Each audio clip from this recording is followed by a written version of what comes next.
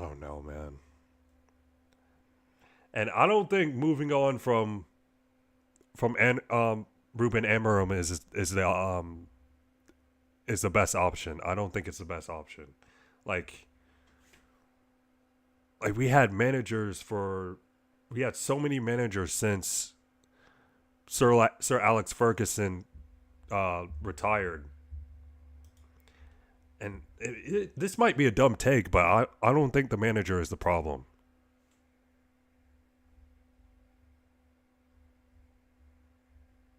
And what happened to Embremo? Is he injured?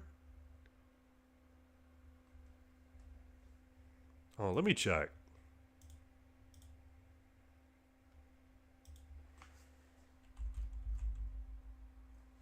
Brian Embremo.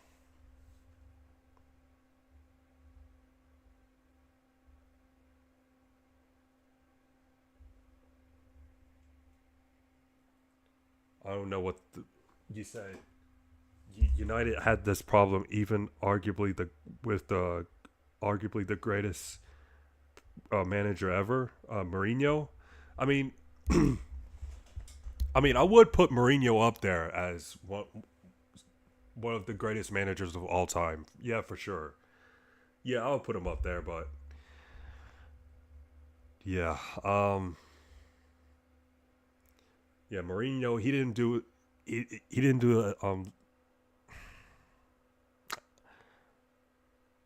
Sorry. He didn't play. He didn't coach it. His best. You said what he did at Porto. Hold on. I've seen anything. I've never seen anything like it. Yeah, he did win the Champions League with Porto. Yeah, I do know that. Oh, so Embuemo is not injured. He's actually playing in the African Cup of Nations, the AFCON. Yeah. All right.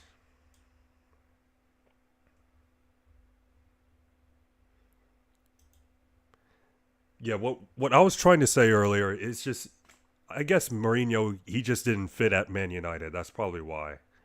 It just wasn't the best fit for Mourinho. That's why Mourinho didn't succeed. I mean, yeah, Mourinho, he did win a few trophies, but his last season. I remember his last season and with Mourinho, and they were losing games that they shouldn't have lost. He did well at Chelsea, though. Yeah, I know that. He did win some championships at Chelsea, and I forgot why they moved on from him. It's just Man United and the owners. Yeah, yeah, the owners, man. Oh my goodness. I hate that they're American too. Like it just makes, I don't know. It somewhat makes the Americans look bad. I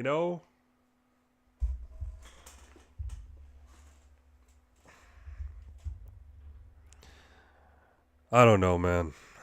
Um, hold on. Let me check out the table quickly. Hold on. Check out the table. Premier League standings. All right, Arsenal's still number one. Yep, Wolves got 1 point. Worst team in the league got a point against Man United, and Man United's number six, and Chelsea's in front of us. Liverpool back in the top four. I don't like that at all. I don't. All right. Anyways, let's move on.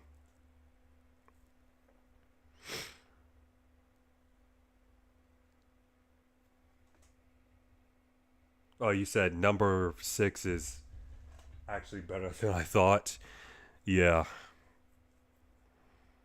I mean, I don't see them getting Champions League football, but it's not the worst.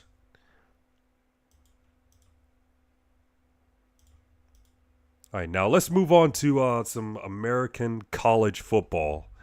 All right, Matt B. Great's prediction for Texas Tech, Oregon. If you see my TikTok, I picked Texas Tech to win the game. It's kind of a bold prediction, but Ladies and I am picking Tech to win. gentlemen, boys and girls, hope all of you had a great Monday. Hope all of you had a great start to your week of nuts. Hope this video can make it a little bit better. And man, oh man.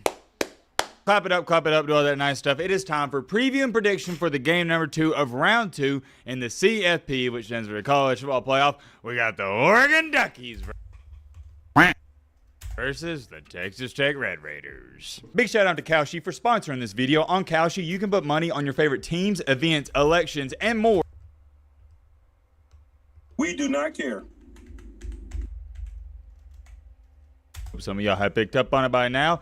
This game will also be played in 2026 at 11 a.m. Central Time, 12 Eastern. Starting the new year out with a bang, we're going to have Ohio State, Big Bro State, whatever you want to call them, versus Miami on Wednesday night, which is in a couple days, and then we're going to have this one on Thursday. I'm really looking forward to this game, and it gets its own entirely separate preview because it is that important. We're talking about the playoffs. This isn't Oregon versus JMU, where we didn't even make a prediction video for that game. Tomlin doing one good thing the past couple years. Why? Because there's nothing to talk about. We knew Oregon was going to win, and well, I'm not going to hype it up and pander to you guys that JMU had a chance. They didn't. But you know who has a much better chance than JMU? The Texas Tech Red Raiders. Let's put the line for this game, shall we? Ooh. I thought Texas Tech would be favored. Nope, come to find out, Oregon is favored by 2.5 points. How about that? Huh. Interesting. You know, I didn't agree with the Miami-Ohio State one, and I don't agree with this either. I think Tech should be favored. Tech has a better defense, but I think due to Oregon having, some may say, better quarterback play and just the historic success of that program, I think that's why most people are leaning Oregon's way. But either way, it's not like Oregon is favored by 10 points. We're talking about 2.5. Both teams are 12-1 heading into this ball game. Oregon's lone loss this year. It's definitely why that they're the favorite. It's because their quarterback and it's Oregon. Here was to the undefeated Indiana Hoosiers, the best team in the country. They have that number 1 spot by their name for a reason. Texas Tech only loss came to Arizona State. Outside of that, they have been perfect, and they have been one of the best teams in the country. I don't think anybody's going to argue about that. This game has really fascinated me for multiple different reasons, but I'm going to start out with this one. You got the big bucks going at it. Now, I know what you're sitting there saying, Matt, what are you talking about, the big bucks? What does that even mean? That's a great question, Timothy and Bobby. I'd love to answer it. You got the Nike money versus the oil money. We got some big NIL players going at it, that being Oregon and Texas Tech. Shout out to them. Oregon was a 1 seed last year. Remember, they were undefeated and got boat raced. I'm talking about. Man. Dude, I couldn't believe that happened when I watched Ohio State and Oregon. I tell you what, Tennessee is making the SEC look really bad right now. Oh, no way Tennessee's losing. No way. Against Illinois. My goodness. But back to what I was saying. Oh man, that was that was literally BTA. A whooping when Ohio State played Oregon. That's the only way I can describe it. BTA and a whooping. They got embarrassed by Ohio State. They was losing 34-0 at one point in time in the second quarter. Was it 34-0 and a half? It might have been. They might have got a touchdown late in the second quarter, but at one point in time it was 34-0 Ohio State. That's all I remember. I bring that up to say this. I think this year's Oregon team, although Oregon lost the game this year before the playoffs, but this year's team is better than last year's team, and I also think Dante Moore is better than Dylan Gabriel, but that's just me. There's a lot of different things to look forward to. We'll start out with this. Dante Moore going up against that ferocious Texas Tech defense. I don't think you're going to put up numbers like he did against JMU. No way. And I'd be shocked if Oregon got into the 30s. But I'm also looking forward to this as well. Many things, like I said earlier, about a minute or two ago, the Texas Tech offense versus Oregon's defense. I know everybody's going to say, oh, well, they were playing the second and third stringers. No, they weren't, not the entire game. And there was one drive to open up the second half where JMU just went up and down the field on the starters. But in total, all in all, JMU had 500-plus total yards of offense against Oregon and 34 points. I don't care if it was against the second stringers at one point in time. 500 yards is 500 yards. Shut up, you nerds. Shut up, Oregon fans. Just admit it. JMU, they were moving the ball on you. 34 points. And if JMU can put up a 500 burger on you, 34 points, I'm curious to see what Texas Tech can put up on them. Now, here's the kicker with that. Texas Tech's offense hasn't been too elite at times, and they've been sputtering. I've seen case in examples, or not just case in examples, but games where they struggle to move the football, but the defense is the reason they win. It's been a very weird dynamic because when you think of Texas Tech, especially in years past, you think of offensive football team, they're going to try to outscore you. But just like Lee Corso says, not so fast, my friend. This year's team, they are going to beat you on the defensive side of the ball. I want to see what Dante Moore can do against that defense. You struggle with Indiana, you better believe you're more likely going to struggle with Texas Tech. Another thing I'm excited for is that most casual football fans, they don't know anything about this Texas Tech football team. They don't know James Rodriguez. many of the players' names, so that's going to be cool because you're going to have a lot of people learning who they are. And let me be the first to tell you, don't look at Texas Tech and go, oh, this is some fluky 4-seed Oregon. They got the bigger brand. They got the better quarterback. They're just going to cruise in this game, and they're supposed to be the favorite. Yeah, technically on paper, they're going to be the favorite by 1 or 2 points, but they're not a heavy favorite. And Texas Tech can and probably will win this football game. You said, gotta say this game is close to call. Might have to flip a coin to decide. Nah, I got Texas Tech winning, to be honest. They're legit. I fell victim to it earlier this year. I was like, well, Texas Tech, they're not in a great conference. They're not that great of a team. But when you watch them play, you cut on the tape, you cut on the film, yeah, they're legit. I don't think a lot of people understand to blow out that BYU team who was really good, not once but twice. That was eye-opening to me. Morton's not some flashy quarterback, but here's why I like his game, and it suits Texas Tech so well. He knows, okay, I have a great defense. Let me just not put the ball in harm's way. He's not going to lose you a game. On the season, he only has 4 interceptions. You know who has been more reckless and careless with the football this year? You know who I'm about to say next. Dante Moore. Dante Moore has shown it. He can lose you a game. He can have some costly turnovers. And that wouldn't make me sleep easy at night if I was... Oh, you said, I don't know. They're both kind of an even match. I think either way, one of them loses in the next round to Indiana or hopefully Bama. Could see that happening. A Duck fan. Now, Dante Moore is the overall better quarterback. He's going to have a better future in the NFL than Morton, but we're not talking about all that. We're here to talk about one game only. And I'm here to tell you right now, if you were to say I think Morton's the quarterback I'd take in this game, I wouldn't say you're at fault, and I couldn't blame you. Dante Moore just gets a little too greedy and forces way too many passes that he doesn't need to. That's going to be something to pay attention to. We know what the Red Raiders have on defense. Not going to go over that too much. Rodriguez, he was a Heisman contender. Bailey, and the list goes on and on and on. Let me pull it up since this game is so close. Let's see who everyone is predicting to win on Kalshi. It's close. As you can see right here, we got Oregon 55%, Texas Tech 47%. Take a look at the spread. Will Oregon win by 2.5 points or more? You got 51% no, 49% yes. And then for the over, it's dead even there as well. Use my link down below if y'all want to take a further look at that. Yet again, it's in the description. I like this Oregon football team, but I really like Texas Tech. And you know what I love to go with in the postseason? You know who I love to pick, whether that be in March Madness or in the college football playoff?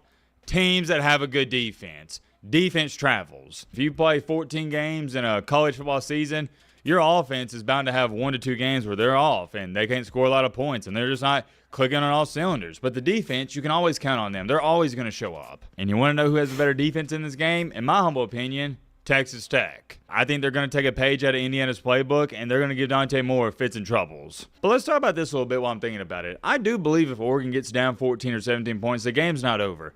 They got the firepower to come back on offense. They can score points just like that within a snap of a finger. But if it's vice versa, let's say Oregon, they score on the opening drive, get it 3 and out. Next thing you know, you look up, it's 14-0, minute and a half. It's 21-3, 21-7, something like that. I don't like Texas Tech's odds because like we talked about, they haven't been, dare I say, prolific on offense this entire season. They win, and their play style is when they're ahead.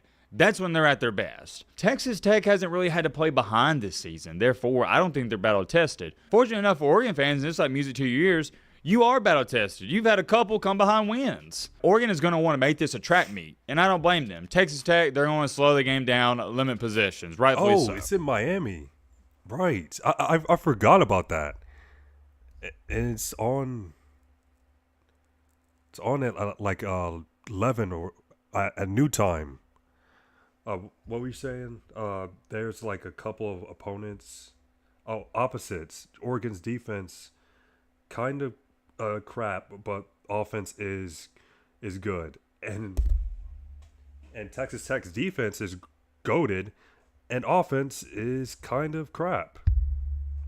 And it's tomorrow. It is tomorrow. No. The Ohio State and Miami game is tomorrow, and this game's on New Year's Day. But there's one thing I keep going back to in this game, and that's the Texas Tech defense. They have given teams so many fits and problems. I think they're going to give Oregon everything they can handle. The one thing I don't like about Dante Moore is when he gets rattled, he tends to stay rattled. He doesn't bounce back great. So when he makes a bad pass or throws an interception, it's almost like it lingers around and it affects his next play and his next drive. I think Oregon is going to play timid in this game. They're going to play not to lose, and ultimately that's going to be why they lose. Texas Tech is playing with house money. I'm not going to sit up here and say nobody expects them to win this game, but their fan base is content with just making the playoff. Like, you're not what's a better way of saying this? Oregon fans would be highly disappointed if they lost this game. Texas Tech fans, not so much. This was a great season for them. The expectations at Tech are a little bit different. They're similar to Alabama, if you got to ask me. At this point in time, they're playing with house money. Anything from here on out is just a bonus. Therefore, I don't think they're going to play timid, and I don't think their coach is going to coach timid. They're going to lay everything on the line. I don't see Oregon doing the same thing. Look at it. Dating back to years and years and years, Oregon just never comes up big in big-time games. Let me make this clear. I'm picking Texas Tech to beat Oregon for one reason only. Their defense. Exactly. That is also why I'm picking Texas Tech to win. It just runs the ball, doesn't turn it over, dinks and dimes their way down the field. They're going to be A-OK. Defense will keep them in the game. I got to roll with the defensive football team. I think Dante Moore is going to make one, if not two, disastrous turnovers and mistakes, and that's going to cost Oregon the game. So with all that being said, I'm going to take the Red Raiders in this one. We'll say 24 to Oregon's 17. I'm curious to know your thoughts down below. But Yep, going Texas Tech. I think Texas Tech will win. All right. Indiana, Alabama, Rose Bowl prediction. Let's go. Stuff. If not, hope this video can make it a little bit better. And man, oh man. You know why I'm here. I know why you're here. It is time for the get ready. I'm about to scream. This is your warning and a disclaimer. Timothy and Bobby, you might want to turn down your phone, your TV for this one. It is time for the Alabama.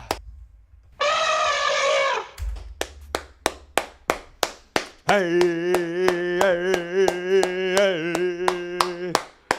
The Alabama Crimson Tide, the best college football program of all time. The list goes on and on and on. The best two college football coaches of all time have coached here. Versus you don't think y'all will win the it? Indiana Hoosiers preview. I'm just playing. I got to give Indiana some hype. We got the Indiana Hoosiers. Clap it up to the Hoosiers. And no. Hoosiers? I'm not talking about the basketball team, ladies and gentlemen, boys and girls. I'm here to talk about the football team. Yes, they are the undisputed, unanimous, best team in the country. All year long, we thought it was Ohio State. Well, guess what? Indiana beat them. And I've still seen some people say, oh, well, I still think Ohio State is better. Whoa. Hold your horses, partner. You do know they played each other, right? And you know Indiana won. Therefore, no. There's no argument. There's no debate. Number one team in the country, undefeated. They got that number one spot beside their name for a reason. And I don't even think Bama fans are going to argue with that too much. Indiana's the best team in this playoff, or at least heading into it. There's so many different things we could talk about in this video. We can talk about what has led Alabama up into this point, and the same thing for Indiana. But I think most of us, if you're watching this video and you watch college football even a little bit, we know how they got here. Indiana just steamrolled through that sorry and sucky competition in the Big Ten, and I mean that in the most disrespectful way possible. That bottom half of the league, whew, it is a sight to see. I digress. We know what the Big Ten is all about. They're the second best conference in America. They always have every single year 3 to 4 good teams. Now, Indiana fans, before I ruffle your feathers and you run to the comment section and say, Matt, yada, yada, yada, this, that, and third. Hold up, I'm about to give you your flowers. Whenever Indiana did play great competition like Ohio State and Oregon, they took care of business. Ladies and gentlemen, they beat the Oregon Duckies by double digits on the road.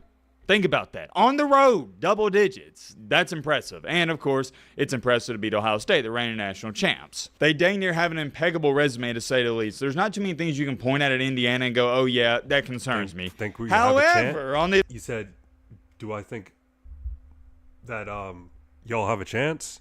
Yeah, of course. flip side of this matchup for the Alabama Crimson Tide, completely different story. There are a plethora of things you can point out and go, yeah, that doesn't make me feel good about Alabama, and rightfully so. They have been up and down all year long. They got blown out to start the season, and then they got blown out to end the year. Florida State embarrassed them in week 1, and then Georgia stomped them in the SEC championship. They lost the home game to Oklahoma. I said it back then, I'll say it again. Much respect to Oklahoma. I'm sure you got Indiana winning this. Don't blame you. Ooh, it's a close one, but you'll hear my prediction at the end of the video. But Alabama, they just beat themselves. I thought Alabama and on TikTok played better in that game, but ironically enough, the same thing happened in the playoff game. Who won that one? Technically Alabama, but if you got to ask me, Oklahoma just beat themselves. Historically speaking, even though Alabama has slowly but surely transitioned into a passing team with Bryce Young, Blake Sims, all those guys. Who else am I missing? Blake. We had to atone about, the list goes on and on and on. They were still able to run the ball a little bit because a year Mac Jones, Devontae Smith finished top 6 in the Heisman Trophy voting, and Devontae Smith wound up winning it that year. Najee Harris finished in the top 6 in the Heisman. Yeah, but yeah, I think what I was about to say. I was about to say something. Yeah, Alabama's run game hasn't been great all season. Voting, and he's one of the best running backs in Alabama history. He was a weapon for Alabama whenever they handed it off to him. They didn't run it a lot, but it's because they didn't have to. Every single time they gave Najee Harris the ball, he was getting 10 yards per carry. But it's been completely different for Alabama this year and last year as well. They can't run the ball. I thought it was bad last year. Somehow, some way, it's worse this year. And it's a testimony to how bad at times the Alabama offensive line is. They can't run block, and in the running back room, it's the worst I've ever seen since I've been covering Alabama football. They're terrible. And I mean that with all due respect to Jan Miller, Daniel Hill, all the running backs, but I'm comparing them to former Alabama running backs. Ty Simpson also had a fumbling problem. There was a stretch where he had 5 straight games with 5 straight fumbles, and they were disastrous, to say the least, because it changed the entire complexity of the game. It was rare for Alabama this year to just have an easy win. Indiana, not so much. Alabama has had to fight and claw to get here. Indiana, it's been a cakewalk. And when I say it's been a cakewalk, I mean Indiana has done that for themselves. Who made it hard on Alabama this year? Alabama! But there's one thing that stands out to me about this Alabama football team. And you can't say this if you're a Bama fan. Whoa, Indiana's not battle-tested. Yes, they are. They've played in some close games. I would say they're battle-tested. But Alabama has way more resiliency than Indiana. Way more. Going to piggyback off of Oklahoma. Yeah, look at the Oklahoma game in the playoffs. Look at Georgia. The Georgia game, not in the SEC championship, obviously, but the other game in Georgia, in Athens, Georgia. Their whole mantra this year was, we're hard to kill. Well, I think you can say the same thing for Alabama, and I've talked about this before. Alabama's hard to kill. They just don't give up. Down 17-0 on the road, nothing going for you on offense, 3 and out after 3 and out. Most teams, they just give up at that point in time. But Alabama didn't. Defense kept fighting, the offense kept fighting, and there's something to be said about that. I believe that's championship DNA. You find a way to win an ugly football game, and Alabama's done that time after time after time this year. Dating back to, look at the Missouri game. Look at the Vandy game, the LSU game, almost every single game this year. It hasn't been pretty. Auburn game, Oklahoma game. List goes on and on and on. You get the point. But let's talk about the game itself, shall we? How do I think Alabama is going to match up with Indiana? Well, here's one thing I've been thinking about leading up into this game, and I thought about it as soon as the Oklahoma game was over. Alabama matches up, ironically enough, better with Indiana than they did Oklahoma. And if you've played sports, you've covered sports, you've talked about sports, you know this. Basketball, football, baseball, whatever. Well, I guess it'd be more so basketball and football. It's all about matchups. Well, I guess you could say baseball too, because when it's late in the game, you're going to bring in a left-handed pitcher for a left-handed hitter. But you get the point. Matchups, and guess what? More matchups. It's why you see a 15 seed beat a 2 seed in March Madness, because they matched up great with them. Wait, whoa. Hold on. Hang on. Ty Simpson has more passing yards than Fernando Mendoza?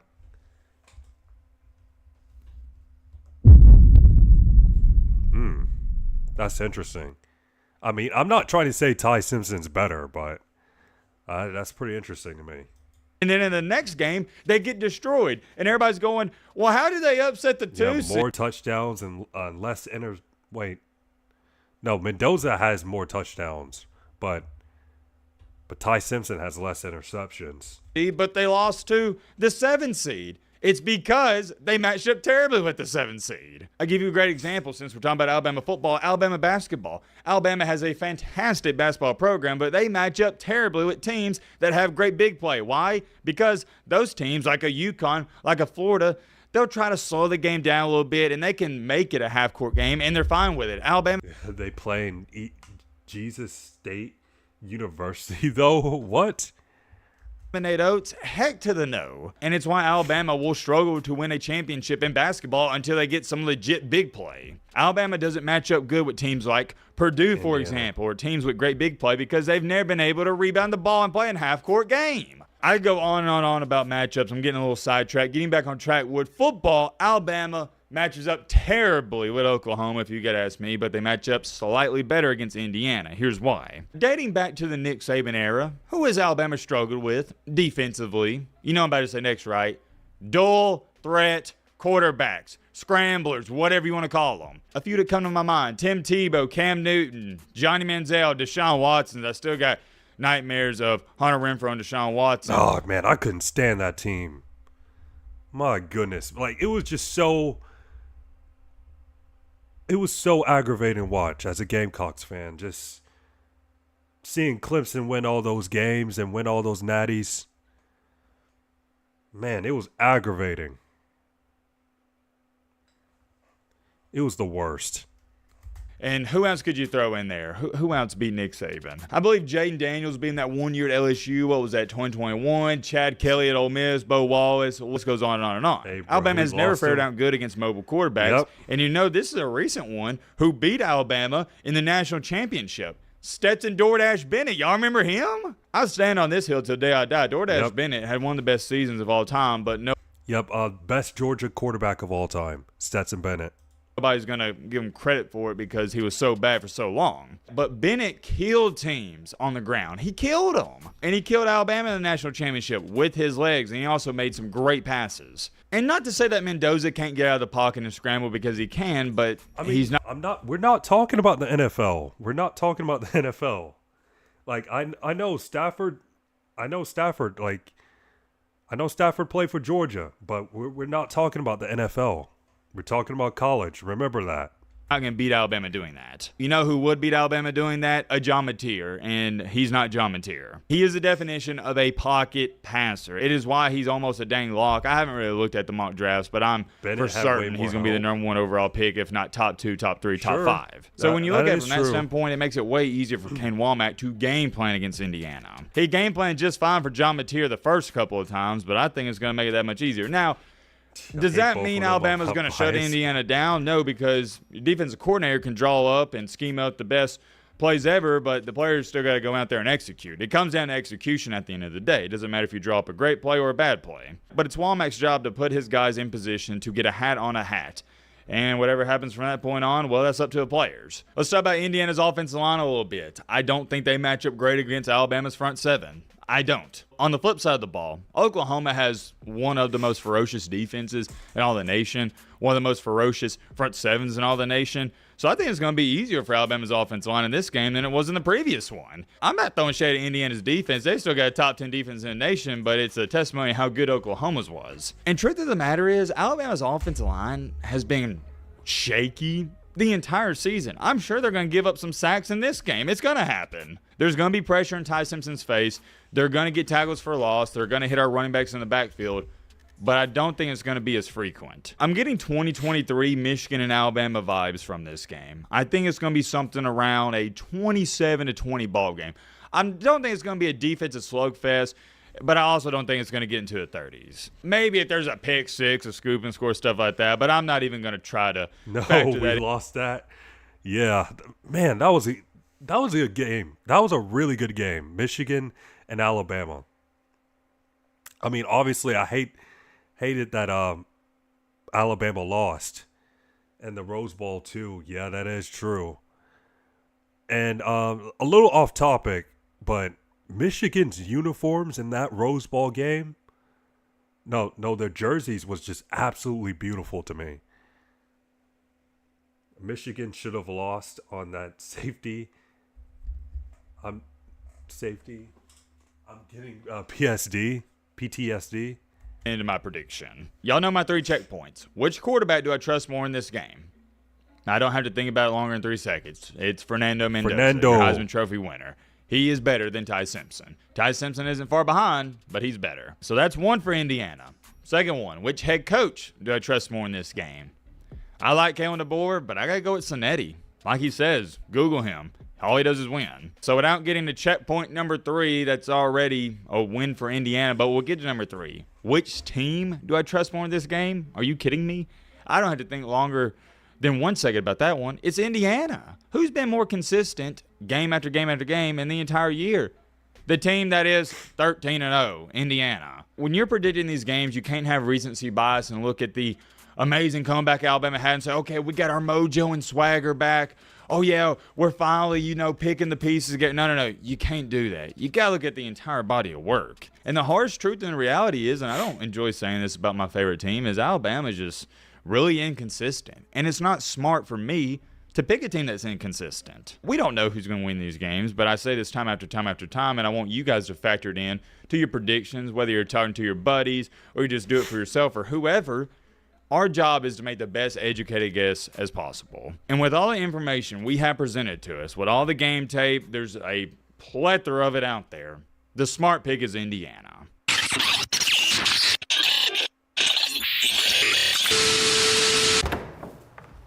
What just happened?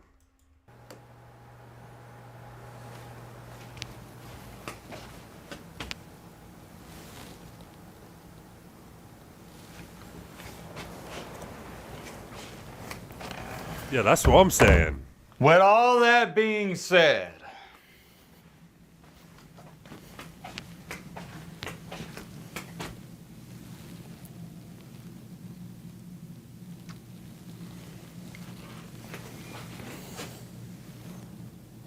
Frosty is chilling. yeah, all the check marks go to Indiana. But I've learned something in life as I've gotten older and slightly matured a little bit. Sometimes you got to go against the grain. Sometimes you got to be innovative. Sometimes you got No way he's trying to hype us make up. choices and decisions that are bold. People are going to laugh at you. They're going to point their finger, call you an idiot, call you a big dummy. But remember, nobody achieved anything great in this life by not taking risk. It may be a risky pick, but I got to roll with the Alabama Crimson Tide in this one. I got Alabama 24. Get it closer so y'all can see it. Crimson Tide 24, Indiana 21. It's going to be close. But due to the experience, I love the experience, we got to go with the Crimson Tide in this matchup and ball game. Everybody clap it up. Clap it up. Now, remember, when I filled out my original bracket, I did pick Indiana, but like I told y'all in that video, things can change. This Alabama team, I wouldn't say they're hot, but I think they're starting to get hot. They know their identity. They know who they are. My dad, for some reason, thinks we're going to win. I'm surrounded by morons. Resilient. It is what it is. But also, they're getting healthy. Watch out, Indiana. Let me know that down below. But 50 million. Dude, I wouldn't... Look, listen. I wouldn't count out Alabama. I would not count out Alabama. You know some of your best players are coming back on defense. LT Overton, he should be back. Like Alabama, they're healthy right now. They're healthy. They should be healthy against Indiana. Like, I wouldn't count out Alabama.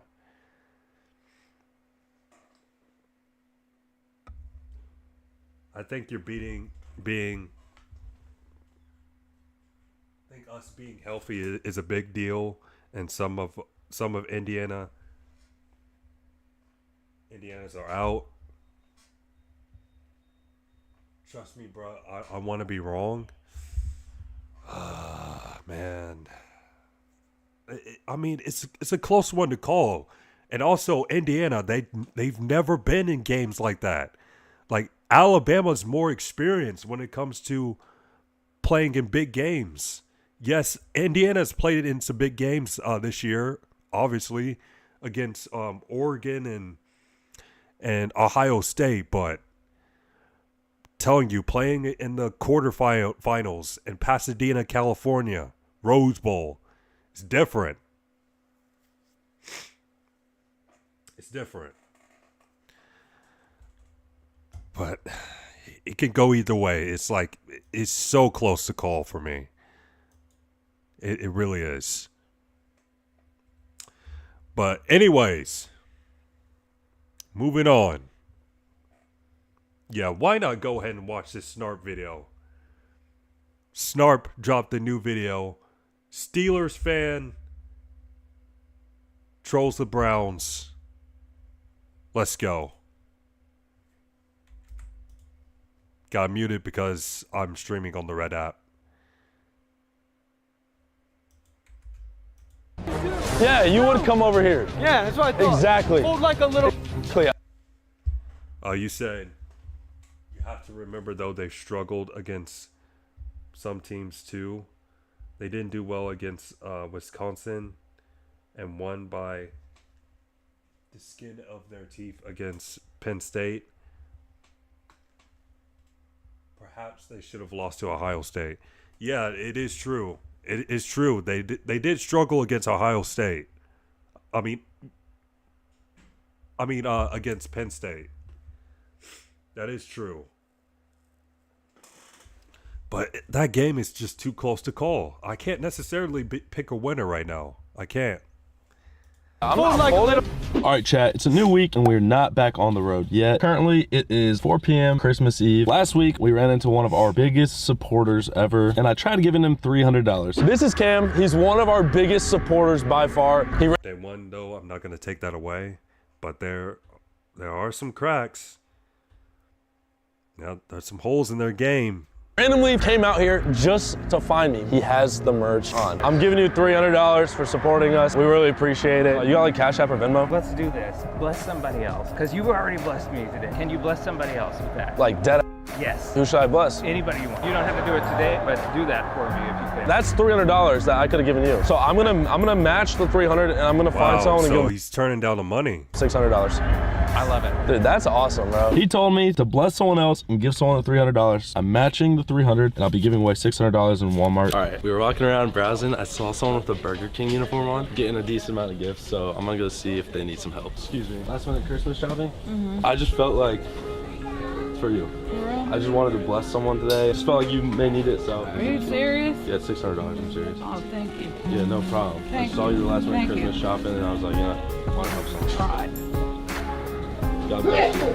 Bless you. Thank you. I'm about to cry too. Oh my God. Merry Christmas, and I hope you have a happy New Year as well. She's crying. I gotta go back and give her a hug. Crying. Thanks. I saw you crying. I was like, I'll come back.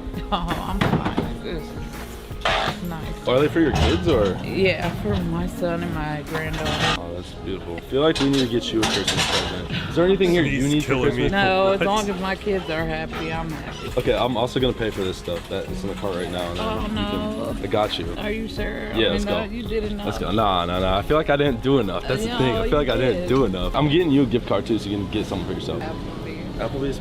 Unbelievable. You work at Burger King? Yeah, I've been working there for a while now. I'm a manager there now. So But that's not she's easy. a manager. not at all. How old are the kids? 9, 6, and 3. Dude, what's up? How's it going? Dude, you're awesome. I love your Appreciate it, bro. videos. Thank you, bro. Oh my gosh. I love you, bro. Thank you. Merry Christmas, bro. I feel like gotta have some candy for the stocking. I'm really gonna hook these kids up with some candy. Hopefully these kids don't get diabetes. a lot of candy. Yeah, that is a lot. I love your content. I go around doing the college after dying. We'll put 100 on the card. Total is 431.70. We appreciate you, bro. Yeah, no worries. I can tell you work hard. You deserve it for real. Thank you. I hope the kids have a Merry Christmas. Hope you have a Merry Christmas. Happy You have a New Year. Merry Christmas. One more It hug. was nice W Snarp joy baiting. Nice to meet you. For those of you who don't know, we're from Columbus, Ohio. So 2.5 hours. Also, I am Man, oh man, look at that beautiful Steelers jersey, Hines Ward. actually a Browns fan. So this one kind of hurts a little bit, but you know we cannot be Nah, I don't like the Browns. Boring Browns. biased. You're wearing and a we will never better be jersey. biased. And you guys know we're out here to troll, so let's see what we get into. All right, trolling time. You're ugly as bro. Pull that mask up. I could be ugly as long as the jersey's ugly. I don't care. I mean, the jersey Yeah, obviously, bro's a Browns fan. Yeah, of course, he is from Ohio. can come off. You're stuck like that for life. I can take off the jersey too. I mean, Yeah, you can take off the jersey, but you need to put that mask on permanently. you trying to be Snarp or what? I'm trying to be I snark. got you. Hey, I hope you make it, bro. Thank you, bro. I appreciate that. Steelers fan in disguise. Don't even trip. In disguise. I'm not dapping you up. A real Steelers fan would not wear that, bro. I'm telling you. Guys, you don't know. You're a shame to our organization. Also, just so you know, only girls are supposed to tuck their pants in their boots. How's it going? Oh, nice to meet you, bro. So it's funny because, bro, I can't. I'm temporarily sober. L Snarp. Okay, all right, peer pressure. Told myself I was going sober. Now you're making me look like an alcoholic. Cheers. Can't turn down a drink. I'm turning that one down. Well, I saw the Michigan game. I know you got it in you. You were taking drinks left and right. Yo, that's crazy, bro. Come on. I Now, never what's said the I Seahawks fan doing there? finished the drinks. I just said I don't deny them. A real one would know I suck at Bolted on shotgunning. You don't got to Nothing. shotgun it. You just got to take it. All right, I'll shotgun it. Cheers. Just so you know, this is how you shotgun. Oh, yeah. Does it even count if it's a Sun Cruiser? Not really. How long does it take you? Yeah. The guy that was talking the most took 30 seconds. This is not left of mine. I was gonna finish it and then he dumped it out. Come on now. Come on now. It's okay, I get it. Browns fans can only drink. You guys are so sorry, you just gotta drink the pain away. So chat, I do have to address one thing. I told myself I need to take a slight break from drinking. Sounds like the most alcoholic ever, I promise. I only usually drink on camera, so 2-3 days a week max, not a lie. But I feel like I just need a clear Yeah, mind. Snarp, he's got to chill out on the drinking. He does. To figure some things out. So the rule of I cannot deny a drink is temporarily pause. Yeah, we're just gonna be sober for a minute. Tell me you have a small without telling me you have a small. Oh my God. Yeah, we went to be sober for a minute. Tell me you have a small without telling me you have a small. Okay, who parks like that? I mean, it's a beautiful Jeep, by the way, but who parks like that? Oh my God. Yeah, we went to high school together. No, man. He's famous. I've been following you since you had like 5,000. Appreciate that, bro. The 90 strips. I do. Yes. This guy actually watches He this. has Hold her. up, Yes, hold up. the nicotine. The high strips. There's that one. They're the best. Buy these. Where the Fireball at? Cinnabon. Well, I don't have cinnamon ones, but usually I do the cinnamon ones with Fireball. Yeah, but Cinnabon, but with spearmint. Nah, but looking like Tua looking like the park, that thing after a tackle. What? Yeah. Sure. Browns. Cheers. Cheers. Oh, you want a shotgun? No. Ohio State buy it. We're used to winning. We don't have to drink our pain There away. used to be a 9 and 8. It's a total difference. Okay, but Why you make it? Okay, so why make fun of us for being 9-8, but y'all don't even have a franchise quarterback. Y'all haven't had a franchise quarterback in like what? Over 25 years.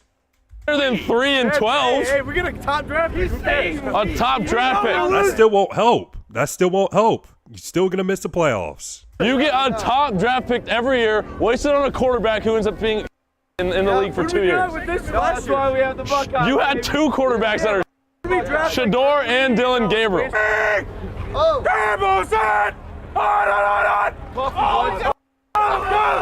Oh, he jumped. Hey, average. Dude, I want to do this outside. I want to do it one day. Do the NFL, the football cadence thing. Average Browns That looks defense right fun. there. Average Browns The Steelers defense. got worse defense. I didn't move. This dude went on a false count. What are we holding up? Great to meet you. This guy is unaffiliated. What side are you on? Yeah, zip that shit back up. Zip that shit back up. What do you got? Can't deny it. Cheers. This is nasty. I thought he's going sober. Snarp, come on, man. Like normal snarp. What the f? It's because it's Soft or second? it's 11 a.m. on a Sunday. Exactly. Steelers suck. Get out of here. You have Steelers gear on. Bro can't make up his mind. A winning franchise? Yeah, bro is literally folding. Yeah, he's not gonna be sober. How many rings do you guys have? You haven't had one since before he was alive. Y'all haven't won a ring either. Well, so what are you talking about? We got Shador, y'all don't. Oh, holy! You have a third-round draft pick. Y'all look like a nursing home. Y'all got 40-year-old Jalen Ramsey, 40-year-old Rodgers. Hey, how's Dylan Gabriel playing today? We're not even worried about him. We're not even thinking about him. Like, oh, you know what time it is? Yeah. Time to go to Cancun. It's time to go to Cancun. That right there, bro. You know what's crazy? Shador, he Steelers have the most. What are they yapping about? Yeah, they're just chatting. Like, imagine talking like that when y'all are like 4-12. And yes, I know this. They beat us. I'll give it to them. They won. But that's their Super Bowl. Like, my Steelers are trying to make the playoffs. Well, you just got to beat the Ravens, which we probably won't. But still, like, the Steelers are still better. They're still better. at rapping, but he's better at rapping than playing football. Yeah, they never been to the Super Bowl. Going back to back. I'm not glad you can't deny a drink. Cheers. Wait, what are you holding up? Bust out my AP. The only thing you should be holding up is an L. Bro, this guy is Instagram famous. That was so good. Dude, that was so good. Well, you didn't know how to respond. That was so good. No, that one was good. That one was good. See, you didn't even get me. Georgia, Sam. Go Dogs. You're We such got a a Georgia fan. Okay. Sick 'em. good boy. Y'all look inbred. Y'all look inbred. You look inbred. I look inbred. You look inbred. You got a belly on you, bro. You ain't done the shit I've done, bro. What should I go to the barber and ask for? What's that called? A fade?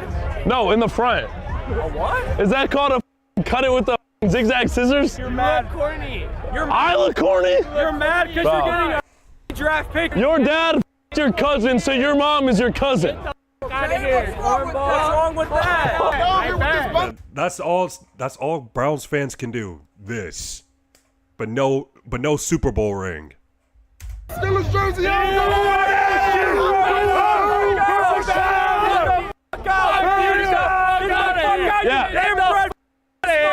Get the fuck out of here.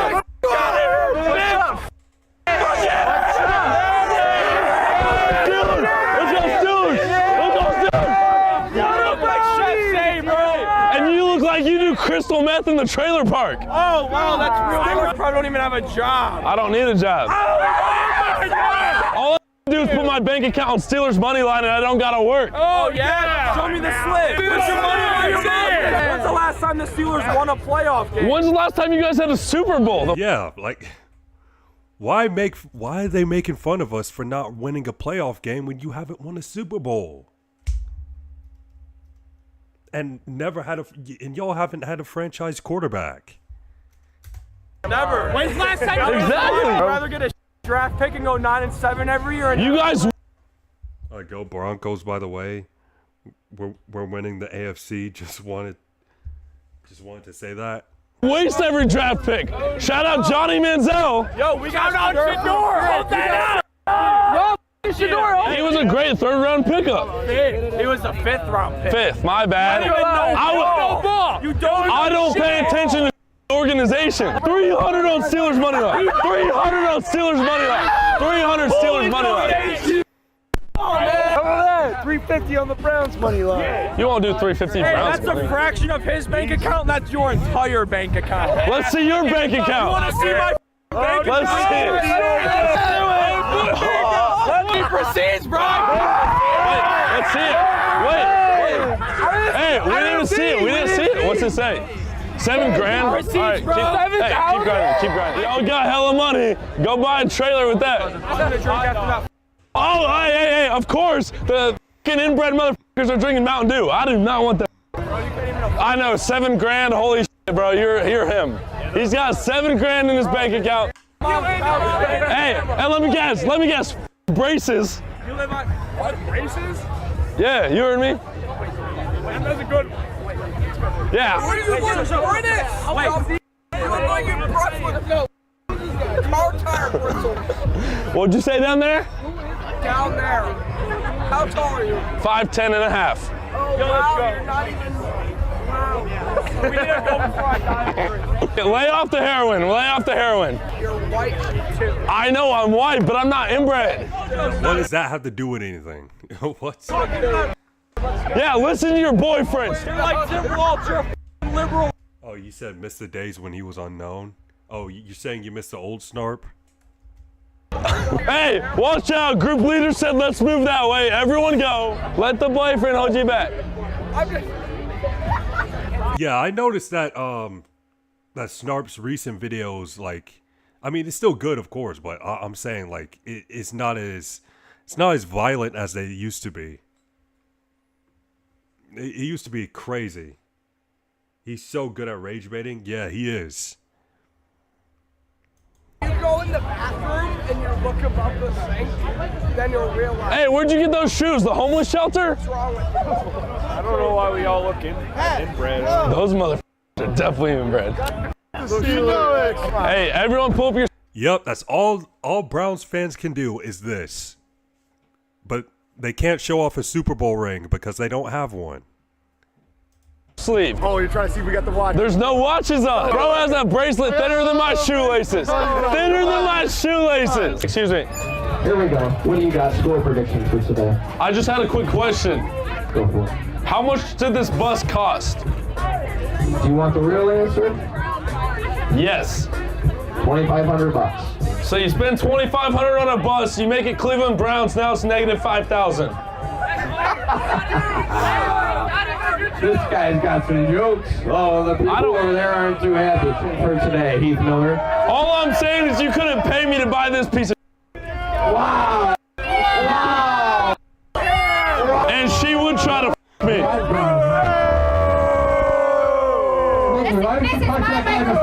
Oh, she really got mad. She's really pissed off. Sorry. Man, she is really pissed off. I wouldn't if you paid me $10,000. Get my hot fiance right here. Not you and that ugly. And somebody had too many White Claws. Somebody had too many White Claws. I'm a Steelers fan and it's still this guy. Hey, you should stop focusing Why is he kind of looks like Eminem. on me and focus on the gym. Go. Goodbye. Yeah, goodbye. Hey, blow the whistle if you're gonna lose today. What? Blow the whistle if you're gonna lose today. What? You heard me. You need hearing aids? Do you need hearing aids? What? Do you need hearing aids? You are a trasher! Blow the whistle! Trash, but 4-12. Okay. Hey, what's your record? What's your record? Hey, get out of here! Works that way. This guy is a furry. This guy's a furry. At least I'm not a Browns fan. He painted his face to watch his team lose. That's crazy.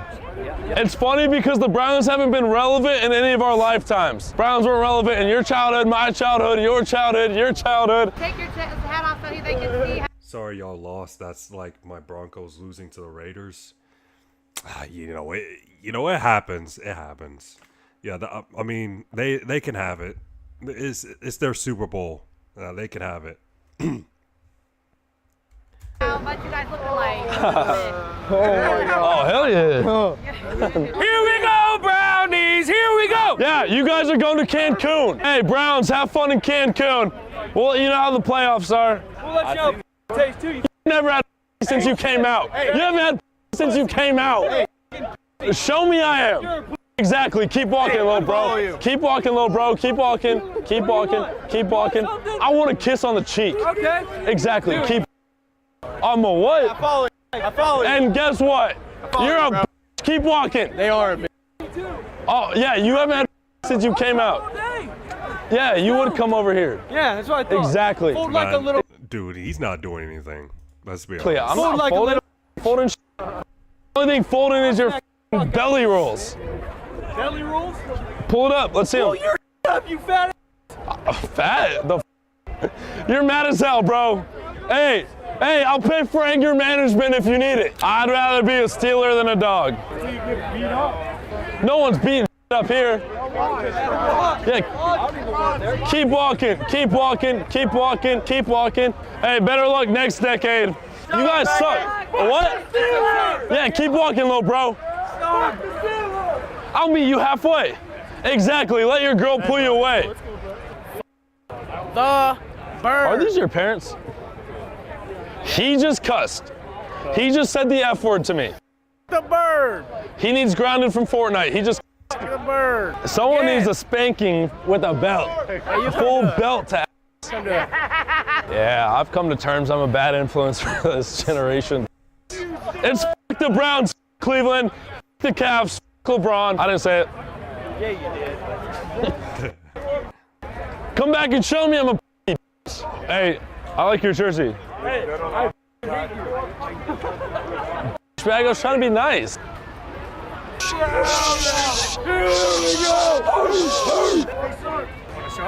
I don't want one, but I'll take one. Hey, you going to work after? Snarb, come on.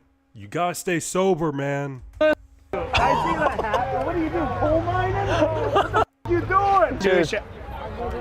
This fucks your Whoa, door. what brand? What brand? G-Shock? G-Shock? Up your watch. Hey, show that G-Shock. Show that G-Shock. You might as well zip that up. All right, chat, the game is officially starting. And today, we're going into the game thanks to TickPick. So let's see what we get in. Life is great when you get your tickets on TickPick. Not only is life great, but TickPick has no hidden fees, a buyer trust guarantee, and a buyer. We do not care. You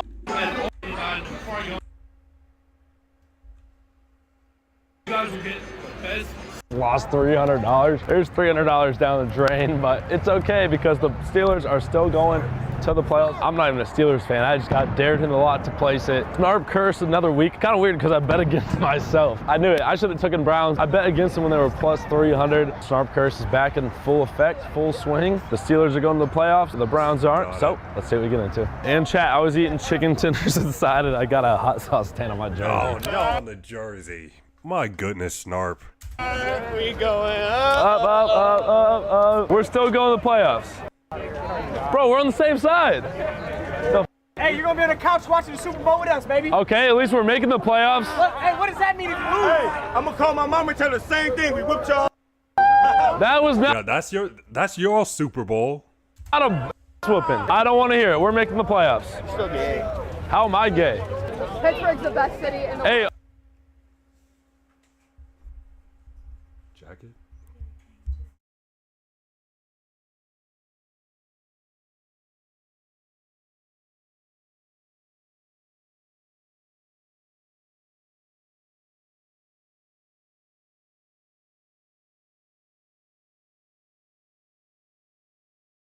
He said bunnies. How are those Instagram flicks? How am I gay? Pittsburgh's the best city in the Hey, how are those Instagram flicks in there? The ones I took on my camera? Yeah, like, cause y'all were definitely only in there for Instagram flicks. No, we weren't. We're actually the people on the Steelers. I don't know if that's a flex or not. Like, what was that? Why say that? Hey, I be telling everybody. Dude, I've seen you on LinkedIn before. No, this I am on LinkedIn. I'm on LinkedIn. Tim, no, please. Dude, this is him. I'm him. We don't want. We want people that are going in the playoffs in the picture. Oh, that's funny because he was in the. Well, he's actually a Steelers fan. Dude, I'm like this guy. You know what? The funny thing is, the Baltimore Ravens are going to win the division. You guys are going to make the playoffs. Oh, we're gonna make the playoffs. Yeah. Oh. Oh, it's the Dude, he's doing it. He's doing it. He's doing it. He's here. Wait, dude, that's crazy. Wait a second. Are you? He's here. Wait. You are. Oh my gosh. I know it's not. It is. Dude, it's Stark. Yes, it's Stark. Can I get a picture with you? How you doing, bro? I'm doing great. How are you doing? You all right? We're going to the playoffs. No, the y'all not. Yeah, the are. Yeah, the we are. On 3, Cancun. On 3. Y'all will beat us there. Let us know how it is. Yeah, we invite you. I promise we'll be a great host. I promise we'll be a great host. You know why? Because you guys are used to going there. What the you talk about? Yeah, 9 and that 8? is true. You used to go in there. And why are you saying 9 and 8? You're 4-12. 4-12. The Browns are 4-12. Why make fun of the Steelers when the Steelers have more wins than y'all? Steelers fan, bro. You ain't that Steelers fan. Fine. That's all you know is 9 and 8. Y'all snarf. Wait till next. 4-12 saying this. Unbelievable. Y'all 4-12 saying that. Wait till next week. All you guys know is a losing record. Browns fans are. They don't do. Just because we are what we eat. Yeah, that's why we're. Wait, do we eat in Pittsburgh? Everybody eat. Everybody eats. Here we go. Yeah, you guys are going to the off season. Cool. I don't give a You should give a. Yeah, we're going to the playoffs. We'll save you a beach chair. Good luck with Baltimore. Hey, the Steelers. You would try to the whole roster? No, definitely not. But you watch me. You're not TikTok famous, are you? No, I'm a wannabe famous guy. Hey vlog, I'm here with wannabe famous guy. This is what you told me. Wait, are you Maddie Kozlowski? Right. I was the No, frat. I'm not. I was like the frat. I'm not. That's not me. She's That like was the a nice try. she's like the D3 version of her. Wow. D3 wow. version. Wow. I don't know who that is. What's the craziest thing you do for a bag? You're flexing a, what is that, a Fitbit? It's a Garmin. Oh, Get it right. you're flexing a Garmin. Fitbit. What is he talking about? He mad? Man, what the f is those, bro? I'm pissed off because you got a plastic chain on. What are you flexing? Hell yeah. Are you okay? We're going. What's he doing? I really want to watch this to the end. Oh, wait. It's really on IO. And it's still a blessing every day I'm able to come out here and see a bunch of y'all, man. It is crazy. It's still so surreal to me. Yeah, let's go to the off season. Let's everyone cheer for the off season. You're such a good boy. You want a treat? Hey, we'll see y'all next year. Next year's will be the same thing. Yeah, 3-12. There's nothing on your wrist. It don't need to be, you know. Yep. That's all they can do. Just put the wrist in the air, but not flex a Super Bowl ring. What's on my wrist, though? Nothing. No, you can't put a. Where? I don't see a W on your wrist. That dub. Oh, was that your first game medal? First game? No, actually, my first game was last like a couple months ago. But Oh, nice. I ain't gonna lie. I got this a while ago. What was it for? When you went to your first game? It was a run. It was like a little 4K run, 5K run. Oh, nice. I can barely run a mile, so props to you. Me too. I smoke too much. Yeah, I drink too much, so. Dynamic duo right here. No! That's the perfect towel to wipe your ass with. No, you wipe your. I'll wipe my ass with it. Idiot. You can wipe your jersey. I would never do that. You could do that with yours because it already looks like. You're the guy that with people. Yes, sir. Nice to meet you. Why do you have a camera? Because I with people. Here we go, brownies. Here we go. Congrats on another losing season. We beat you guys. Oh, congrats. You beat us once. All right, chat. Yeah, congrats. Congrats on your Super Bowl ring. Super Bowl win. Concludes this week's video. As always, I thank each and every one of you, not only for tuning in and showing us love, but another great year. This was our 5th year having a channel, 3rd year on the road doing the football content, and it truly means everything to Scotty and I both. Things we were able to accomplish this year were legendary, and going into the new year, I have a lot of huge things planned, not only in the sports niche, but it's time we start branching out a little bit. Calling it now, by the end of next year, we're aiming for 1 million subscribers. We're gonna do everything in our power to hit it. We Yeah, definitely need Snarp, he's going to hit 1 million. He will. guys' support to be there. Comment long live, because there's a sign that says long live. Comment long live if you made it this far. Please, everyone, hit the like button. As always, watch the video from front to end. It helps us out a lot if you watch the full thing. If you're bored, just let it play through. Walk away from the computer, let it play through. And if you guys are down, hit the share button, post it on your stories, share it on your social medias. If you don't want to do that, text it to someone. Just share the video with people. We're really trying to expand. The more views, the more support we get, the bigger and the crazier ideas we can accomplish. It was weird, second week without Curve. Do want to just say there's no bad blood between him and I. We still talk. We're still boys at the end of the day. He just wanted to branch off and do his own thing. He just wants to expand. He doesn't want to be known as just a troll, and I respect that. So hopefully you guys respect it. Just know there's no bad blood. As always, none of this is possible without God. I truly thank him every day for this opportunity, and I'll see you guys next week. Snark, we're going up. All right, man. Shout out Snarp. Shout out Snarp, man. One of the best in the game. One of the best in the game. One of the best YouTubers in the game. All right.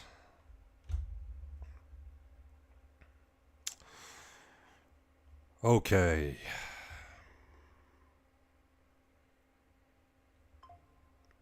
All right, let's get on Twitter.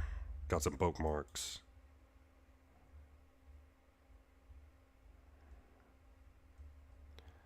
All right, so apparently Stefon Diggs is facing a felony strangulation or suffocation charges along with misdemeanor assault and battery stemming from an incident on Tuesday, December 2nd, just one day after the Patriots versus New York Giants game. Okay, so Stefon Diggs, former personal chef, alleges that he slapped her and attempted to choke her during a salary dispute.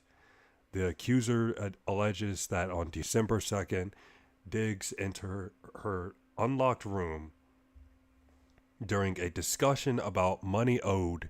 She claims Diggs slapped her across the face and she attempted to push him away. According to court documents, Diggs allegedly tried to choke her by placing his elbow around her neck. The report states that the victim described experiencing the effect of strangulation, feared she could have blacked out, and said she was afraid for her safety. The woman also claims that Diggs demanded she signed an NDA after the alleged assault as a condition for receiving further payment. The complaint notes that she later received a phone call from Diggs' girlfriend. He is now facing felony strangulation or suffocation charges along with misdemeanor assault and battery.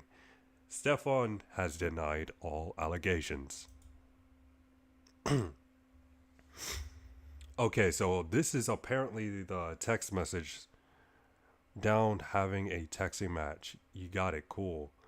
You will paying me out of the season and money you said you would give me for my business. You wasted my effing time being here because you got a effing circus going on. I'm out of your life. I won't be paying you crap. If I look like paying you and paying another chef, is you high? Who the F gotta give you money for you business? I don't gotta do a mother effing thing. And you can get whoever you want. You got my address. Tell them to come. Take the money. Then F you talking about. Show me. Wow. Okay, that's some serious allegations, obviously, and hopefully he didn't do it. Hopefully he's innocent. Innocent till proven guilty. That's all I gotta say. That's serious stuff right there.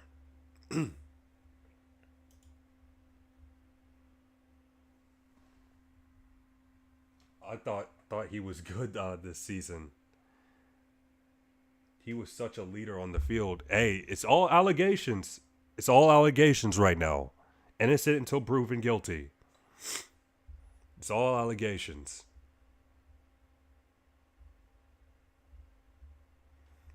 All right, let me show you something right here. AI is so scary right now. Catfishing is going to be on another level with this type of tech. All right, here's a guy, and here's with him, not gonna lie, he's probably guilty. I wouldn't come to conclusion. I wouldn't say all that. We gotta wait and see. We gotta wait and see how things go. We just gotta wait and see. All right, so this is AI. This is an AI female version of him. Does it work when I speak as well?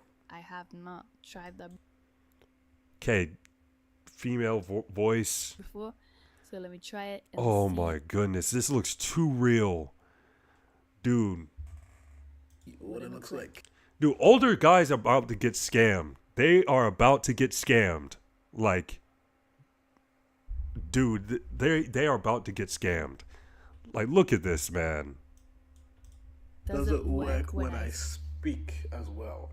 I have not tried that before, That looks so real. so let me try it and see What it looks like. Yeah, old guys are about to get scammed for sure. Here's another one. We can now become anyone using AI before GTA 6 even dropped. Okay, so this guy's pretending to be The Rock. This is what we're capable of today. You can be anybody you want. Leo as well. You can change your clothes. Spider-Man.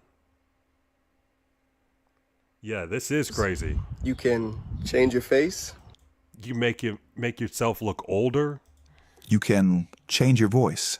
Whatever you want to do, Joker. you can do that. I think this is pretty cool. I think the future of acting will just be acting. No more makeup, no more sets. Who can act the best and let technology do the rest? The future will be a lot Yoda, my goodness. more weird than you think. Oh, man. This is crazy.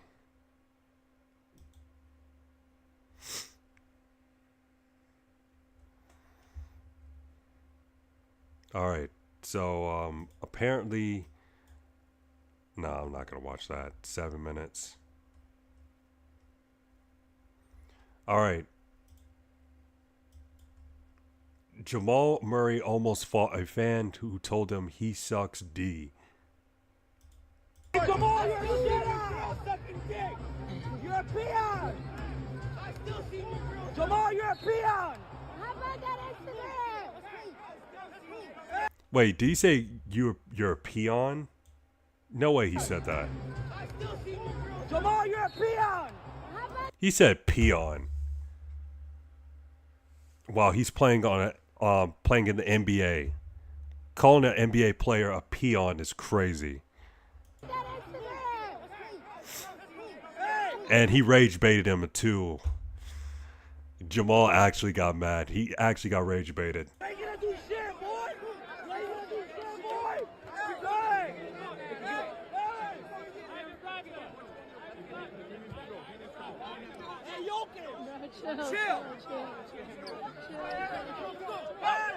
Yeah, he really got mad. Jamal actually wants to fight him now.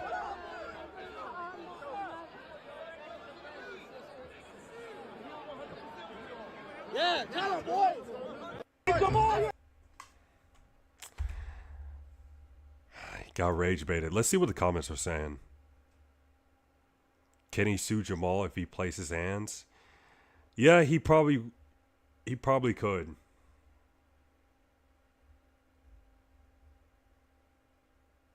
Wait, is it old?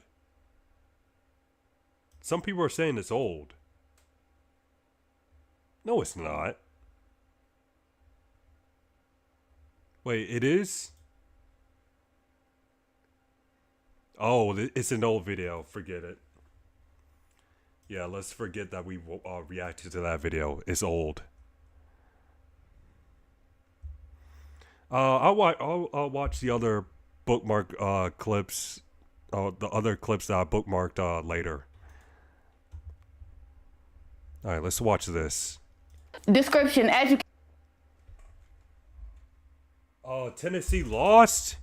No. Another SEC team lost, man. Sad. And you know what? My Gamecocks lost to Illinois last year. This makes the whole SEC look bad. I hope not all of their starters were playing. I hope not. But still, this isn't a great look for the SEC, though.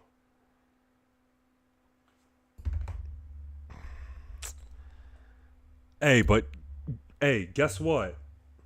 I'll tell you this. If any Big Ten fan tells you that the SEC is better than the Big Ten, the Big Ten is better than the SEC, tell them, show them this clip. Hold on. Show them this clip. Where's the clip? Probably should get on YouTube. Caleb Downs. SEC versus Big Ten. All right, this is Caleb Downs. Obviously, you know who he is. Played for Alabama. Played in the SEC.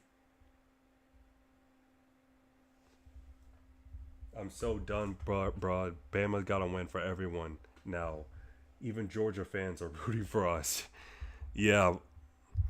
But let me show you this clip. So, you know...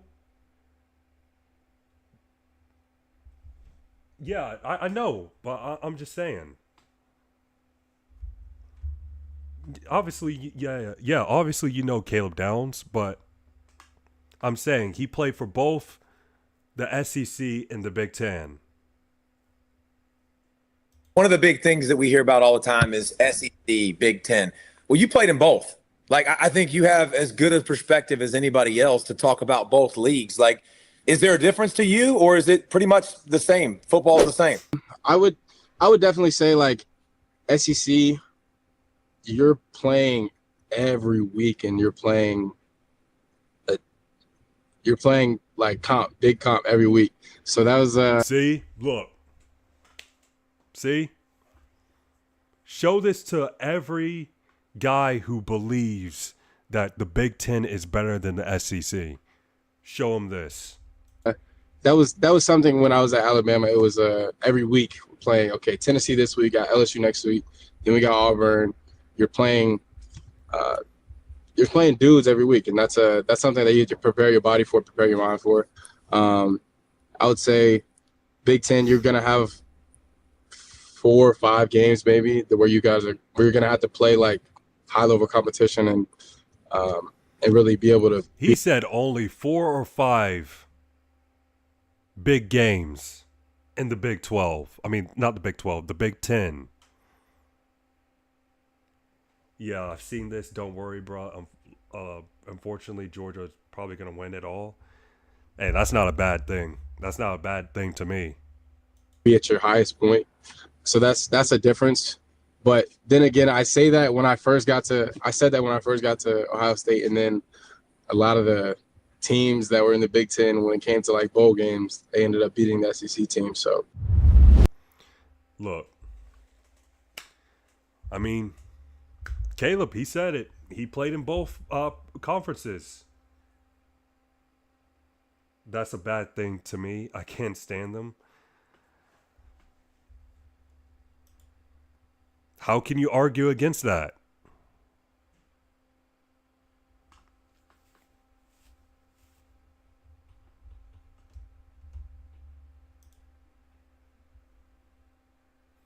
Yeah, you gotta show him that clip every single time.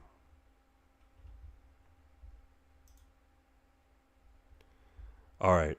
Ooh, MBG dropped another video. Hold on. Let's watch this.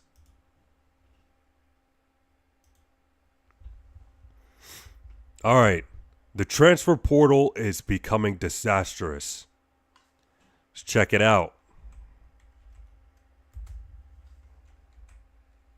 Ladies and gentlemen, boys and girls, hope all of you having a great week. Hope all of you having a great day. If not, hope this video can make it a little bit better. And man, oh man, another day, another transfer portal update. However, this time, it is a not so good update, and I'll label it as disastrous, not just for the teams we're going to be talking about in this video, but for every college football fan. What we're going to talk about and get into in this video, you're going to find out and you're going to see, it's not good for the sport. There's a couple different things we're me talking about, and guess what? I got multiple, not just one, but multiple examples to show you. I know there's quite a bit of you that hate when we jibber jabber, so guess what? We're getting straight into this. I don't got time to waste, you don't got time to waste either. By the way, let me know in the comment section if you like the short intros better, because I just want to make content that you guys want to see. But I also like reading off some comments and replies and just interacting with you guys a couple minutes before we get into everything, because y'all are my family. It's the community. I just like doing it. But let's get straight into it. First things first, this is something that happened around roughly 3 to 4 days ago, and I've been paying attention to it closely. So the breaking news came out, and I'm just going to read this word for word. This is from one of our very reliable sources, Pete Thamel. Shout out to Pete. UNLV quarterback Anthony Colandrea, hope I'm saying that correctly, intends to enter the NCAA transfer portal. He tells ESPN he threw for 3,459 yards last year at UNLV and won Mountain West Player of the Year. He accounted for 23 passing touchdowns and 10 rushing for the Rebels. Why is this a big deal, you may ask? That's a great question, Timothy and Bobby. Great question. I would love to answer it. There's multiple, not just one, but multiple reasons why this is bad. I've been telling y'all ever since the transfer portal got implemented,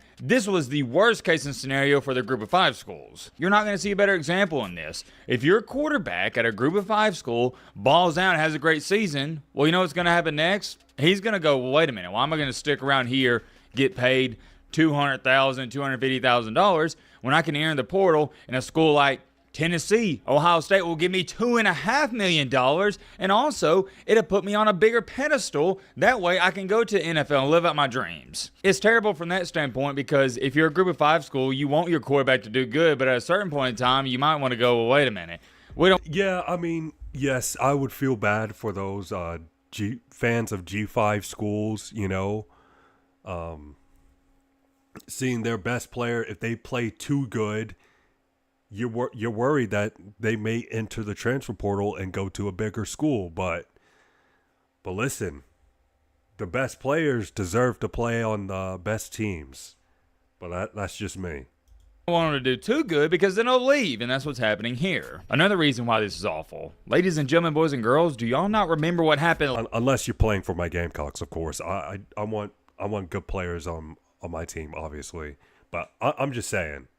Last year to UNLV, the same thing. The only difference with that is their quarterback last year left before the season was even over. Y'all remember Matthew Sluka? We was covering that situation. That was one of the biggest things on the channel last year. It was something along the lines of him and his family were demanding more money. UNLV wasn't going to pay it, so they're like, okay, if you're not going to give us more money, we're out. Not exactly a similar situation here, but point being, Matthew Sluka was having a good season, and he's like, well, I might as well try to go elsewhere, get some more money for my talents, and that's what's happening here. And you're going to continue to see it. Don't act brand new to it. You're going to see more of this in college football, and it's sad. It really is. I can't harp on this enough.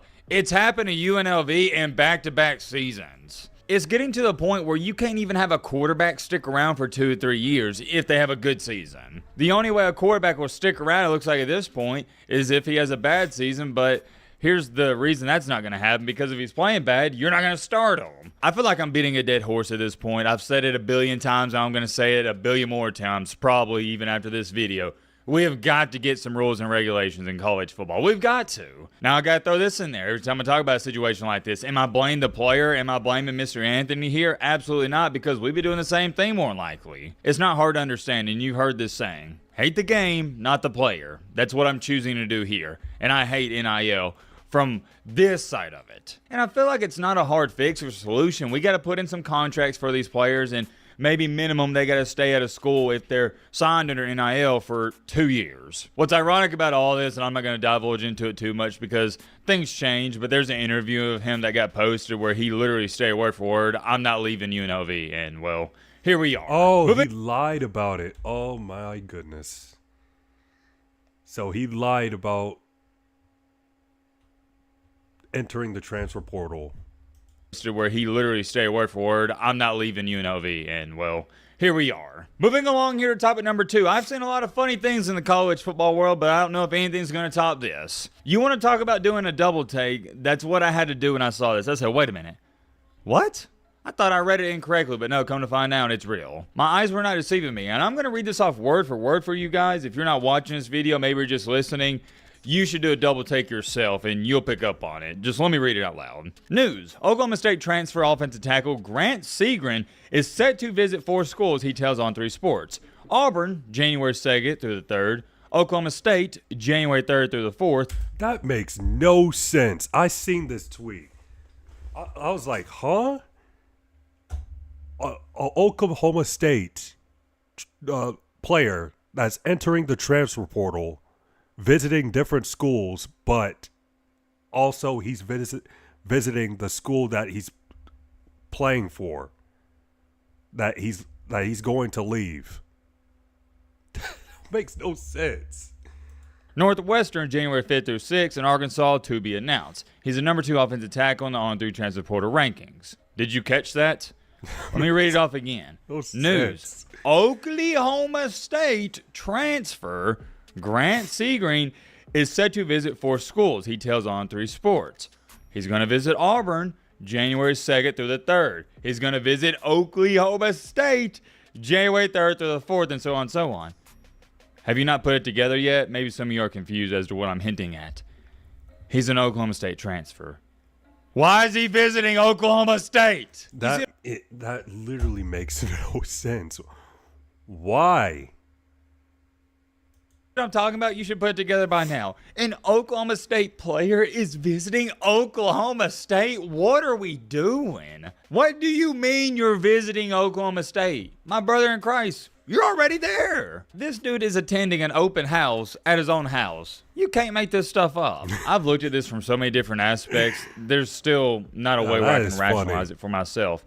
I know some people are going to say, well, Matt, he may, revisit with the coaching staff and all that. He can do that without setting up an official visit to a place he's already at. He can call them right now on the phone. The whole point of a visit is...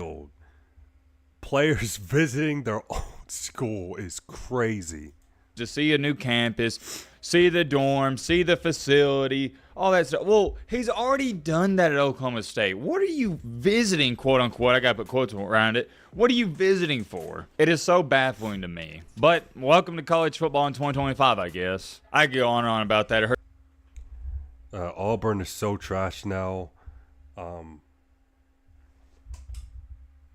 My goat, Bo Nix, had to leave. And now Cam Coleman. Typical garbage Auburn. Hurts my brain even sit up and here. Guess who else is leaving Auburn? Talk about. But moving along here to our third and final topic of this video. It also has to do with the transfer portal. We got more bad news for Auburn. I'm sure by this point in time, some of you have heard the news. If not, you might want to buckle up, partner. Auburn's 5-star phenom quarterback, Deuce Knight, he's entering the portal. Just when you thought it couldn't get worse for the Tigers, it somehow, some way gets worse. They just had their He said, shoot is almost as good as seeing Bama win. That's crazy. Like, a former 5-star recruit, a true freshman. He just spent a season with Auburn, and now he's entering the portal. 5-star wide receiver Cam Coleman, one of the best wide receivers in the SEC in the nation, if you gotta ask me, he departed.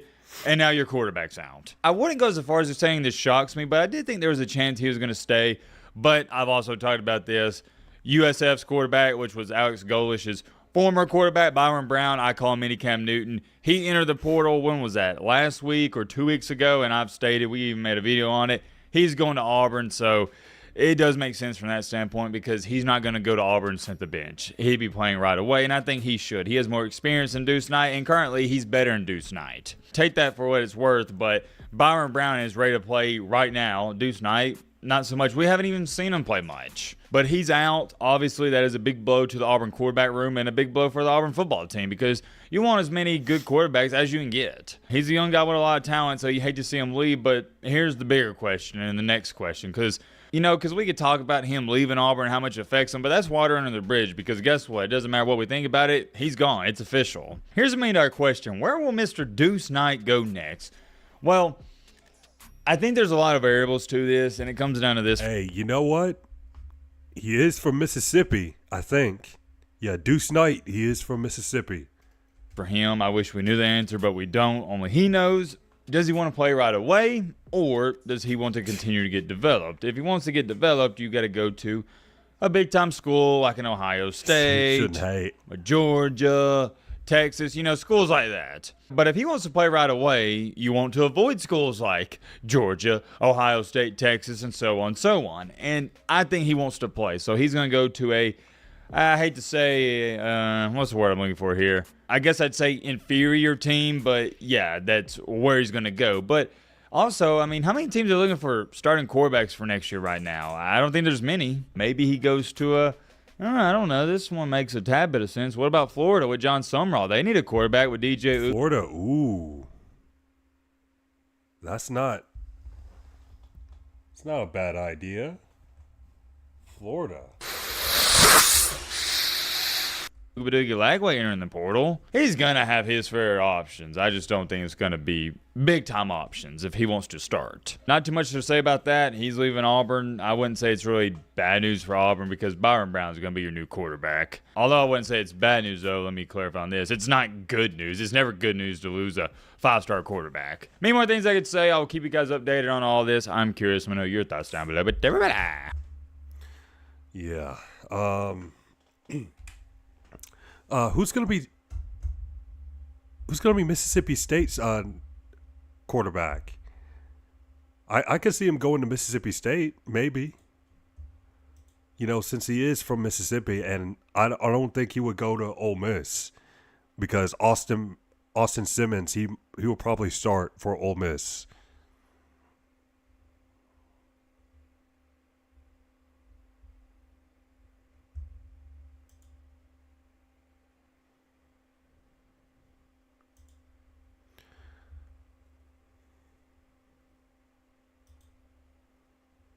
All right,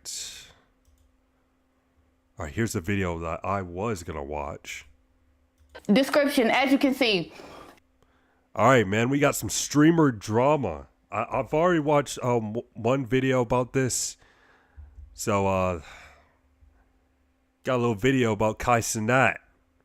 The Kai Cenat girlfriend cheating situation doesn't surprise me at all. Let's check it out. Description, as you can see, G-Wagon, black, pink interior. Price, not that much. Not that much.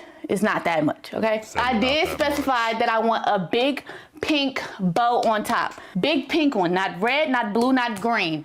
Big and pink. This Kai Cenat girlfriend situation doesn't surprise me even a little bit. At this point, there is 3 things in this world that is a 100% guarantee no matter what. Death, taxes, and streamers getting used by these 304s. And I promise it doesn't matter how big or small of a streamer it's getting common at this point.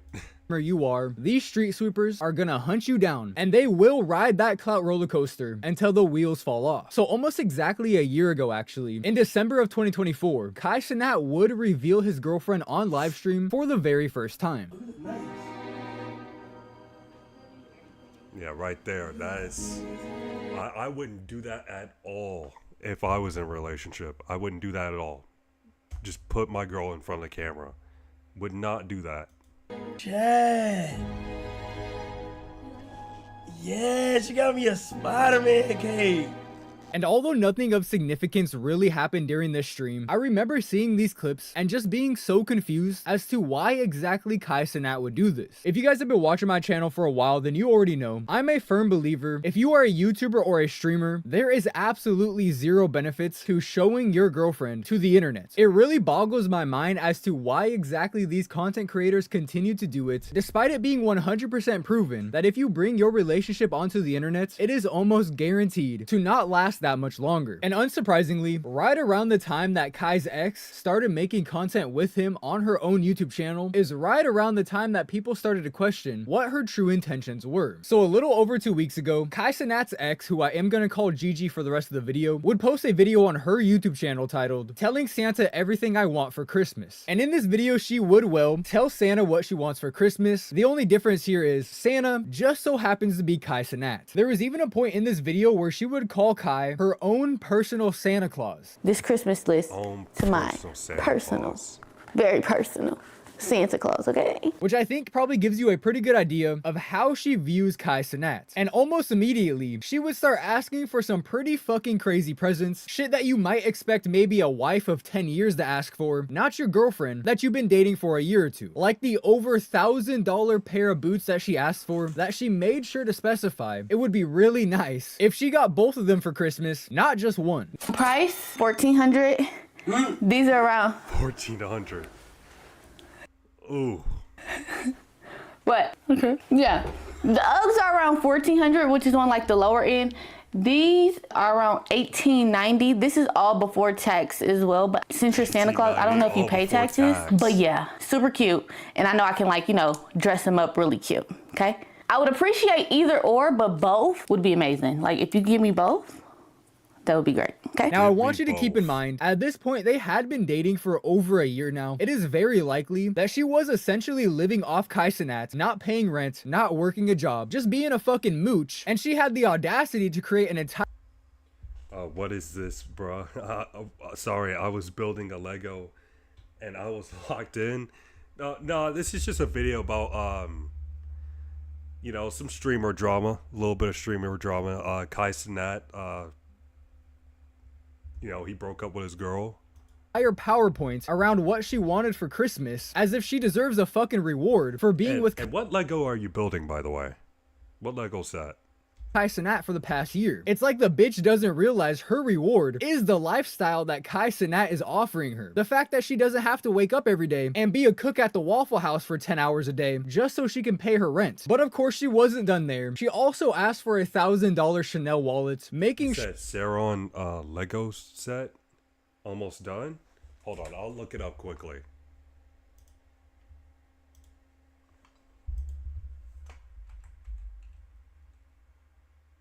Big one. Oh, it's Lord of the Rings or Marvel, is it? Lego set. The big one.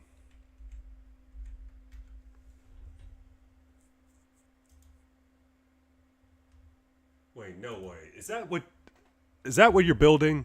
No way. Is that what you're building?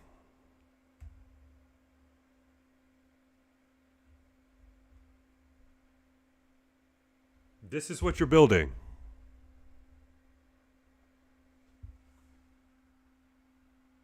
Oh, you send me a pic on TikTok? Yeah, I would like to see it, if you don't mind. That's impressive.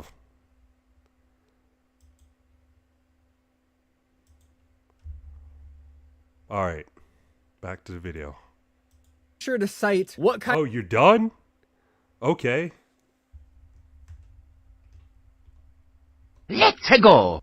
Kind of wallet Kai has. Big Chanel logo, you know. This is from the fall and the fall/winter 2025-20. Okay. You're almost done. 26 collection, so it's fairly new, okay? And it's a small flap wallet. Like I said, I be losing my stuff.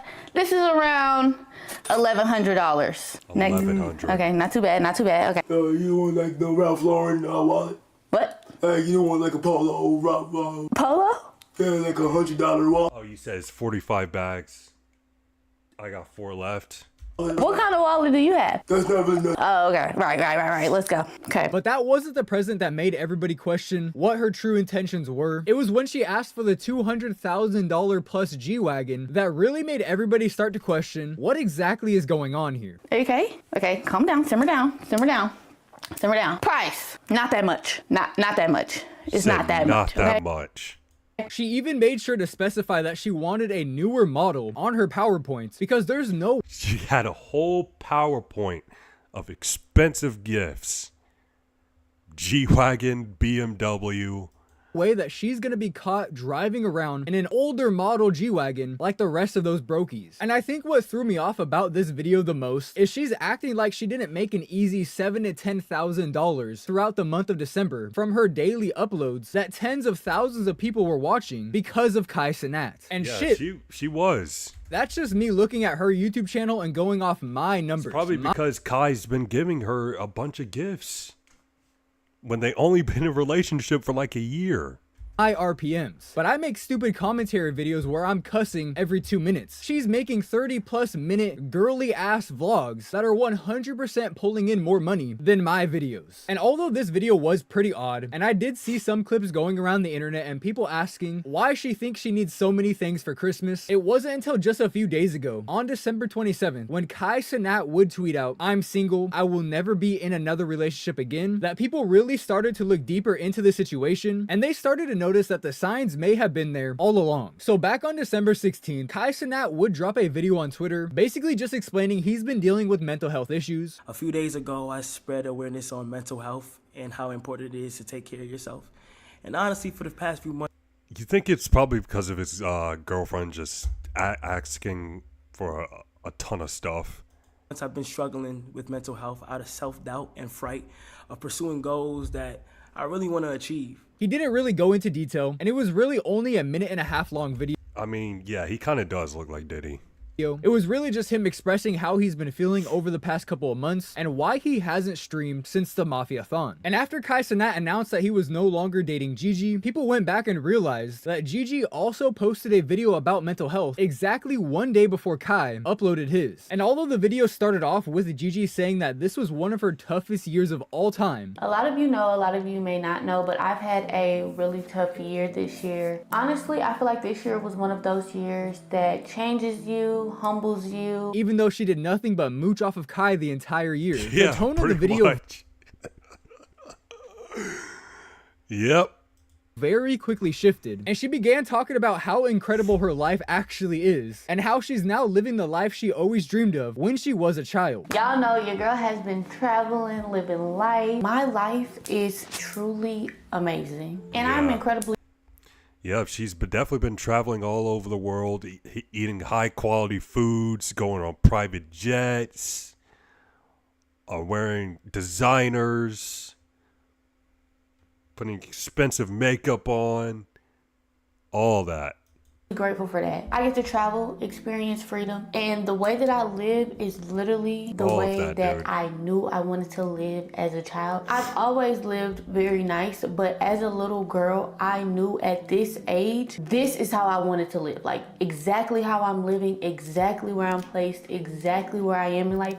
Like this is where I want it to be. Like what the fuck? There's very obvious a disconnect going on here. Kai hasn't streamed in 3 months. He's on Twitter talking about how he's going through mental health issues. And here's his fucking girlfriend talking about how incredible her life is, asking him for a $200,000 G-Wagon, and saying this is exactly what she dreamed her life would look like when she was a child. Bro, I would need a fucking mental health break too. People also found an old clip of Gigi on someone else's stream, honestly I have no idea who it is, describing her ideal man, and let's just say Kai just might be the complete opposite of what she described.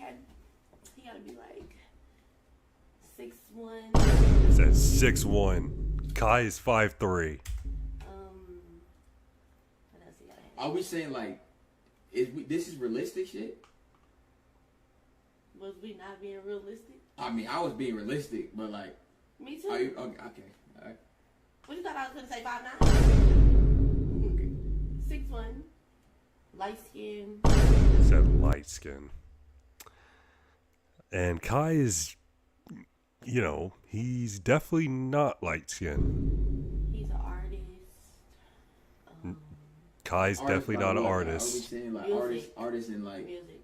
Which probably leads you to wonder, what about Kai's 5'3" ass did she like so much? And I don't know about you guys, but I'm just gonna assume it was probably the lifestyle. You know, the one that she just can't stop talking about, the one that she dreamed of having ever since she was a child. But since Kai Cenat never told us the reason for the breakup, and to be completely honest with you, probably made a major mistake in bringing this to the public eye in the first place, it left nothing for people to do but speculate on what the reason may be. And the last thing you ever want to do is give the internet a reason to come up with their own conclusions conclusion because it's usually gonna be some crazy ass shit. And that is exactly what would happen in this situation. So I actually just realized this personally, but the tweet we're about to look at was actually posted 2 days before Kai Cenat tweeted that he was single. So on Christmas Day, actually, again, 2 days before the Kai Cenat tweets, somebody on Twitter would post this. There are some rumors going around that Kai Cenat's girlfriend Gigi is cheating on him with NBA Youngboy via DJ Academics on his live stream. And after Kai Cenat would announce that he was single only 2 days later, this tweet would absolutely explode, currently sitting at just under 5 million views at the time of me recording this video. And the internet absolutely fucking ran with this information. As a matter of fact, I'm sure there's still millions of people out there that think this is 100% true. And while I'm not 100% able to confirm that it is true, I'm also not able to confirm that it isn't. As of right now, it really is just a rumor. But here's the issue, and I think most people haven't seen this clip, but DJ Academics himself has actually denied these rumors and even went as far as to say he never said this on live stream. Here's the thing, chat. This is not true. Bro, how y'all read a headline that says Academics reported that Kai Cenat's girlfriend Gigi is cheating on him with Youngboy? And I said it on a live stream that I stream to 15,000 people every night. 15,000 people. And there's not one video clip of me saying this. And people are running with it. Yo, Ack said this. Bro, come on, man. Y'all got to stop this, man. Now, this is DJ Academics we're talking about. Bro's been caught lying multiple times. I wouldn't believe a word that he says personally. And even if he did know something about Gigi cheating on Kai with NBA Youngboy, with how closely tied he is to the whole rapping scene, I don't think he would tell the entire internet because he's kind of a pussy. I don't think anybody's gonna argue against that. But DJ Academics is a pretty big streamer at this point, and if he did say this on live stream, it would have been clipped and it would have been shown all over the internet. A random fucking Twitter account that claimed he said this was able to trick the entire internet and get a 5 million view tweet. I could only imagine a clip of DJ Academics actually saying this would be going so unbelievably viral that your fucking grandma would be asking you about it. So personally, I don't believe this rumor is true. That being said, the fact that Kai Cenat came out about believed in it because it's fun to believe in it. This publicly in the first place, knowing what kind of firestorm this was gonna create, I do think that something major happened between them, and I wouldn't be surprised if she did cheat on Kai Cenat, just not with NBA Youngboy. But as of right now, that's the only information we have on this situation that isn't just a load of bullshit. There's a lot of stuff going around on the internet right now, and it's just people lying, trying to get views and trying to get clicks. So definitely be careful of all the information you're seeing on the internet, as we live in an era where people will clip something, write a complete false narrative about said clip, and then put that on Twitter, put it on TikTok, and literally earn revenue for doing that. And it's causing information that may be false to spread around the internet faster than it ever has. If you were to take anything away from this video, it would simply be just keep your fucking relationships off of the internet and you guys should be fine. Unless you plan on milking your relationship so you can make more money and you've already accepted that you guys won't last longer than 2 years, then at that point go for it. But if you're in a real relationship that you actually would like to last, there is absolutely no benefits in showing the internet. We've seen it time and time again. If you're a content creator, a streamer, if you have an internet personality whatsoever, showing your girlfriend to the world is going to end your relationship. These girls nowadays have the craziest digital footprints you've ever seen. And unless you're mentally prepared to get a full fucking transcript of that digital footprint, I would highly recommend you just keep her off the camera. But with all that being said, that right there is private is the way to go. Private relationships is the way to go. Where I think I'm going to end this video. Thank you guys so much for watching the video as usual. If you did enjoy it, don't forget to drop a like on it and comment down in that comment section. Both of those things really help the video get pushed farther into the algorithm. If you're watching on your phone, don't forget to hype up the... Alright, man, that was a good video. Alright, I think I'm done with reactions for now. Wait, no. Let me watch this UFC video. Just one more. Where the hell? Where's Izzy? Where's Israel Adesanya? Israel Adesanya. Hell is Israel Adesanya? Israel Adesanya is a name you probably haven't heard of in a very long time. The last time we saw him fight was February 1st of this year, when he unfortunately looked like he lost his step in speed and got knocked out by Nasruddin Imavov, which would cap off a 3-fight losing streak. And since then, we really haven't heard from him this year. Despite him being the ranked number 6 contender in the middleweight division, it seems like everyone in the rankings besides him has a fight booked for the next year. He's honestly been more of a reaction YouTuber than a contender these days. And in this year alone, the middleweight division moved very fast from him. Of course, DDP would lose his championship belt to Khamzat Chimaev, and then the new generation of contenders in this division got real interesting and basically took over, with Nasruddin Imavov, of course, reaching #1 contender, RDR having a really good year, only to be stopped by another young and great contender in Brendan Allen. A very violent and scary Anthony Fluffy Hernandez got up in the rankings and is set to fight Sean Strickland, and then Kyle Brahalio is also up there too, with his fight against RDR planned as well. The middleweight division in less than a year has completely moved on from Izzy's generation of middleweights like Robert Whittaker, Jared Cannonier, and Izzy himself. So where does Israel Adesanya go from here? Is he going to be an actual contender? Can he actually go for 2-time championship status? Or is he bound to lose a couple more before he ultimately retires? First and foremost, the answer to where Israel Adesanya has been is just chilling. The guy has been insanely active during his prime. Like, it was actually unreal. He fought 4 times in 2018, 3 times in 2019, 2 times in 2020, 2 times in 2021, and 3 times in 2022 as champion. Considering nowadays most fighters fight like once or twice a year, and most champions fight about once a year, if that. That type of activity from Izzy back in the day. Yeah, I kind of hate how champions aren't as active anymore. It seems like champions nowadays just fight like once a year, like you said. Especially as champion was unreal. So of course that activity is going to go down and down as Izzy ages and we get later into his career, especially considering his last 2 losses were finished losses. Naturally, Izzy is going to take extended breaks, especially at the age of 36. But recently, Izzy was talking about coming back and fighting in a recent training video at Bang Tao Muay Thai in Thailand and keeping it real, saying, for me, it's not about the belts anymore. I just want to fight. I just want to do things like I did on the way to the belt. I still fought really well when I was defending the belt, but I want to fight more freely. I want to try some risky shit like I used to. Which is honestly a refreshing thing to hear from a former champion. He recognizes that his time has passed. Realistically, he's probably not going to get to the belt again, and he's in the stage of his career where his name is probably going to still generate some hype for a fight regardless of who he faces. And honestly, he's just going to go out there to have fun. And I also like how self-aware he is about how he's fought in the past, because when Izzy was coming up and going for the belt, this dude was insanely exciting. He had a sick finish win over Derek Brunson, a war with Kelvin Gastelum, and a KO win over Robert Whittaker for the belt. And then when he became champion, he kind of started to play it safe and take way less risks in comparison to how he was as a contender, and he got a lot of criticism for that. So now that he's just in it for some fun fights, we might see some crazy action between a risk-taking Izzy and a new generation middleweight. But who does Izzy face in that next fight? Like I said in the beginning of the video, a lot of new middleweights are booked and or otherwise have no reason to be fighting Izzy. Khamzat is injured, and obviously even if he wasn't, there's no way Izzy would have gotten that title shot. DDP and Izzy already fought. We've moved past that beef. Nasruddin Imavov already fought and finished Izzy. Sean Strickland is fighting Anthony Hernandez. Kyle and RDR are going at it, so it kind of leaves Brendan Allen to face Izzy, which would make sense ranking-wise, but there's been some rumors that DDP wants to make his return against Brendan Allen, which would make... I think this is likely. And Brendan Allen and DDP, they have beef, so I would like to see that.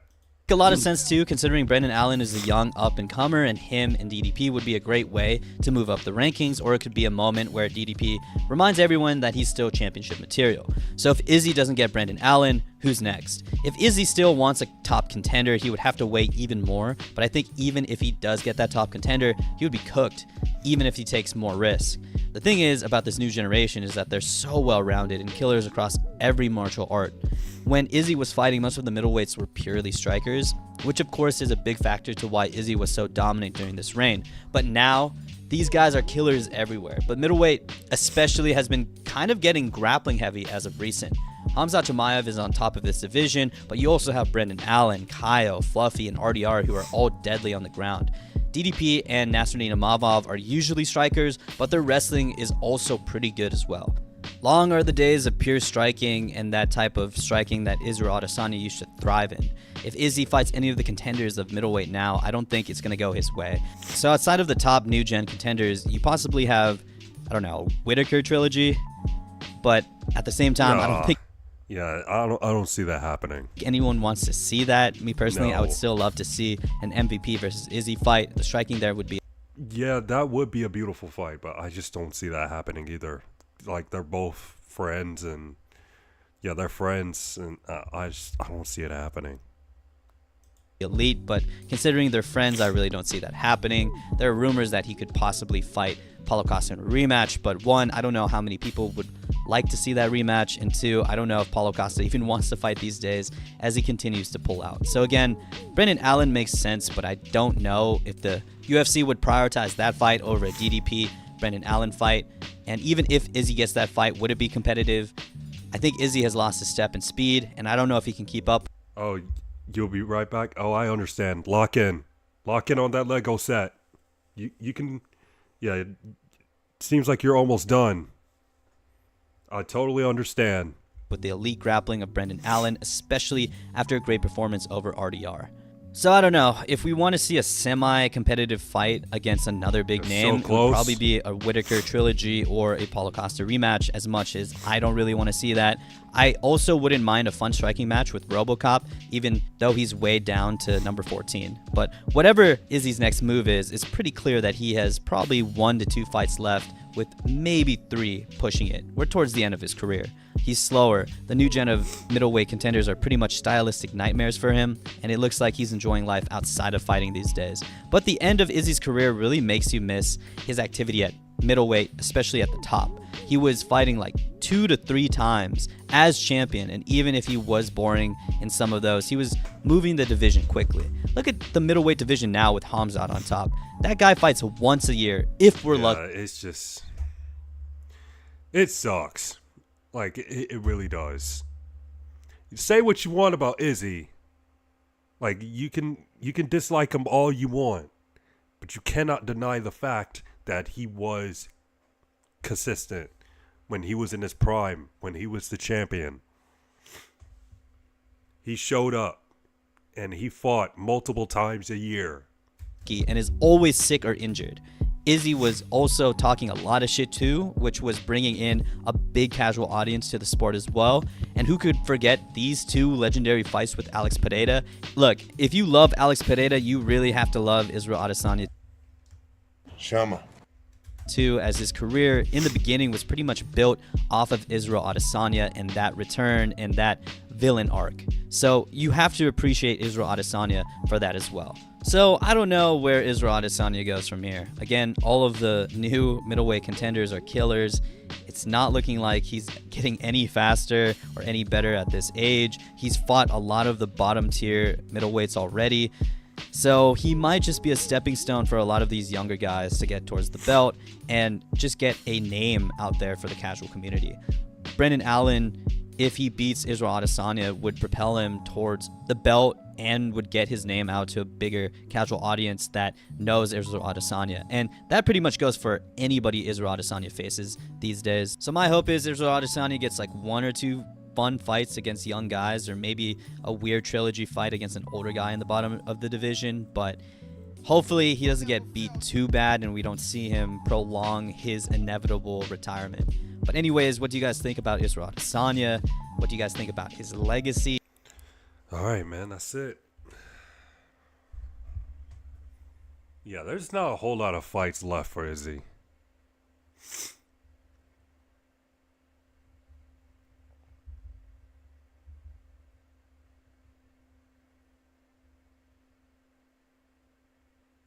Funny how 3 years ago he was probably the most hated fighter in the sport, and now people want him back.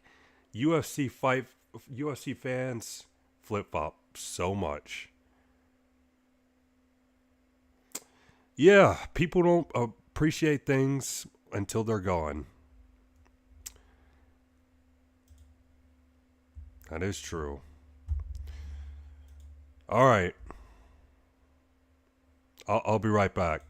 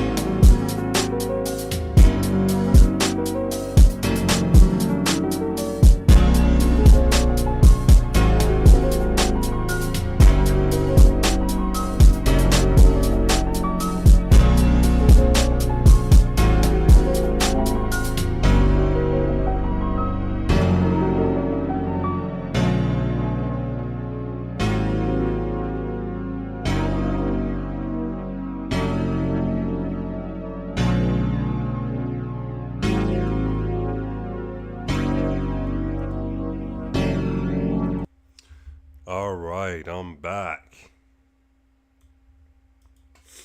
Alright, it's gaming time. Okay, should I play college football or some Batman? You know what? Let's play some college football first. No. I changed my mind. Let's play some Batman.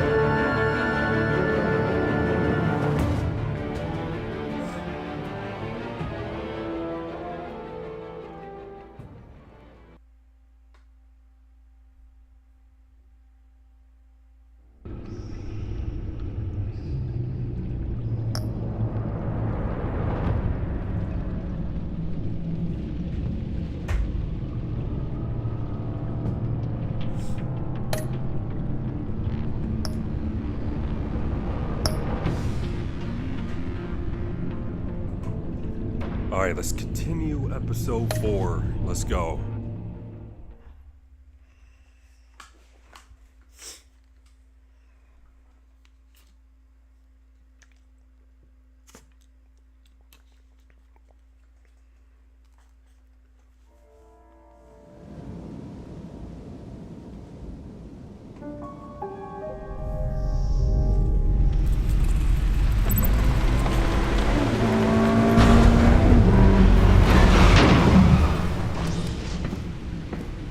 Al, you there? I'm back. I'm taking over at the computer.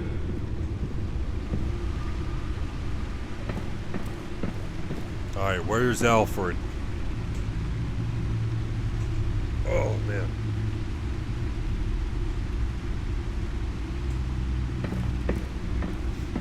Where is Alfred?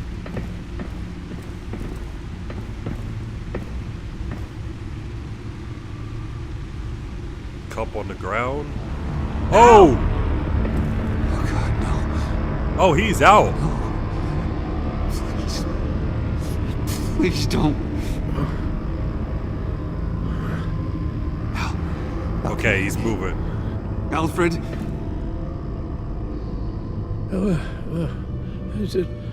What's the matter?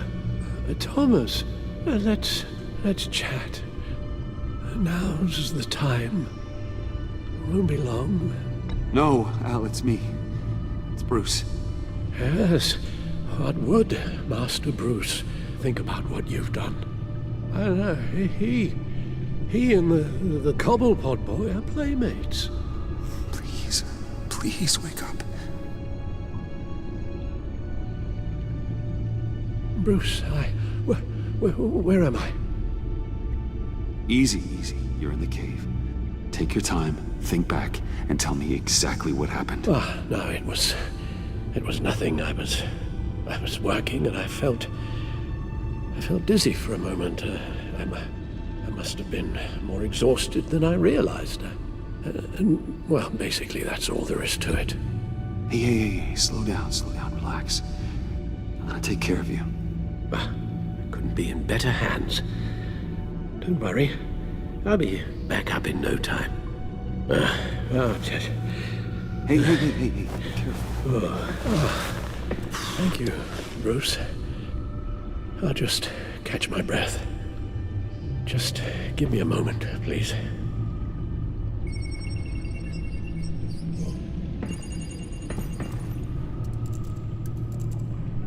It's all nonsense. What is? Freeze's magic cure-all. It doesn't work as intended. Take a look. The bioscan of Riddler's body. I used the analysis you sent me to simulate its interaction with the virus. And the Bat computer promptly found holes in Freeze's calculations. Lotus. Megavirus. Only one known survivor. Riddler. Freeze thinks his blood is now a key to unlocking Lotus's true potential. It appears that Lotus can be synthesized into a restorative agent for the human body. A remarkable one. Well, Freeze got that part right, but as soon as Lotus repairs any physical problems, it causes irreparable damage to the subject's brain chemistry. It drives you insane. It's what Riddler meant when he said, "I wasn't always like this." All of these people, all of them trying to kill each other, for something that will make them as deranged as he was in the end. We all should know by now that miracles come with a cost. Lotus is nothing more than a poison. Harley's already insane, Alfred. I doubt she's worried about taking it up a notch. Yes, you're probably right. Although if she wants the serum to avoid what happened to her father, well, it's certainly ironic.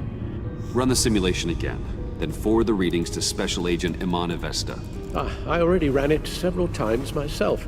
I wanted to be thorough. A silly notion, I know. My problems are purely psychological.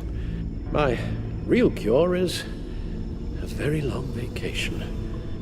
Somewhere far away from Gotham. A place where the sun actually comes to visit.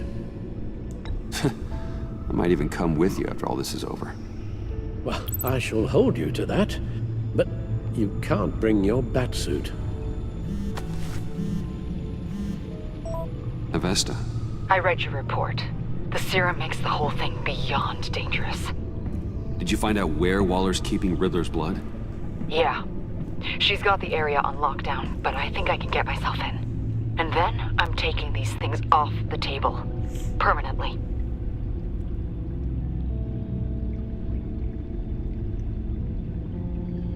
It's too risky. We can figure something. I won't let Waller turn the agency back into something like Sanctus, Bruce. It's not up for debate. Good luck. Let's get you somewhere more comfortable. Oh, Bruce. Tiffany's up there. She's probably wondering where I hurried off to.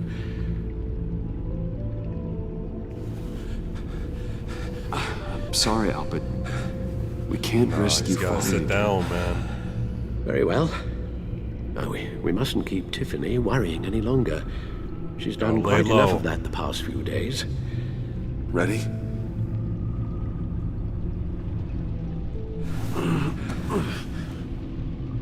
I'm afraid that's all we do.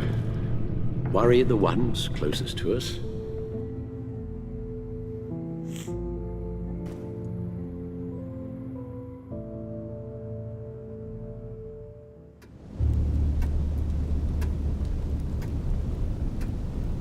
Okay, yes, thank you. The doctor is on her way. How are you feeling? Well, better. A little more rest and some tea, and I'll be as good as new. Make that a lot more rest, Alfred. You're hurt. The only thing hurt is my pride, which, sadly, even the doctor won't be able to fix. You can put up a strong front, but I'm not leaving your side until the doctor arrives. Got it? Understood. Be straight with me. When you told me Alfred wasn't doing well, is this what you were talking about? I hoped that would remain discreet. This is not something you hide, Al. How worried should I be? You don't need to sugarcoat it. I just need facts. It's a concern. It's definitely concerning. Yeah, I've told you already that it's fine. Yeah, I'm sorry, it's just... there's a lot more to worry about right now than me. So, Bruce, after our little talk at your office, I had an idea. There's something I want to show you. So, I've been working on this in my spare time. I know you said I needed to train, but What? I started thinking about a tactical suit, in case I'm ever needed in the field. Para-Aramid synthetic lining. Photo-adaptive suit coloring. Full spectrum, full surround heads-up display. I should be able to get the mesh fabricated in no time.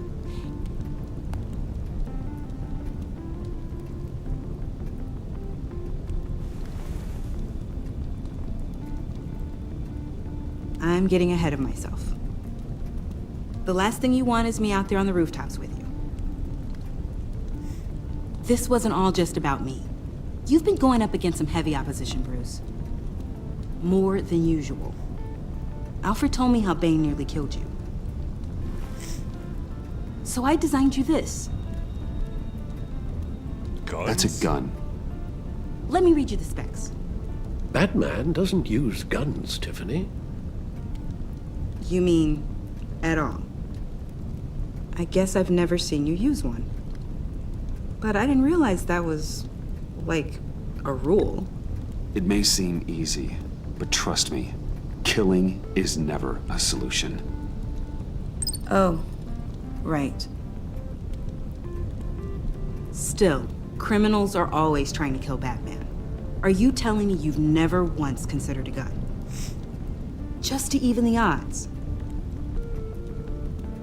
It's a no-brainer. I'll say I consider it. Of course I think about it sometimes. It'd be the easiest thing in the world. But easy doesn't make it right. Bingo. Listen, I should have thought it through more. I just got so caught up in the design, I have a lot left to learn. No, don't be so hard on yourself. Found a Harley. John found her.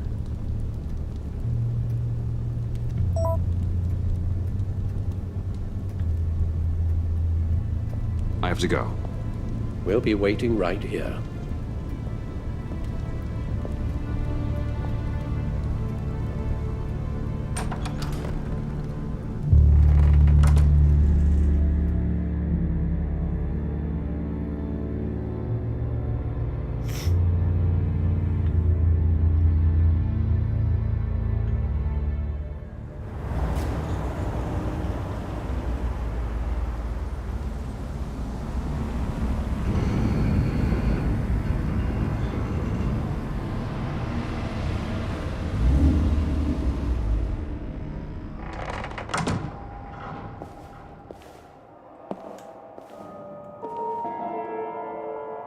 John?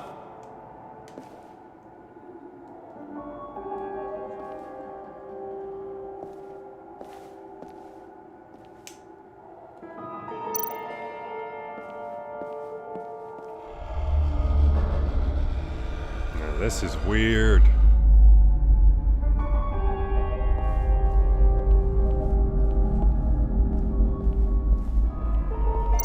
This might be a setup.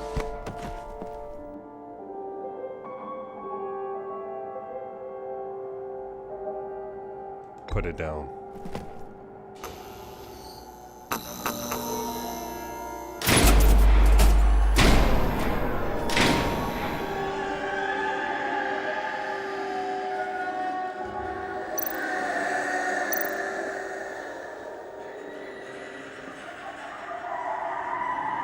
Dr. Quinzel. This is Harley's.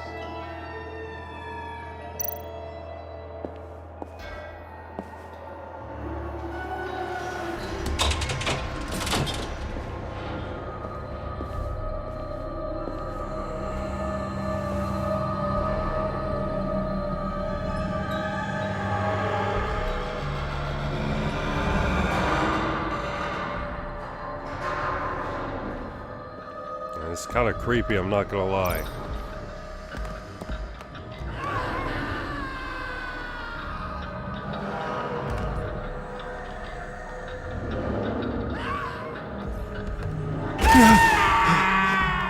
Oh, that got me.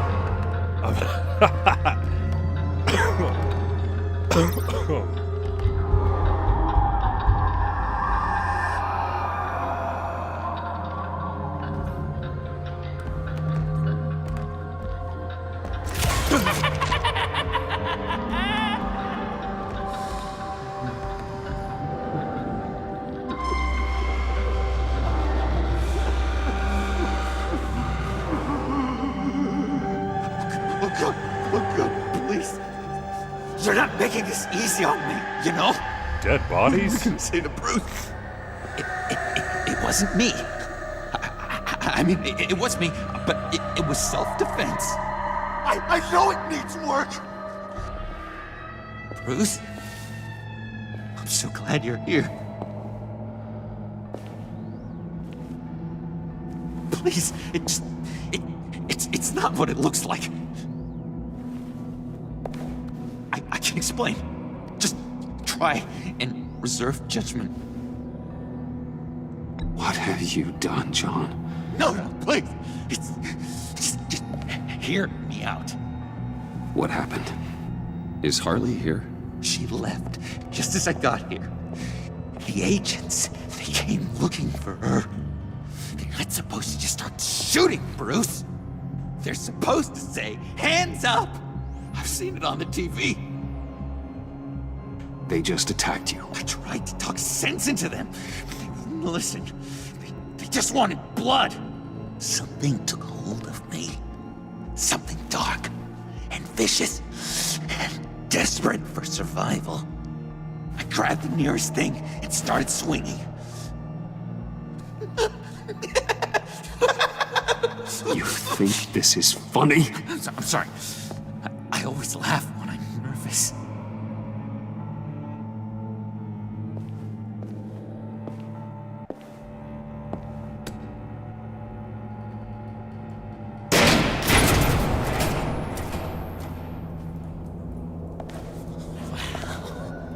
I completely redecorated, didn't I?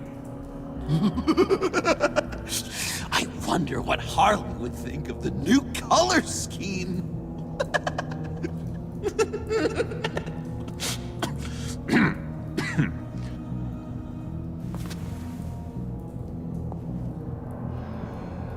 You said you hit them with something. I think so. I just grabbed whatever came to hand. This woman has a gunshot wound. Oh, really? In the back. Oh, yeah, it's coming back to me now. You were using the gun. Gun, and I just went on autopilot. I didn't stop until I was safe. I've just been sitting here in the dark until you came in. You can be straight with me, John. Why wouldn't I be telling you the truth? If I hadn't fought them off, I'd be the one lying in a pool of blood. You believe me, don't you? Because if we don't have trust, what do we really have? It's the foundation of any healthy relationship. Gotta say John, there's more to the story than you're letting on. What the heck? You're supposed to be on my side! I guess I'm an idiot for expecting that, aren't I? What do you mean? Whatever this is between us, it's off balance. The goodwill only flows one way, and it isn't towards me. You've made that very clear by now. Yeah, it is off balance, but not the way you're saying. You are the ones surrounded by corpses. Of course. It's all my fault. Why should Bruce Wayne have to take responsibility for anything? You didn't want to meet my friends.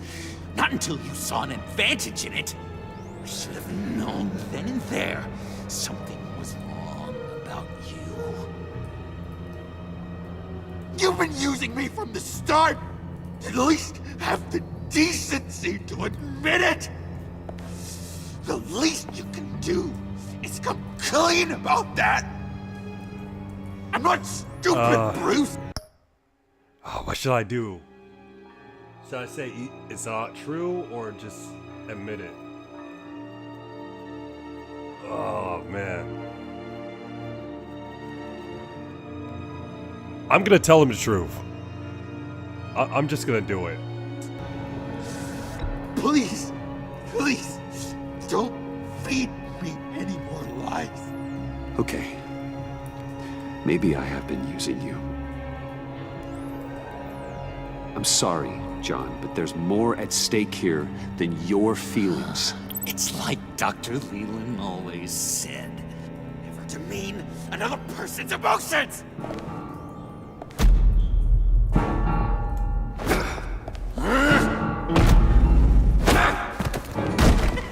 Bob and weave. John? I know. You can fight better than that. What do you need your bat suit to really get you in the mood? What? Oh, he You knows. forget I know you, Bruce. The real you. Always hiding behind some kind of mask. Playboy, businessman, criminal. Bat. Can't fool a friend. Someone who really takes the time to look. Well done, John. You figured it out. Have to say, I'm impressed. Only because you underestimate me. I never miss a trick. It all gets filed away up here. You think you can use that against me? As blackmail? Oh, I would never. We're two threads in the same stitch. Remember, bound together, even under strain. Then what's your point? After we raided the agency's convoy, Harley stashed one of their trucks here. And now it's gone, which means she's getting out of town, across the Gotham Bridge. Let me help you stop her. I'm not asking for much, just a little faith. I swear to you, this was self-defense. One more time. You do believe me, don't you? You still have faith in me, don't you? Oh, man. Is he lying or is he telling the truth?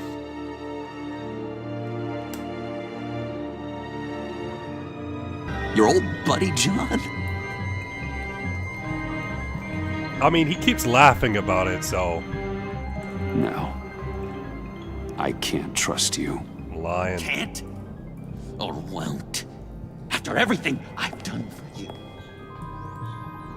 Well, do what you have to do, old friend. This ditch is broken. We could have done great things together, Batman. But you had to go and ruin it. Harley warned me about you. And now she needs my help. She was right. I belong at her side.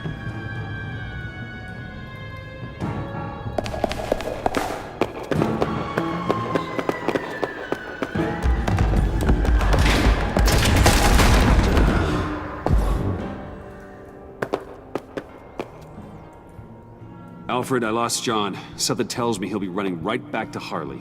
Anything I can do? Give me a surveillance feed of the Gotham Bridge. Harley's trying to get out of the city with the virus and a truck full of explosives. I'll need to suit up to stop her. Classic. Batman versus Joker.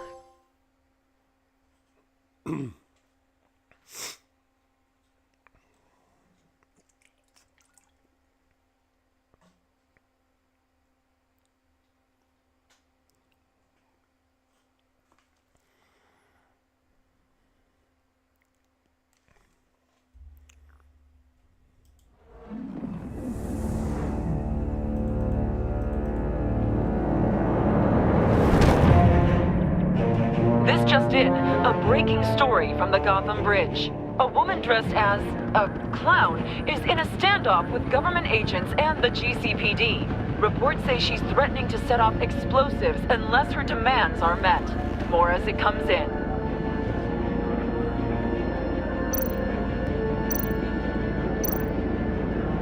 GCPD needs to get these people far away.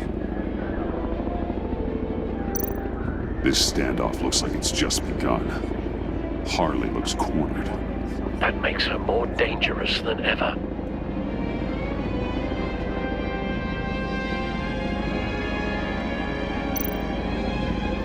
I see Harley's truck, Alfred. I could drop straight onto the cab, take her out before she has a chance to detonate the C4. But there are a lot of civilians. No time to waste. Sneak it up.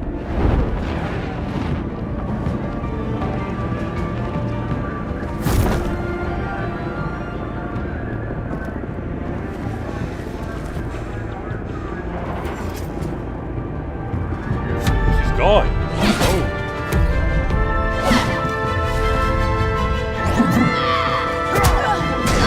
Give yourself up, Harley. It's the only way you're getting out of this alive. Waller's agents have orders. Shoot and kill. I got a virus in my pocket and C4 in the truck. This is a dead man's switch. My finger comes off it like if I'm shot or something. Everything goes boom. You tell him I want the goddamn vials of Riddler's blood, or I'm gonna blow this frickin' bridge to hell. And everyone on it. What's it gonna be, Bats? Doesn't seem like we got a lot of time. One way or the other, this is the end of the road, Harley. You're surrounded. Don't be so sure, Bats. There's always a way out. I see you found Miss Quinn. My people will take it from here. Stand aside, and we can all go on our merry way. She's mine now. She wants Riddler's blood, Waller. Give it to her before anyone else gets hurt. You should know by now, capitulating to terrorists isn't exactly my style.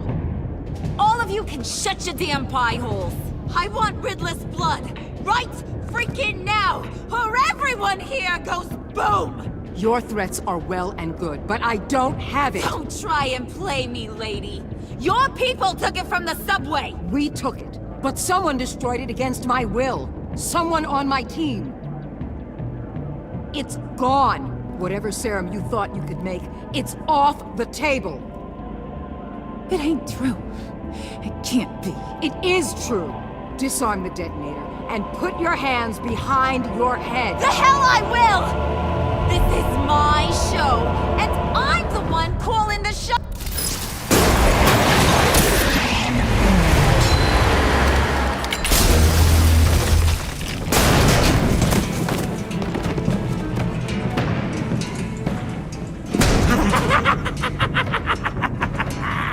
What the hell you doing here? I came for you, Harley. I need you, like a joke needs a punchline, like maggots need meat.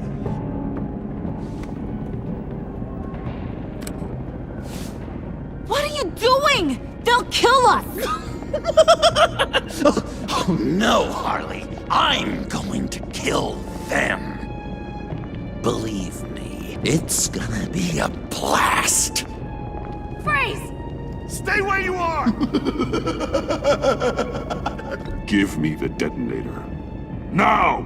You say you're all about justice.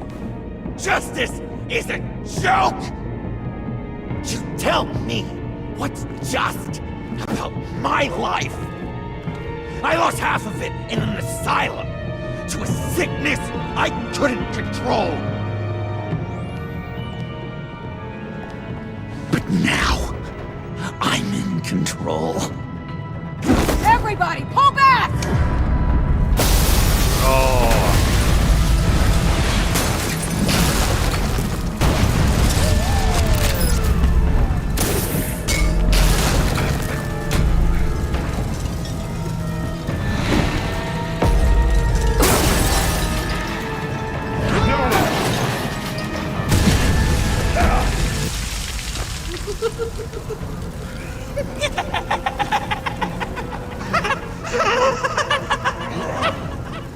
You could have prevented everything. Instead, you made me into this? That was beautiful, Mr. J. I always knew you'd do great things.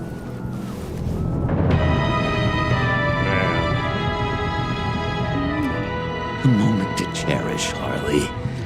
So glad I could share it with you.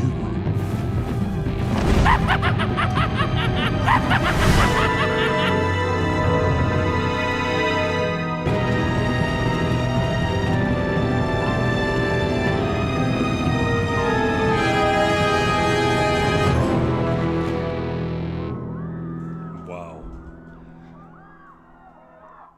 What an ending to episode 4.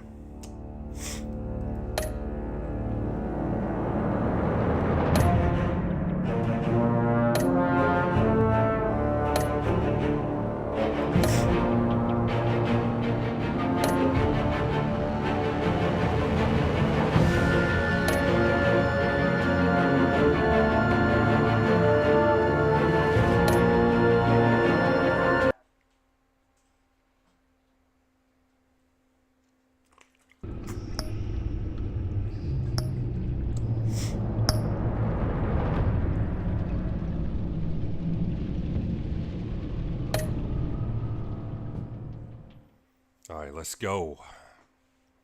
Final episode.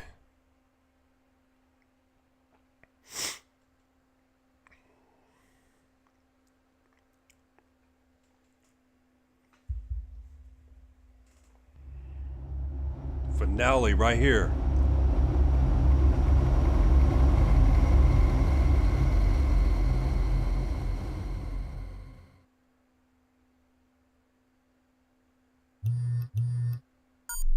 Bruce, how are you?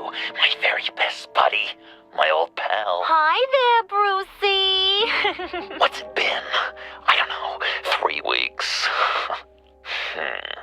Let's see. Last time I laid eyes on you must have been... Oh, yeah. You didn't believe me when I told you I killed those agents in self-defense. It really cleared something up for me. Because friends trust each other. So, I guess we know what you aren't. Harley and I have the virus, and if we're anything, we're sharers. It's just too fun to keep to ourselves. So picture how it hit you when you lost those few dozen people on the bridge. Nothing about all of Gotham. Maybe then you'll know what it feels like when a friendship dies. Huh?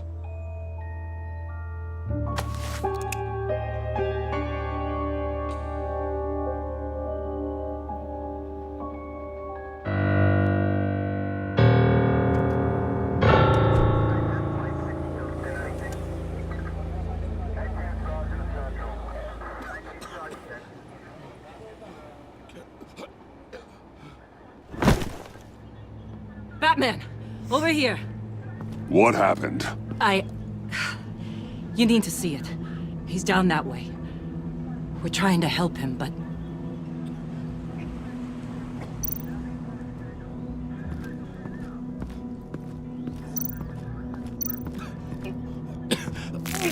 Throwing up a lot.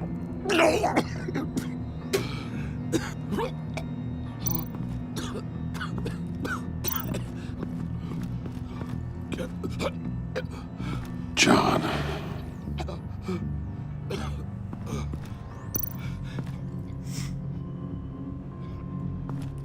That's familiar.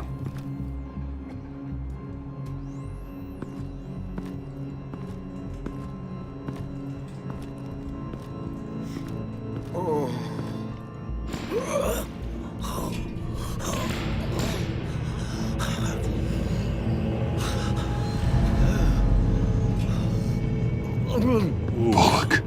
We managed to save him from bleeding out. The clouds. We think it's some kind of booby trap. Until we get someone here with an X-ray, we can't risk moving him. Let me see what I can find.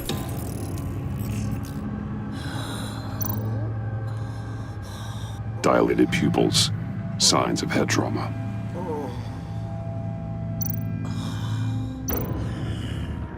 I can't cut him down until I'm sure this isn't some kind of trap.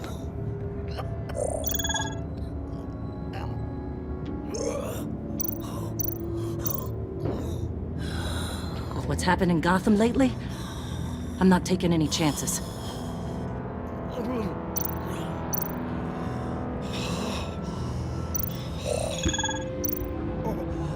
Some kind of device. Pacemaker. Pacemaker. Shrapnel. It's an old wound.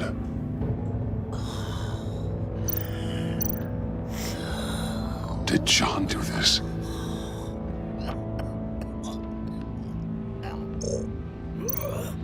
Can you tell me what happened? I don't know. My stomach, it hurts like hell.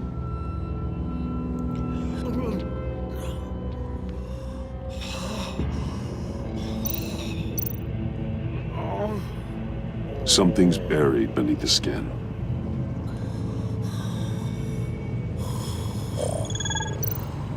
Ooh. A bomb in his Get stomach. these people back. It could be a bomb. We need to clear the area! Back up! Oh God! Oh God! Sorry, man. Looks like we got cut you open.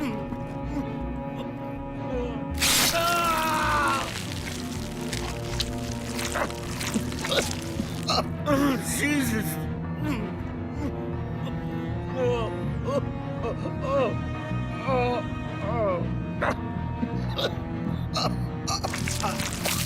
Ooh.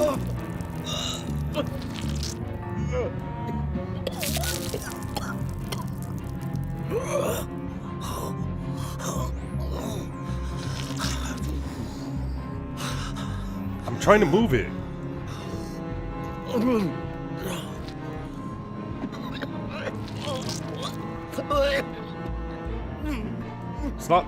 It's not letting me. Left stick or right stick?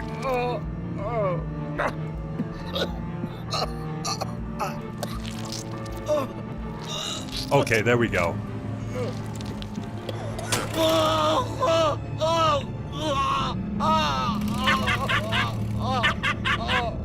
Oh, it's Jack in the Box. It's safe to cut him down. We're past the sick punchline.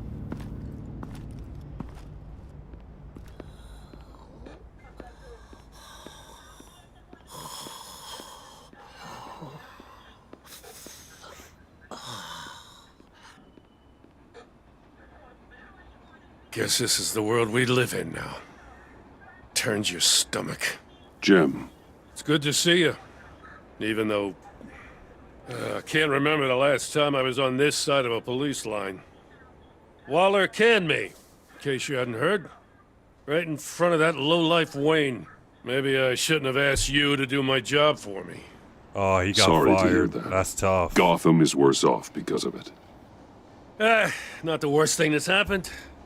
Got a little more time with the wife and kid. And I've been making these cigar boxes, humidors, you know?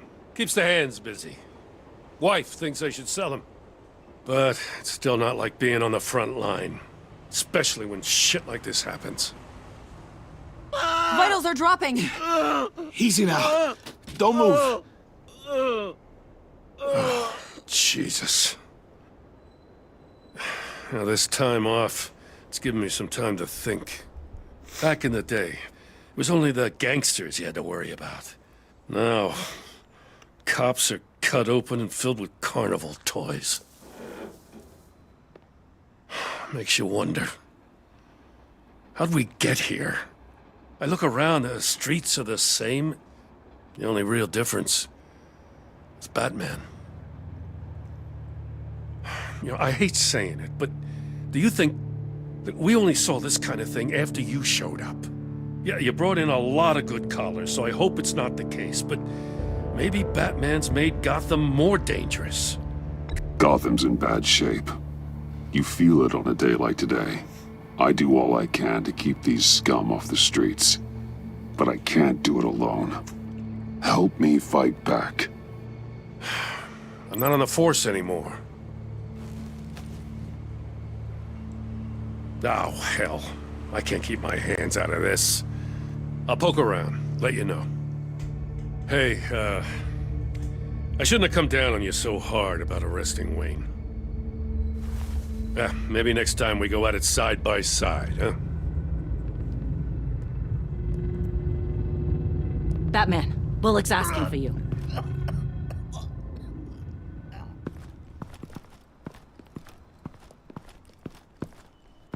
I tracked a stolen van full of clowns. So I followed to see what they were doing.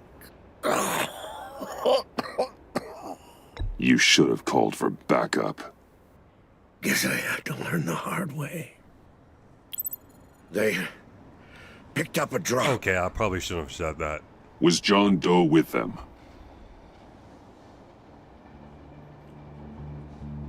They left a box. Goddamn freaks.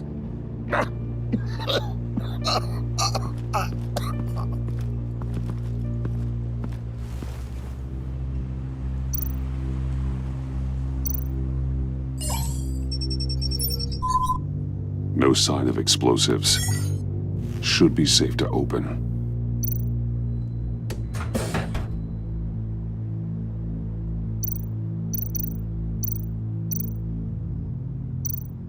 Gas masks. What kind of attack is he planning? Automatic weapons. They're heavily armed.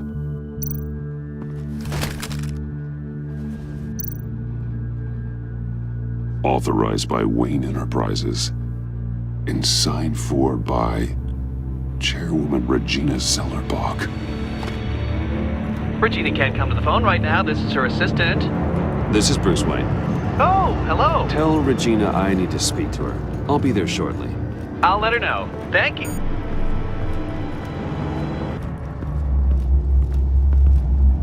The finale.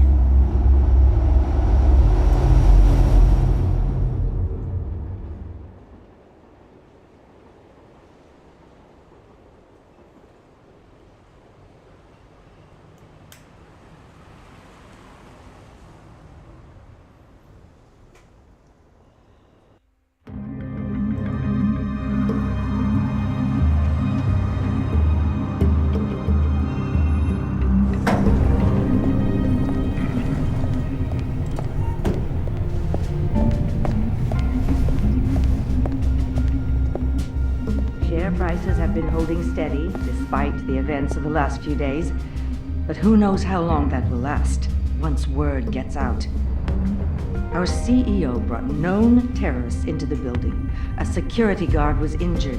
He's looking to sue the company. We won't be able to keep a lid on this. We have to take measures to protect Wayne Enterprises. Excuse me, what's going on here? Let's start crashing Speak out. of the devil. We were just talking about you and your fashion consultants, Bruce. Behind my back. Ma'am? Seems to be your style, Regina. He looks like he hasn't slept in a week. Is he drunk? You must have known this was coming. Your connection to these felons, it could ruin the company. You have left me with no choice. Ah, that picture. It's not what it looks like. I'm sorry I couldn't tell you about it sooner, but I was helping the feds. Do you have proof of this? If the guard takes us to court? Of course. But there is something we have to talk about. I found this. It appears to be signed by you. What is this? Automatic weapons? Grenades? Bruce, truly, I never signed this. I've never even heard of this.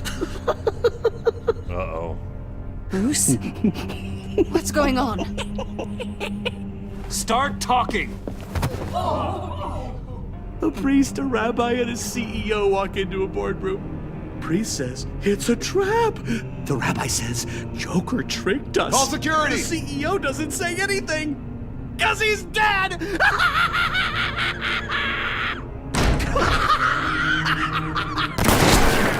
Oh!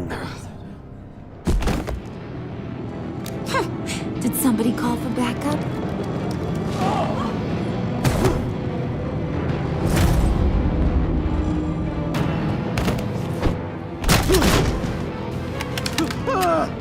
Eyes on me, Brucey.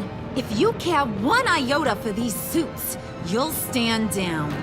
I mean it. Get those hands where I can see them. I'm not playing. Please, Harley, don't. Smart move. Nice work, Kent. You're really moving up the career ladder. What do you want? Thank you oh so very much for asking, Regina. What do you think I want, sweet cheeks? The serum is gone, Harley. It's over. Ain't over till it's over. I was inspired to think outside the box. Oh, here comes my inspiration now. I bring you Joker!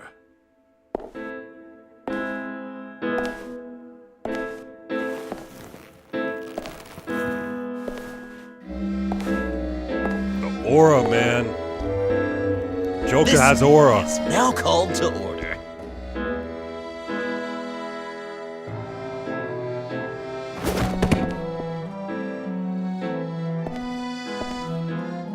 Regina, good to see you again. Bruce, buddy. Put her there. It's just a handshake.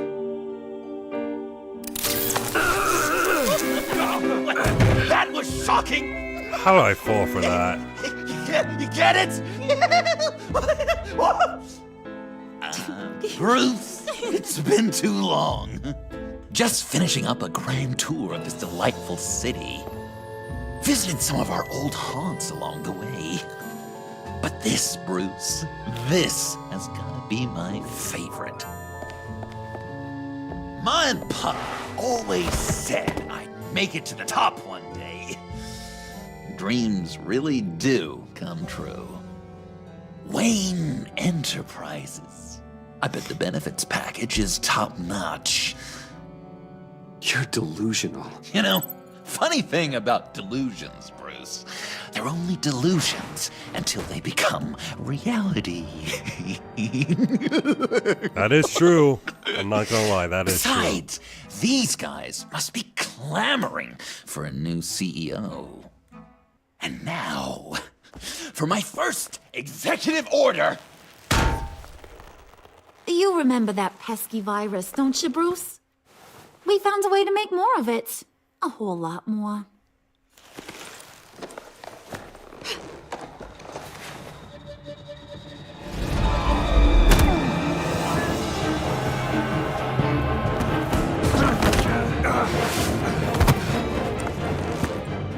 Wanna do the honors, Puddin'?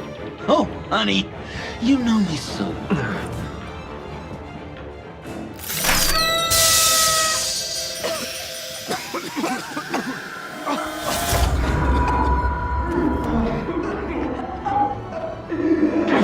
I wanted us to be friends, Bruce, but you ruined it. And now we get to be enemies. Don't! You thought Riddler was bad? Penguin, Lady Arkham. None of them knew you like I do. I know just how to press those buttons.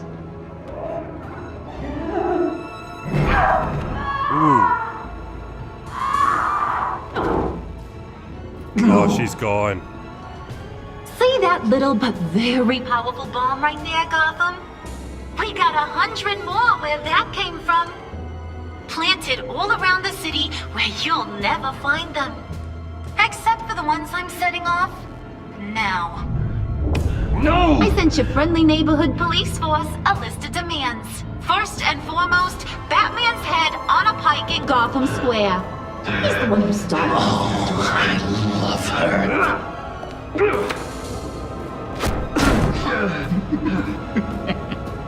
You got 24 hours to make good. So chop chop. She's something else, isn't she? All those demands. I've only got one. Stop me, Bruce. Be my best enemy. Be the man I need you to be. I will destroy you! So that's a yes! Oh, toughen up, little canary. Guess you fell off that ladder. Keep the masks on. No survivors. Too bad. You done catching up, Mr. J? Place is, starting to stink. We're done. For now. We are going to have so much fun. Till next time, Brucey.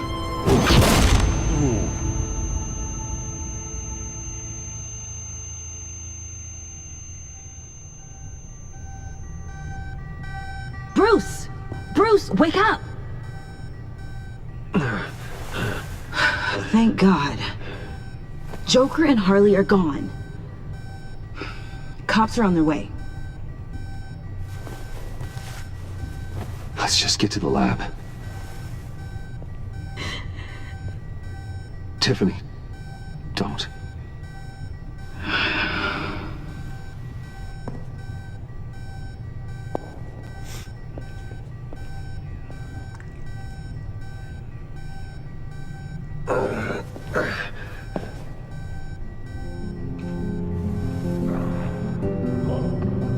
Oh, all of them are dead. They're all gone.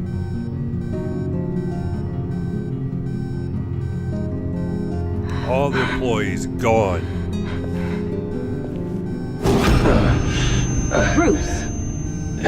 Harley knocked me pretty good. Just gotta get to the elevator. Oh my God. James from accounting?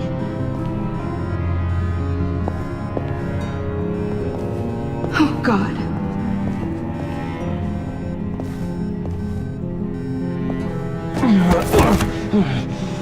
Bruce! I'm okay.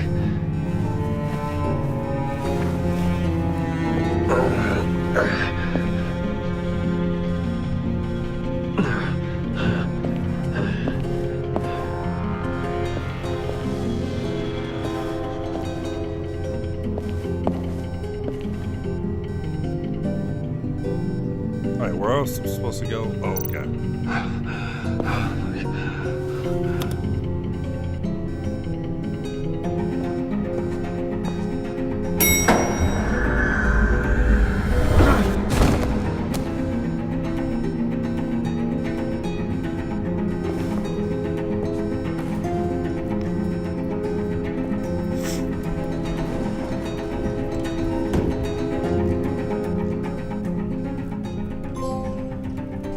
Yeah, we gotta take Joker out, man. Gotta do it. And Harley.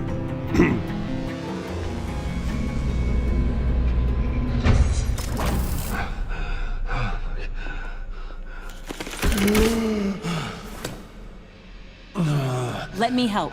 Oh, I've got it. Computer, on.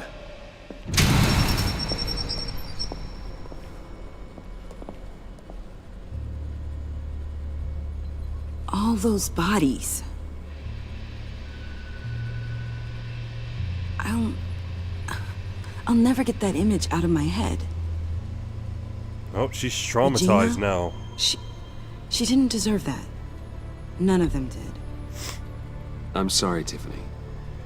Sorry you had to see that. I'll be all right. I have to be. Bruce? Oh, thank God. I saw the news. Tiffany, are you all right? A little shaken, but yeah, I'll be okay. Al, sit rep on the areas impacted by the bombs. I'm on it. Joker and Harley are using the attacks to cover their escape. The authorities have no leads on where they've gone. Harley said they planted bombs throughout the city. I got a piece of fabric off of John. Could give us an idea of where he's been.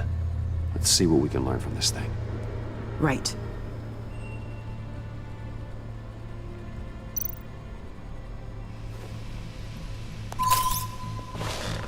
Analysis, trace elements, anything recent.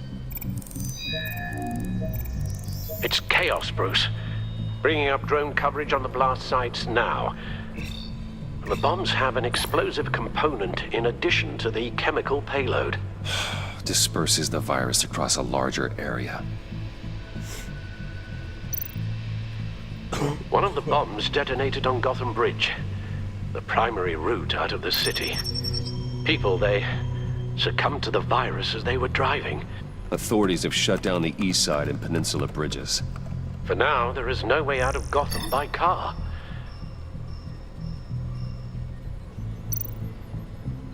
There were multiple explosions along Mercy Street Station, with Gotham General Hospital at the center. They're estimating the death toll at... We have to stay calm, Al. Focus.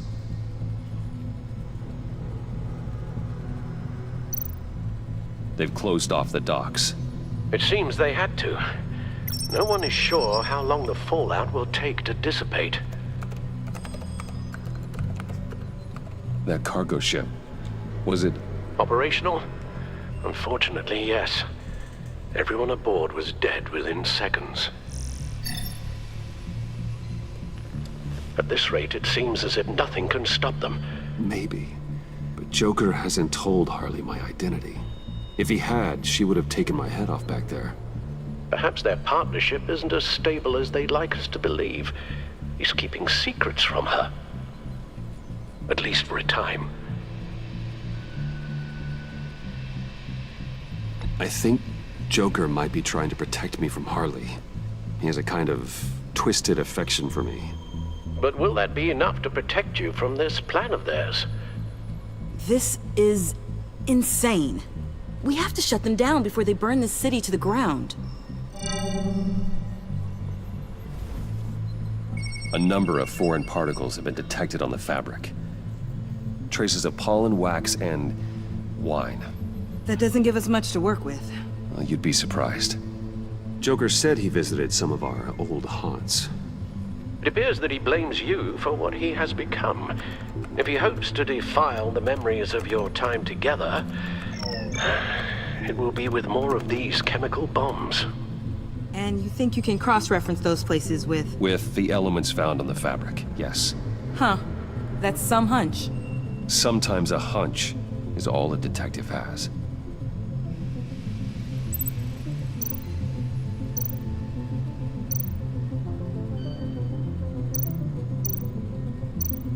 John used to run therapy circles at the stacked deck.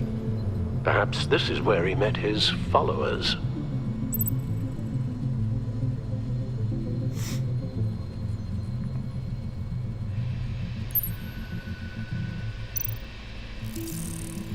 There's plenty of wine here.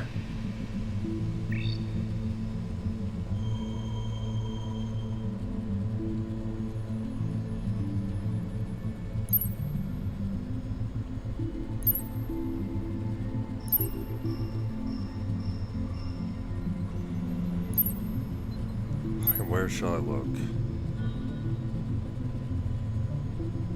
Where would I find them with the wax and the pollen?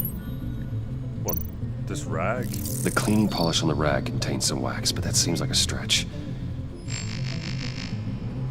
Nothing here I'm looking for.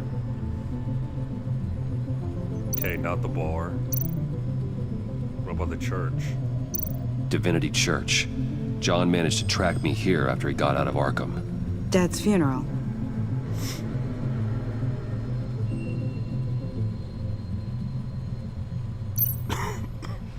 Communion wine.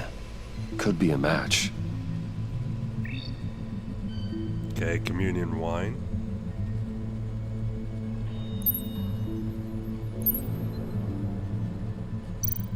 Candles. Those candles look recently burned.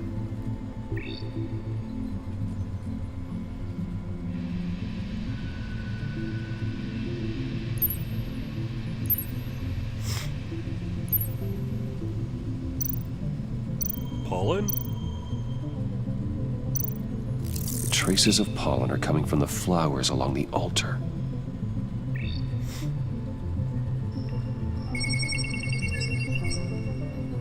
Divinity. That sick bastard. People are afraid. They'll be looking for solace.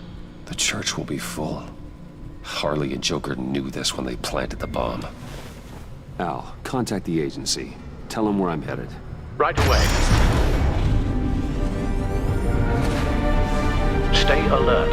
Gotham is in a state of panic. Alright, we going to church. Alright.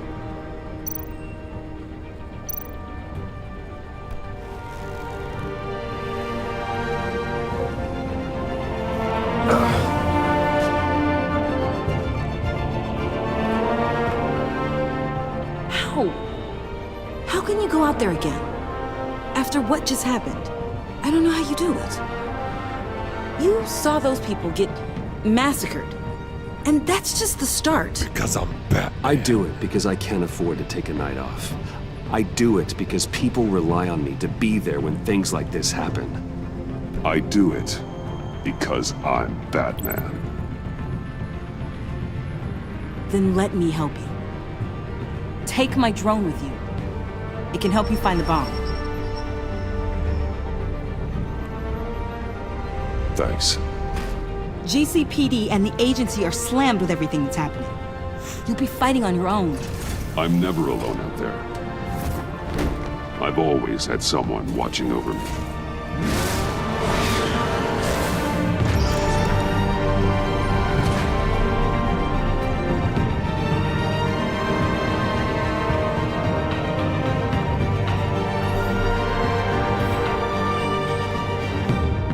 Police are looking for information on the whereabouts of Harleen Quinzel and a man calling himself Joker after a string of biochemical attacks across Gotham. Footage of the suspects was released from inside Wayne Enterprises just moments ago.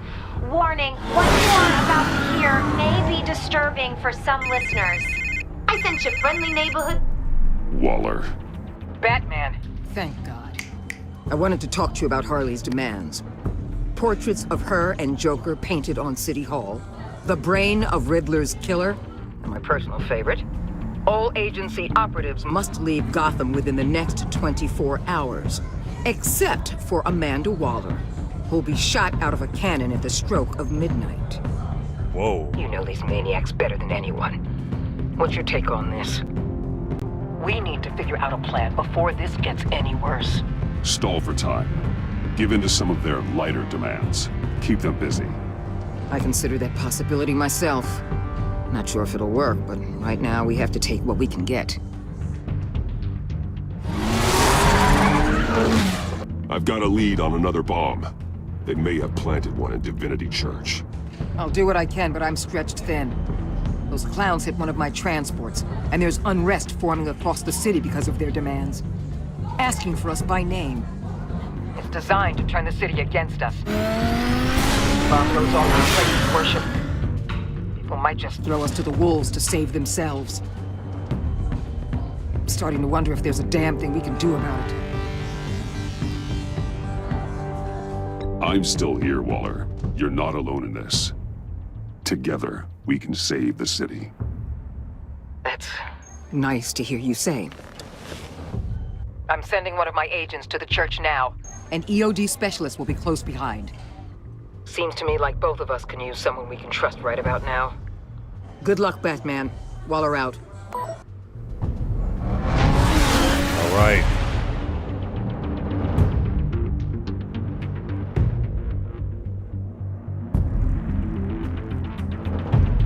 Our beloved Gotham is under siege.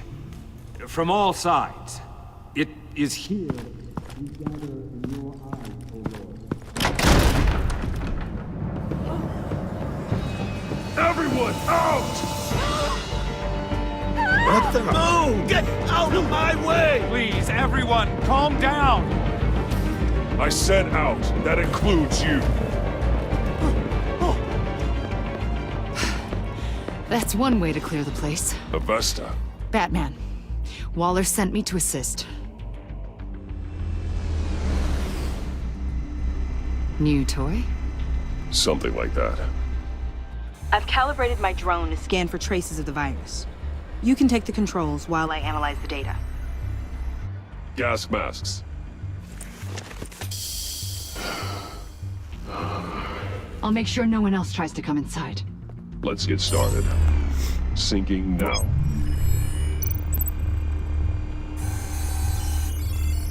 Not much trace. Unlikely the bomb is here. Pews. How about the north pews? No, nothing here.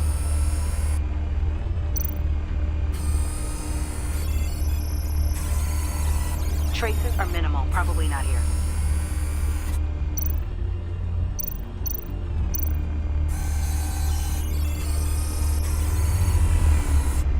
Here. Jackpot.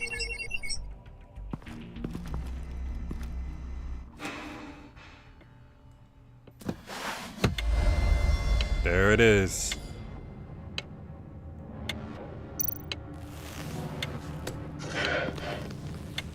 The bomb. If this goes off, it'll kill everyone in a 5-block radius. Then you'll find a way to disarm it. If we could just see the internal components. Here goes. Harley said 24 hours. There are no numbers on the timer. Was she telling the truth? She's probably lying. Looks in sync with the timer. I can see wires. Let's get a better look.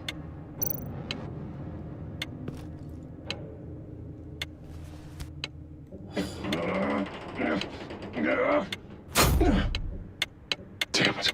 Oh God. It's a trap.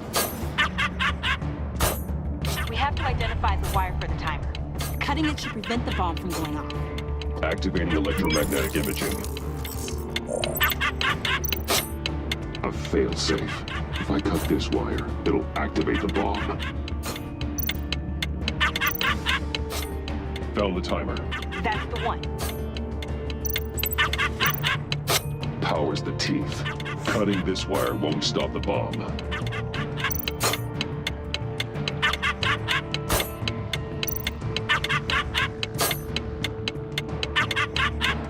Oh, same thing. Careful, there's not much time left.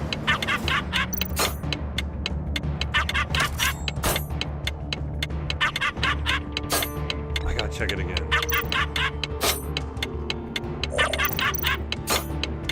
We're running out of time. It's the yellow one.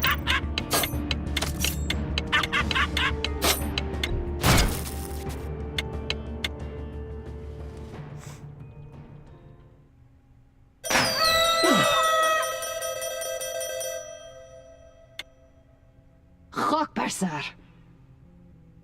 It's safe.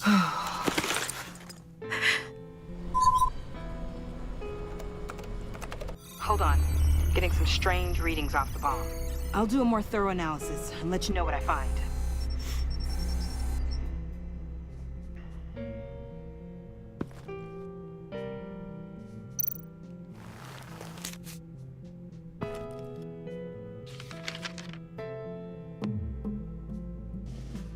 Hope you're having a blast. I'm certainly had gas throwing this little joke together for you. Fingers crossed it doesn't bomb. Love, your best enemy. What's that? Love, your best enemy. This is all just a game to him. All of this suffering and death, just for a laugh. Got something. The paint on the bomb. It's made of a unique solvent mixture. I cross-referenced it with the chemical manufacturers in Gotham. Got a few hits. Send the list to the agency. Done. GCPD officers are being sent to scout the locations. Nice work. I'll keep looking, see what else I can find.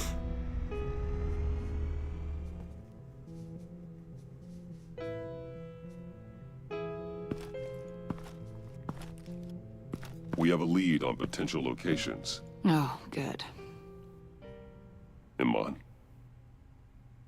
Destroying Riddler's blood. It was a terrible mistake. It escalated the situation on the bridge with Harley. Everything spiraled out of control into this. And now we have Joker. I see how I helped to create this monster. Now that I've seen the destruction firsthand... You can't feel guilty, Iman. But it turned out wrong. You did what you thought was right. A lot of people died today because of it. A lot more might die. Ma'am, backup is here. We have EOD on standby. What are your orders? I guess this is our opportunity to keep that from happening. Get EOD prepped for disposal. No one comes in here without my express consent. Batman. They say you should never meet your heroes. I'm pretty sure they're wrong.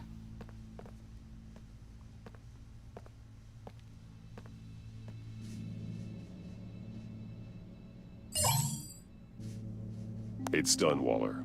So I heard. Good work. I've got Gordon on the other line, says he has a lead, but he'll only talk to you. I trust you'll handle and report back. Patching you through. Jim. Hey, Batman, I've got a lead on Joker, a solid one. I'm at Ace Chemicals. I need you to meet me... damn it, Batman. I can't do it. Can't do what? You can go to hell, you son of a bitch! Oh, no. They got him.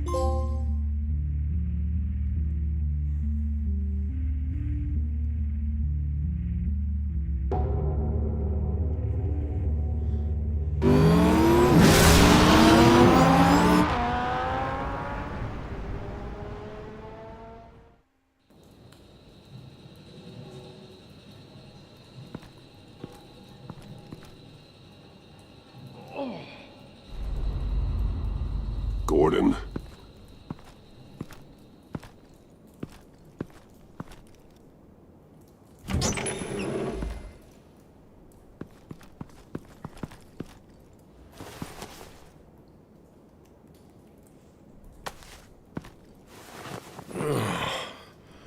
Jim.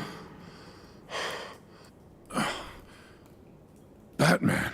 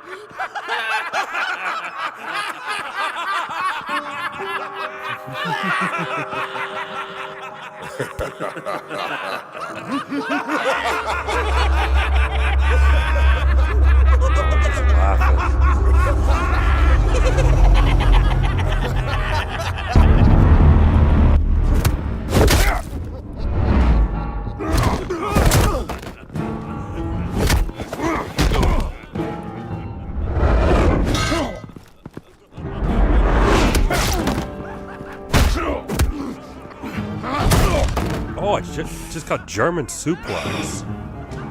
Batman!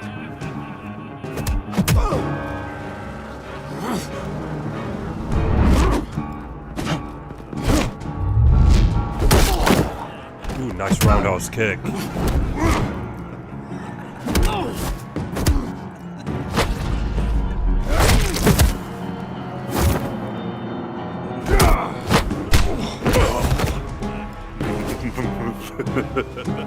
Gordon!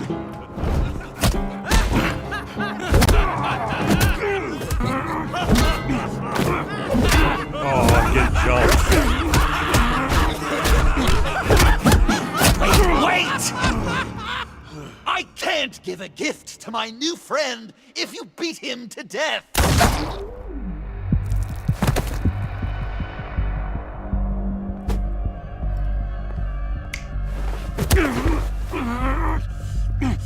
Don't worry, I've got something else planned for you.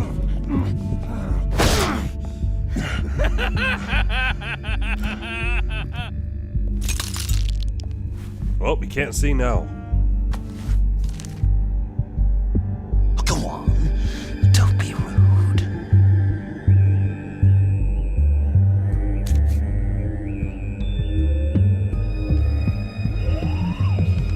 The map I promised. All the bomb sites are marked with a smile. My gift for you, new best friend. Isn't that right, Gordy? No, that nickname doesn't work. Jimmy! Jimmy here led you right to me. There was no way we could meet their demands. Joker offered me the bomb locations in exchange for you. I couldn't go through with it. Oh, don't beat yourself up, Jim. I've got people to do that for you. Besides, you were the perfect bait. I'm sorry, Batman. I shouldn't have even considered making a deal. Keep your apologies to yourself. Yes! This is just what I wanted! Okay, you Jimbo. Run along and save Gotham!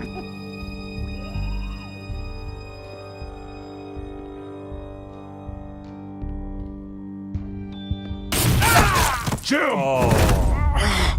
Just not too fast. I still have lots to do before my other half finds out I gave away the map. Dump him in his car. He'll bleed out. You need to get him to a hospital. What hospital? We blew it up, remember? You need to pay more attention. That look! Right there. That's what I wanted to see. You know, Dr. Leland used to say anger is often a response to feeling powerless. You think maybe that's why you're so mad? Because I'm on top? Because I have you completely in my power? Because the tables have turned? This therapist you keep talking about, she did a terrible job. On the contrary, I'm the happiest I've ever been. I was in such a dark place before. Now everything is light. Jimmy's just the first, you know. I have plans for all your friends. Not all of them have to die, just whatever hurts them worst. Like with Gordy, you two will spend the rest of your days knowing what you had is poisoned.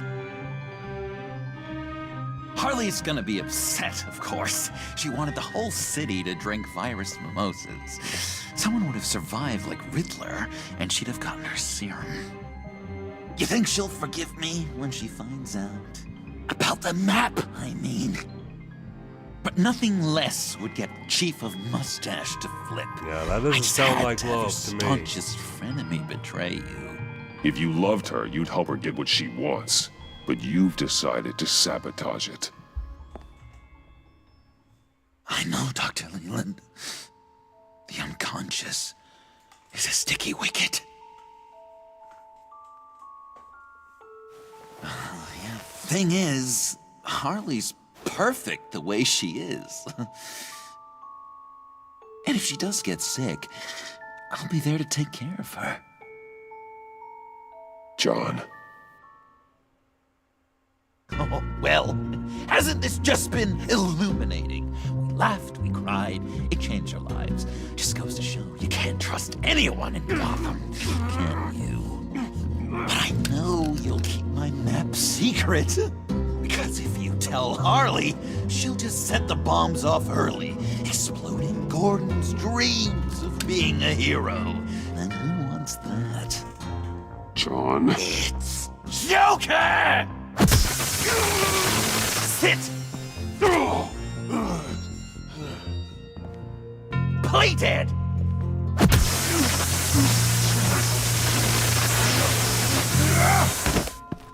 Good boy!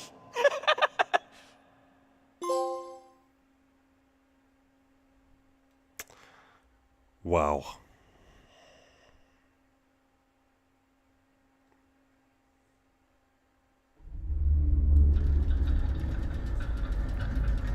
Took a suit as well, I'm assuming.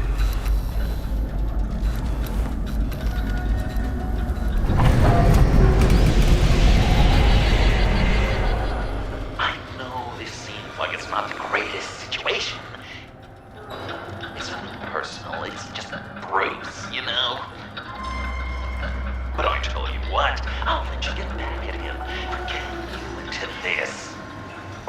just leave. You could let me go. If you press that button, one right there, you'll have the chance to go free, which will in turn trap Bruce forever. So, I'm giving you 3 whole seconds. 1, 2, 3!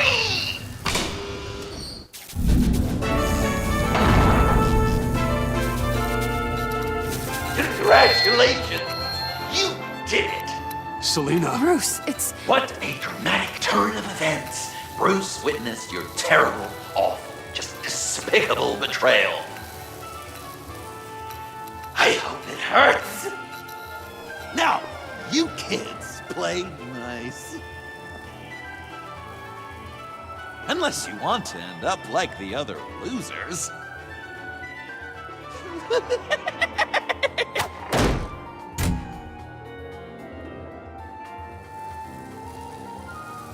I know it doesn't look good, but I wasn't just going to cut and run. I thought if I were free, I'd be able to do more to help. Or at least go find some backup to get you out of here. That's the truth. You look a little dubious. You believe me, right? Of course I trust you. Thanks. Quite a scenario we find ourselves in, huh? Are you just gonna sit in that cart, or are we getting out of here? Just give me a second to get free. Your other suit wasn't appropriate for dinner. Wanted to keep our little secret.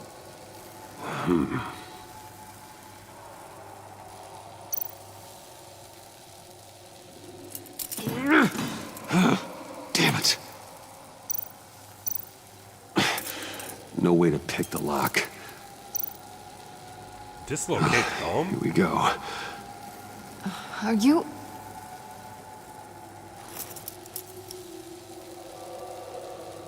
I gotta do what we gotta do. Oh, I hate having to do that.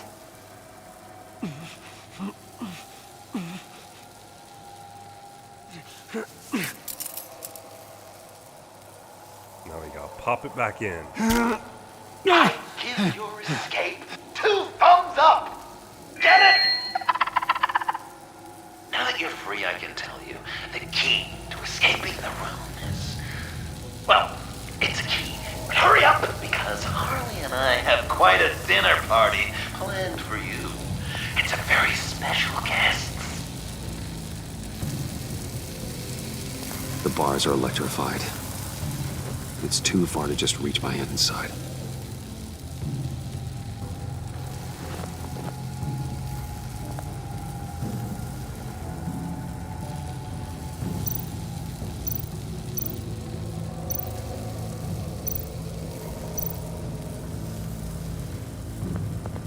Riddler. That hook could be useful.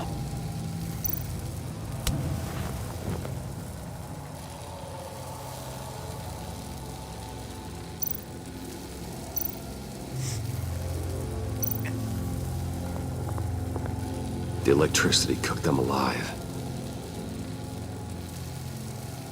We gotta get out of here.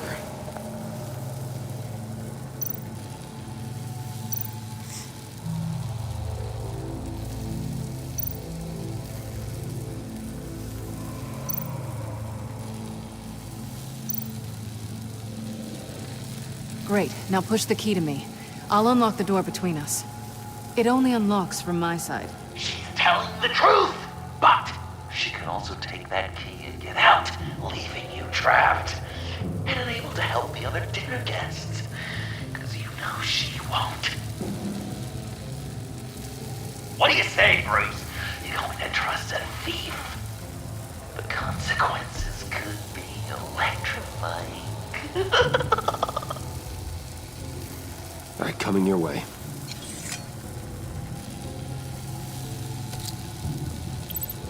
You should know by now, Bruce. You can trust me.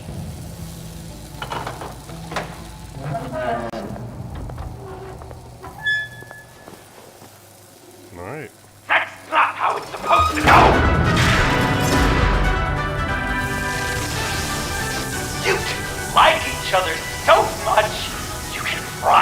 together. The electrical box. If you cut the wire connected to the floor... One of these agents tried that, but...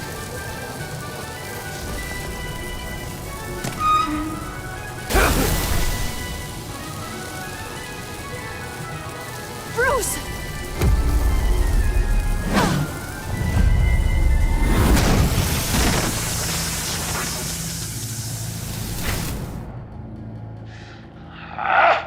That's disappointing. I was hoping for a bit more drama and a lot more death to really drive the lesson home for Bruce. Luckily, the next room is guaranteed to do just that, and it'll be even better with the stray tagging along. To get there, you two sweethearts have to go through the tunnel of love. Bruce. Thanks.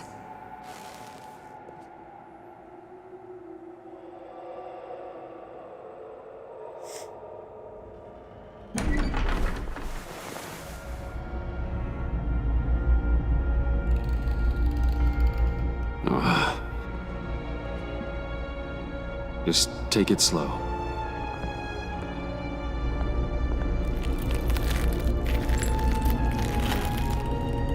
What's that phrase? I'd walk a mile over broken glass. Well, 8 feet should be a piece of cake. What could be more romantic than pulling shards from each other's kneecaps? Bruce? It's okay. I'm okay.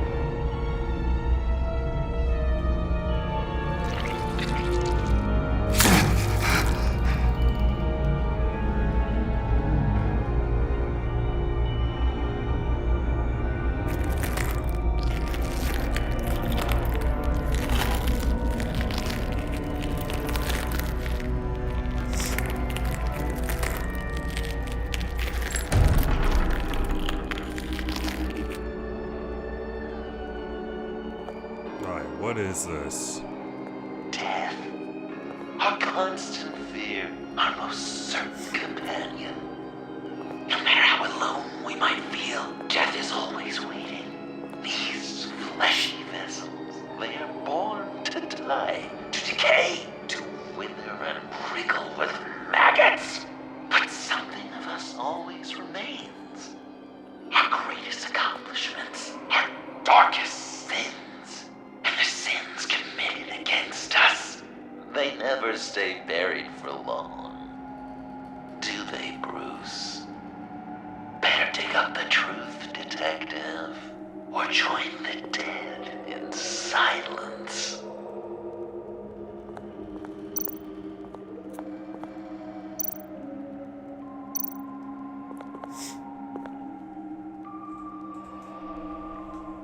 This'll do the job.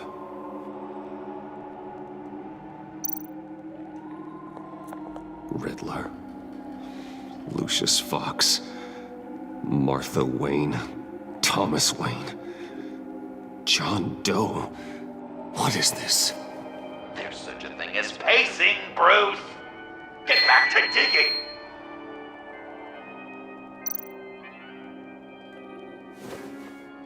Dig up the truth.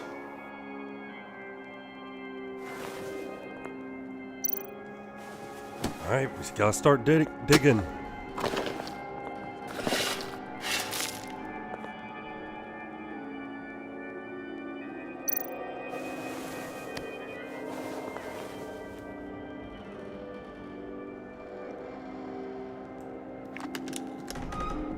Oh, God. Whoa. You're so good at pulling people's hearts out of their chests, Bruce. What's one more?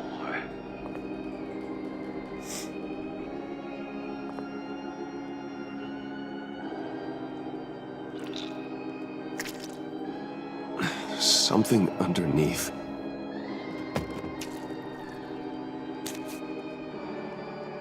See some familiar faces, Bruce? There's Thomas Wayne, your dearly departed criminal dad. Joe Chill, you two met in Crime Alley that one time, remember? Bruce Wayne, that cad. And Batman, of course. Nothing happens in Gotham without him skulking around. This is a good old-fashioned whodunit. These are your suspects. The victims, as usual, are all around you. All you gotta do is put the right face on the right grave, Bruce. I'll allow room for some interpretation, but not much.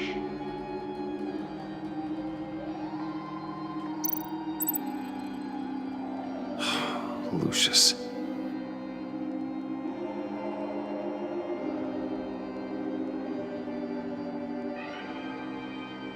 Good enough. Batman would have been more accurate, but I guess you can't separate the man from the other man. In combat spandex. Hard to separate Lucius Fox from the linoleum in Wayne Tower now, too. If you know what I mean. Was it wrong or is it right?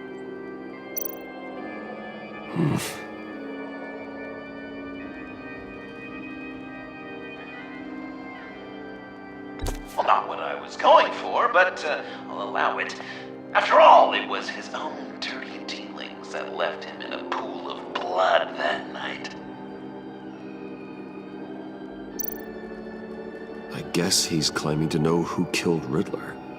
Probably him. Wouldn't that be an interesting turn of fate? But no, it's absolutely wrong.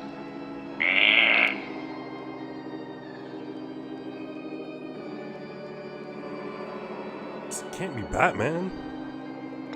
Please tell me you're just blindly trying options. None of our suspects killed Riddler, obviously. I didn't think it was you, or your dad, or Joe Chill. Joker doesn't know, unless it was him. He's just messing with us.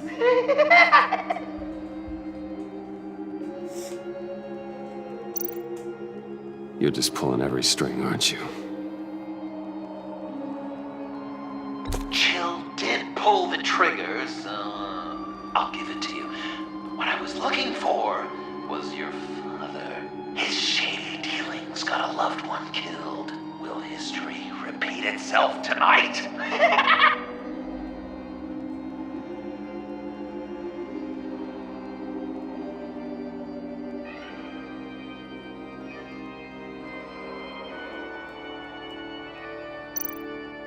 What's he trying to say? John Doe is dead. There's only Joker now. Not entirely right, but not wrong either. 'Twas Bruce that killed the poor little Doe. John just wanted to make his Yeah, Bruce would have made more sense. He gave his heart willingly, only to have it ripped from his chest, still beating and spraying blood everywhere. What a mess. I hope you're happy with yourself. Are there any left? No, we placed them all.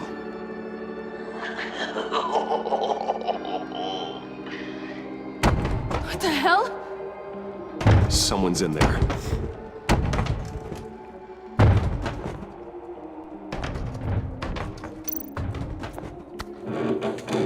I can't get it open. I'll find something else.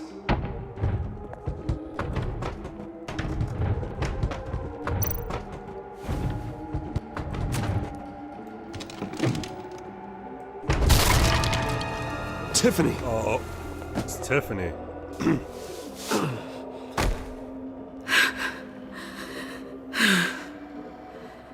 I couldn't breathe. I've been in there for hours. How did you end up in there? And are you hurt? I'm okay. I'm okay now.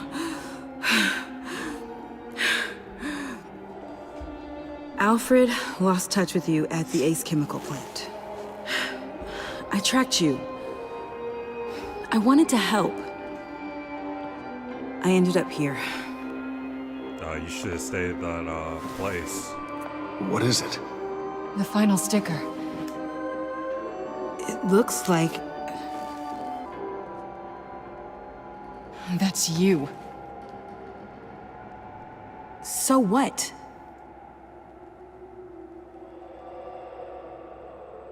Joker thinks you killed Riddler. What? I'm not sure why. It's just...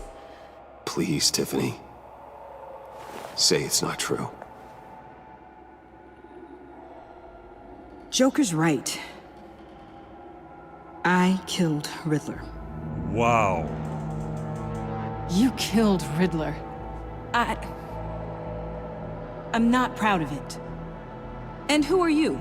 Riddler's friend. Selina! I came to this town to avenge him.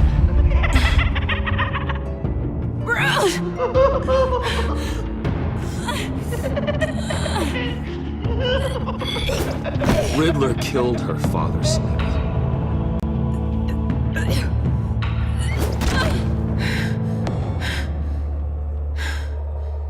This is Lucius Fox's daughter. Tiffany. Whatever will you do, Bruce? You're gonna have to turn Tiffany in because of your precious code. Turn her into your old friend Gordon of the GCPD. Wait! You got him fired. No, wait. He's not your friend anymore. He betrayed you. God! Now What a mess! That's an insane plot twist. So Lucius Fox's daughter killed the Riddler. Maid. Dinner is about to be served. The final guest awaits. Bruce. When this is over, we're gonna talk, right? You going to jail. Let's just concentrate on surviving this.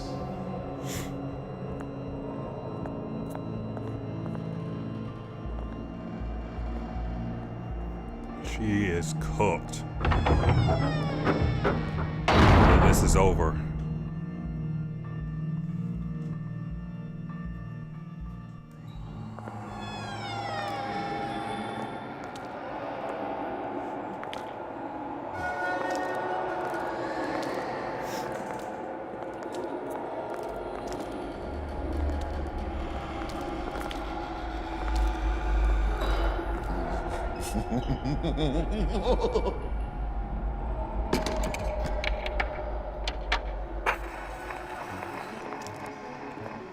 Welcome!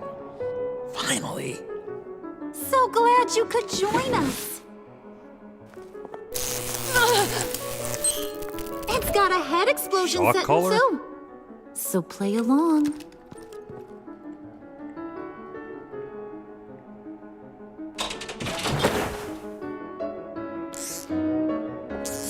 Isn't this nice? People never take the time to eat a meal together these days. And since you care about these folks, well, as much as you care about anyone, you'll be a good little guest. You'll play along, won't you, buddy? Old chum. Wow. Quite the turnout. People you've kidnapped, people you pay, and a lunatic who cares more about hair dye than you. Aw, John. Don't have any real friends? I worked hard. Oh, Bruce is cranky. Probably just forgot to eat breakfast. Let's get some food in you. Open up. Come on. Go on. Put your lips on it. You were right. He ain't so sharp. You haven't eaten all days. Oh my See God. what you did there, honey? I like making you smile. You're so good to me.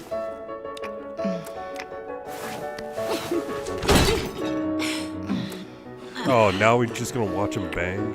Like...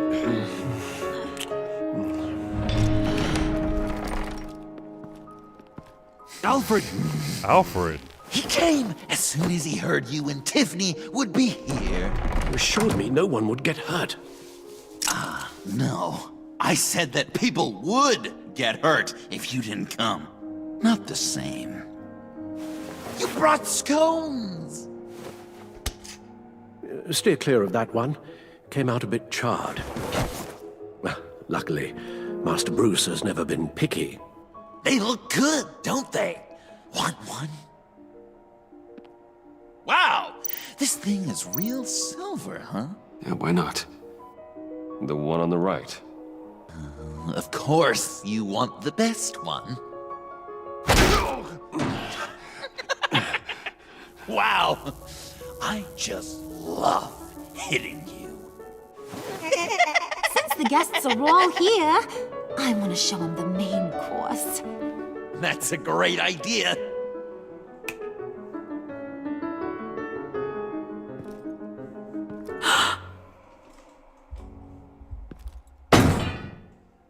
I'll have my pick of all of Gotham soon.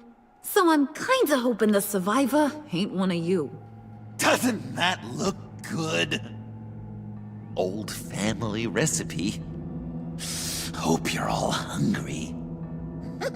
So, Joker, how does it feel to lie right to her face? That's not polite dinner conversation, Bruce. Do you really want Harley killing the whole town before we eat? That might ruin your appetite. And Gordon, well, he won't even have a stomach left. So just play along, like I taught you. Good. Might as well. Ugh. Don't make them like they used to. Puddin', I think it's time.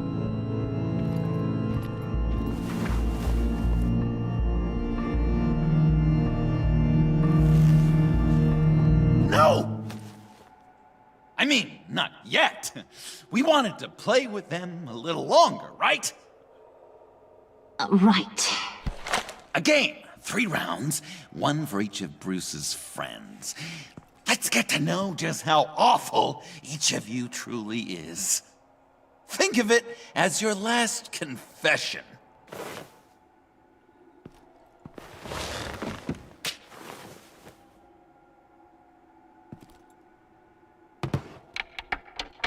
Raise a hand, or lose it.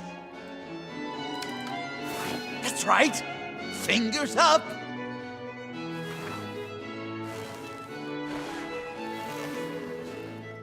Alfred's going to get this party started.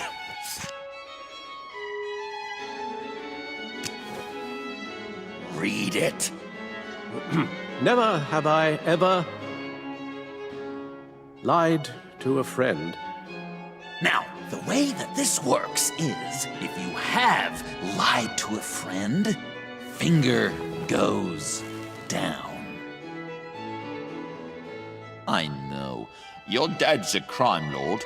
It's really tough to tell a tween. Your turn. Pretty simple rules. Well, I only ever lied to protect you. Oh, please. did I say tell me your stupid sorry excuses? No! Finger down! And now, if you've lowered a finger, I get to do something terrible to you. Not you, of course. Next!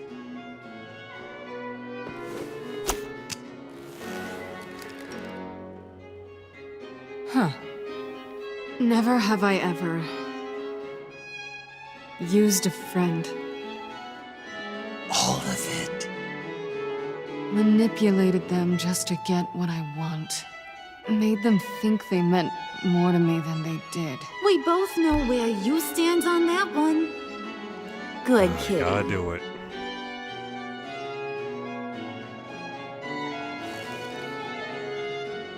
Not you, Puddin'. You do you, hun. I got the cats. Thanks, babe. Bruce!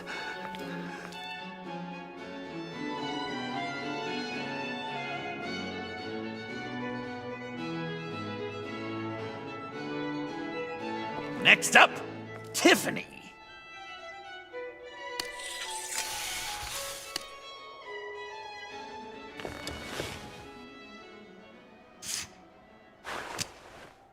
Never have I ever. You know what? I'm not doing this. Don't test us, lab rat. Test you? If I didn't have a gun to my head, I'd kill you just like I killed Riddler. Tiffany. And it'd be a whole lot easier. Because unlike you two, Riddler was smart. What did you say? I think the gal who fell into our trap just called us dumb. Maybe we hit her too hard on the head. Or maybe not hard enough. If there wasn't a 0.001% chance that you might survive the virus, I'd kill you right now. Read. Never have I ever killed a person in cold blood. Didn't know the Girl Scout had it in her, did ya? Finger down, Brucey. You murdered John Doe. And it was as cold-blooded as you can get. And good riddance. Guy didn't have a lot going for him anyway. It's not true! He had everything, and you took it from me! Hun, he don't matter. Not anymore. You see what he does? Man, I really dodged a bullet, didn't I? You're a freaking mess! Look at these people you surround yourself with. Liars. Thieves. Murderers. And you think you're too good for me? I am so glad we're not friends. Puddin', I'm done waiting.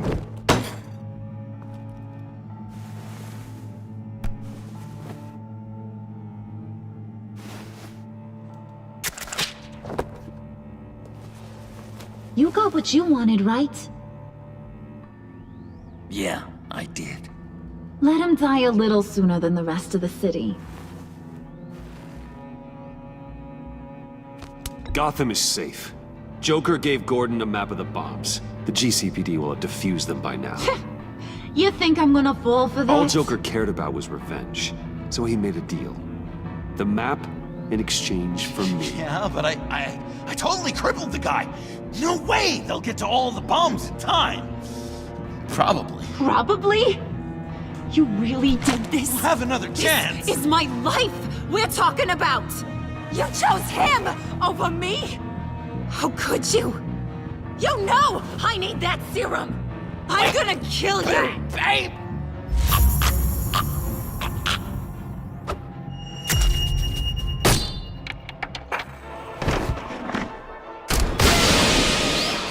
Didn't work. You gotta... He defused the bomb!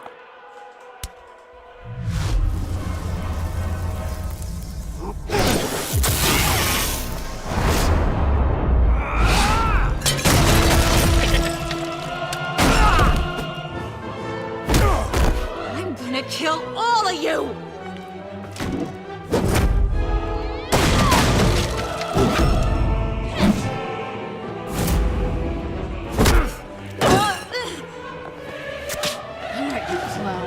Time to... Oh. She's got the shot, Carla. I'm sorry, baby. Can't we just kill and make up? Let's start with the killing part. See how we go from there.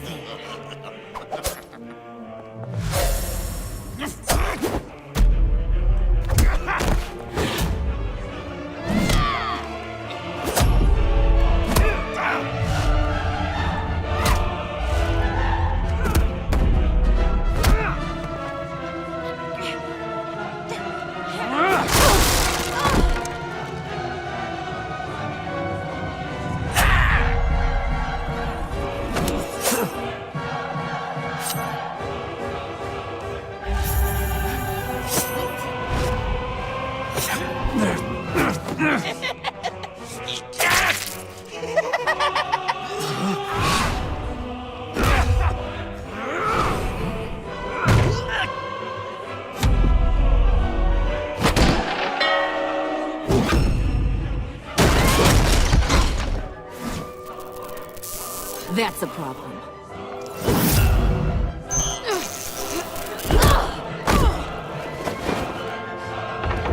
Move! Bruce, what should Tell the GCPD where we are. I can't let these two escape. You got it. I should have killed you the moment I met you!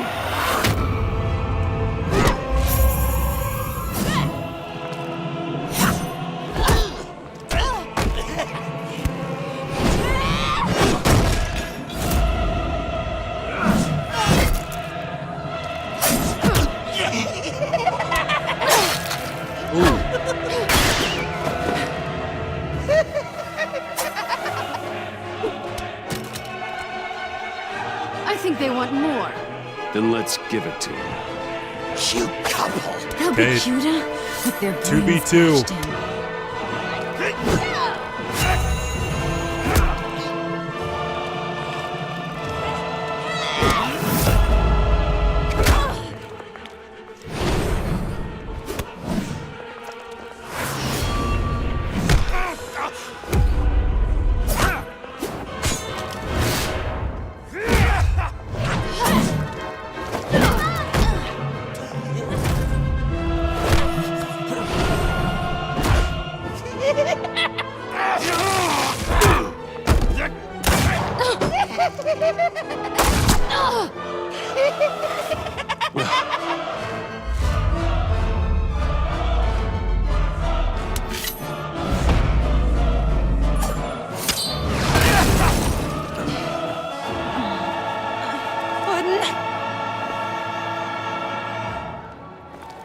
Joker!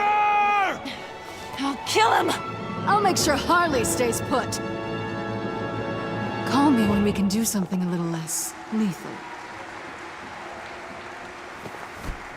This ain't over until I say it's over!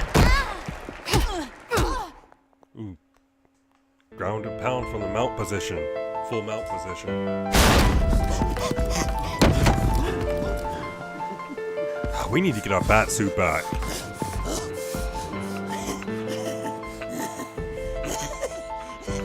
You can't beat me, Bruce. You need me. I'm the villain of your dreams. The shadow within your shadow. The tumor lurking in your soul. I need to put you away. Somewhere you'll never breathe free air again. Been there, done that. Didn't like the view.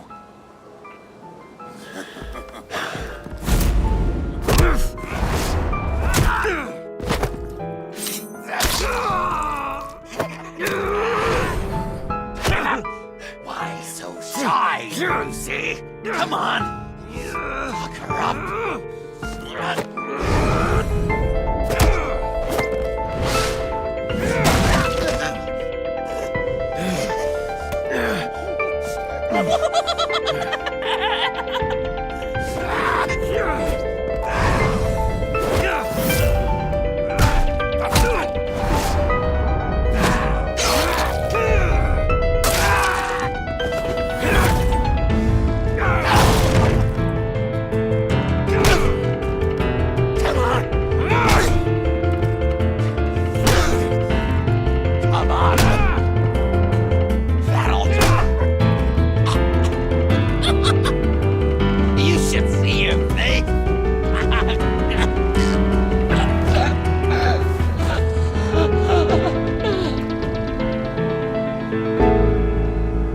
That we didn't do that as Batman, but it is what it is. Sean! Oh, he's not getting up. It's erratic.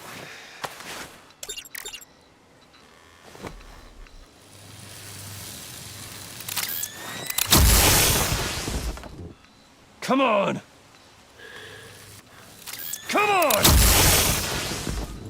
Please! Yeah, he might be dead.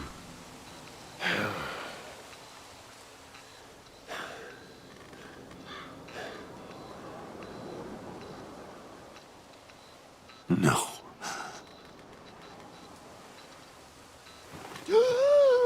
Oh, he's alive. You saved me.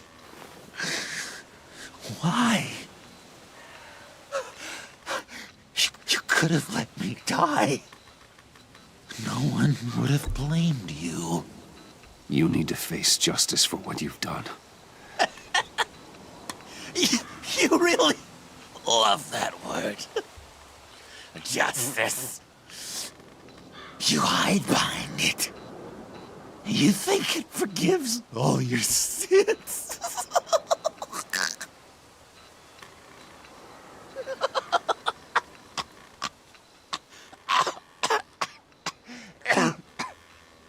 Remember that night, drinking frappes under the stars? You dishing out advice about the ladies. Me finding out you were the bat. It was perfect. You know, some part of me always knew. Someone like you, you'd never really be friends with someone like me. But I wanted to believe it so badly. We had some good times, didn't we, Bruce? It wasn't all bad. I wish we had never met. Oh man, he's been stabbed a lot. You say the cruelest things, Bruce. But I know you don't mean them. You and I were meant to be together. I'll be the knife in your side until the end of time. Or until you finally bleed out.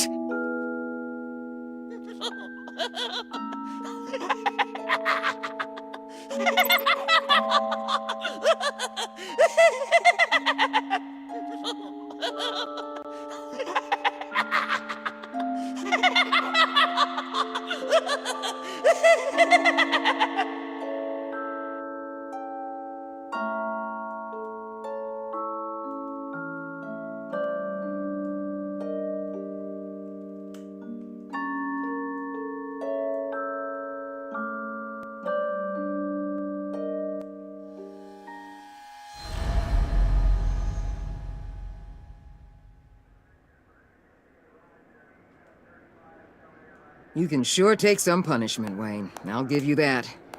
Dish it out, too. I'm pulling my people out of Gotham effective immediately. I want you to know, we're square. Your secret is safe with me. After everything you've done, it's only right. Thank you. If the wrong people found out who I am. That's not going to happen. At least not because of me. Anything else we need to discuss? Or is this goodbye? Catwoman. I thought she'd be pretty high on your list. You two certainly have been close. I've got a collar on her for now. But seeing how she put herself on the line against Joker, maybe I'd be willing to take it off. As a token of my goodwill. Catwoman has a clear sordid records. past. Past? I'd say present, with decent odds on future, too. I'll keep a lid on that, but give her a fresh start. Clear her record. What record? Anyone else you're concerned about?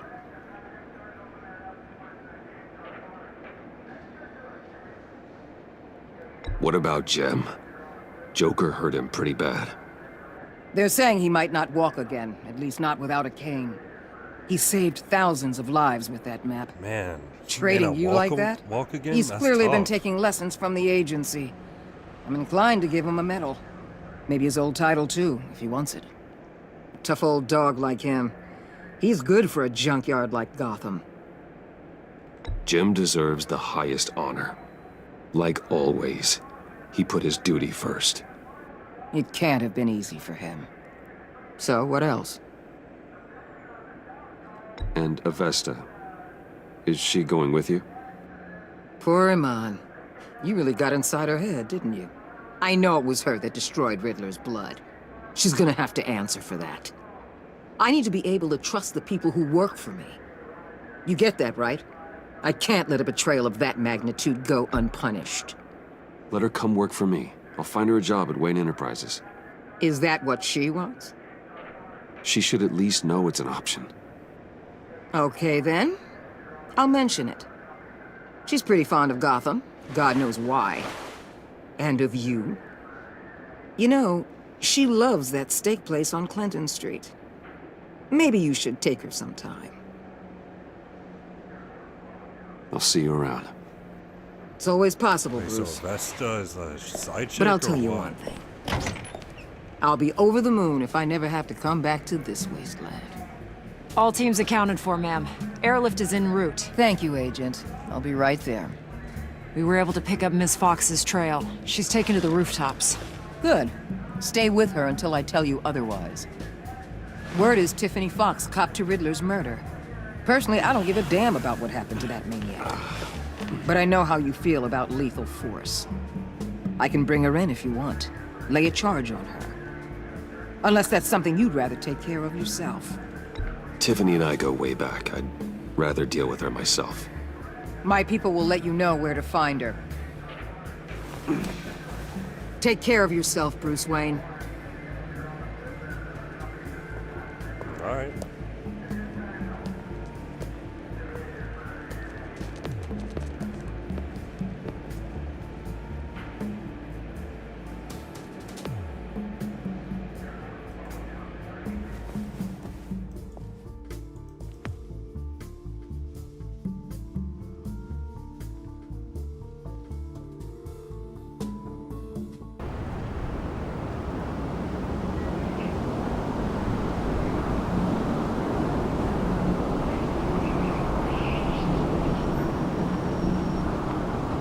Alright, finally, back in the bat suit.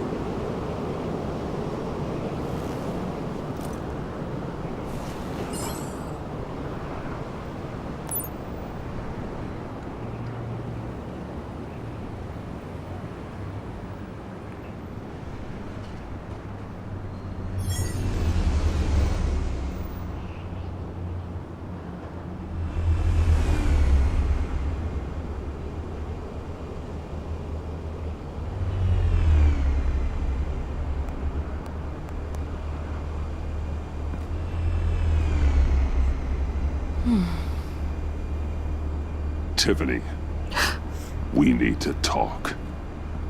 Yeah, I figured. I made it, thinking someday I'd be fighting by your side, not running from you. I was working up the courage to tell you. Joker? He just guessed it somehow. Said he knows another psychopath when he sees one. It was almost a relief to admit it. I'm sorry you found out that way. You know I don't condone killing. Not even scum like Riddler. I've been dreading this moment. Especially since I learned who you are under that mask. I was afraid of what might happen if you found out. I guess I was hoping you never would. Why didn't you talk to me sooner? I wanted to work with you, to be part of your mission. But you kept this from me. A murder? I know. I'm sorry. I knew this would ruin everything. You were right. Riddler tore my family apart, Bruce. My mother hasn't left the house since the funeral. And Luke? He just super lashes introverted. out. My father's death broke them. It broke all of us. I won't ask for forgiveness. But I hope you can understand why I had to do it. I just felt so powerless. Like my life was crumbling around me. Revenge is an impulse, one to be checked. I can't condone it. But I do understand it. Thank you. That means a lot. I couldn't bear it if you despised me. So, where do we go from here? I suppose this puts me on your most wanted list, rather than us working together. If you want to fill your father's shoes, you need to learn right from wrong. You need someone to teach you. You're giving me a second chance? Think of it more as a sentence. You'll have to work hard for your redemption.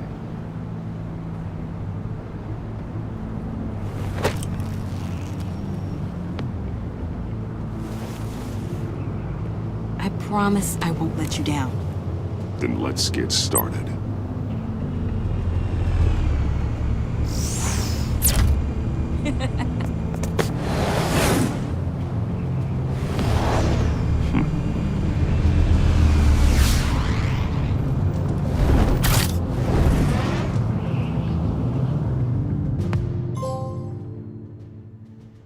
Alright, you know what? I'm gonna go ahead and finish this episode. I'm just gonna finish the whole thing. Why not?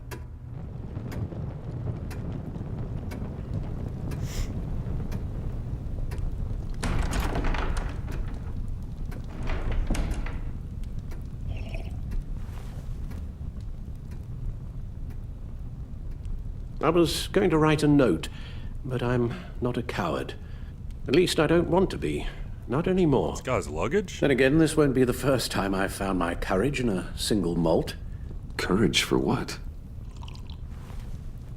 Saying goodbye. Goodbye? I'm leaving, Bruce. It's time I went in search of better pastures. You just need rest, Alfred. Why don't you take a long vacation? Like we talked about. Someplace in the sun, on the other side of the world from Gotham. I rather think this vacation will be permanent. Oh. Why? Oh, come on, This Alfred. war of ours is not what I mean, it I was when we understand, started. but still. I no longer have the stomach for it. It's not sustainable. At least not for me.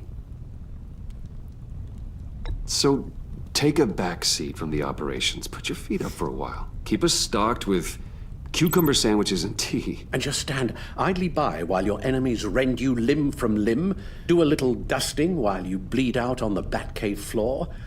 I don't think so. Our mission used to be so clear. Catch the criminals, lock them up. But nothing is clear anymore. At least not to me. Now everything has become so gray. Gray? Talk to me, Alfred. We used John Doe, exploited his friendship to get you into the pact. We took advantage of someone you met in an asylum, for God's sake. Someone clearly challenged with a proven tendency to violence. Well, it worked, didn't it? If you call citywide devastation a success. You led John Doe to believe you were his friend. Turning on him when he killed those agents, that pushed him to become Joker. What's your point? Sometimes it's as if Batman creates the evil he means to destroy. For all our good intentions, I feel That's we a only good make point. things worse. That is a good point. A dreadful thought, I know, but one that keeps me awake at night. Oh, please. There were plenty of criminals around before Batman showed up. I put most of them in jail. Two-Face, Cobblepot, Lady Arkham, Joker, all they have in common is you. Anyone who comes into contact with us suffers. Lucius is gone. Tiffany has blood on her hands. I foolishly thought bringing her in might make things better, as if her enthusiasm might remind us how things were in the beginning. She was on Joker's guest list because of her relationship to you. Selina, too. It's a miracle any of us survived that ghastly dinner.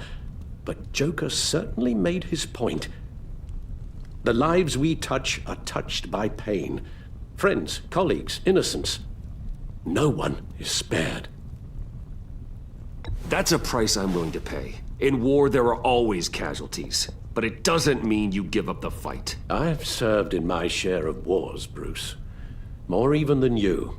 There are some fights you cannot win. One thing is for certain, my tremors are gone. That's great news, Al. They stopped the minute I made the decision to go. I thought it was the kidnapping with Lady Arkham that caused them. Some kind of residual trauma. But I had it wrong.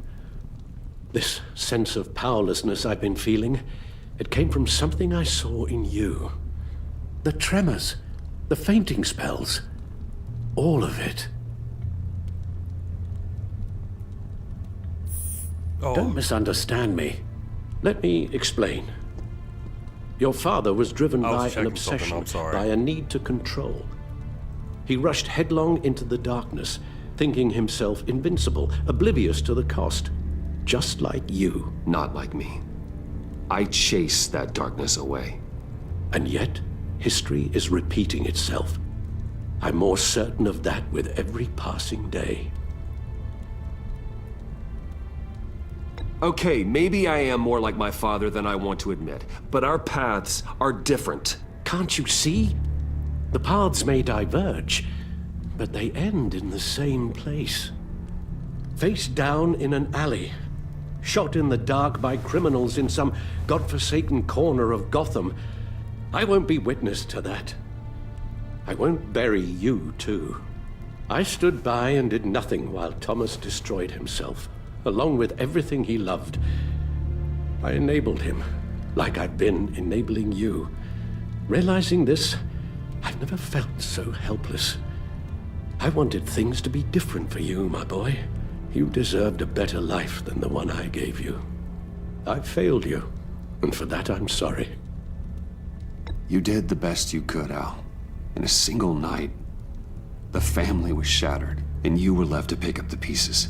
I may have picked them up, but I did a poor job sticking them back together.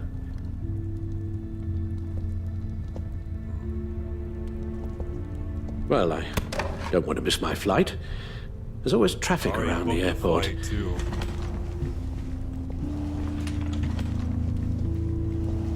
Oh, looks like Alfred's gone. You don't have to do it, Bruce. There are other ways of doing good in the world. But you pour everything into your bloody crusade, and I know you too well to hope you'll ever change.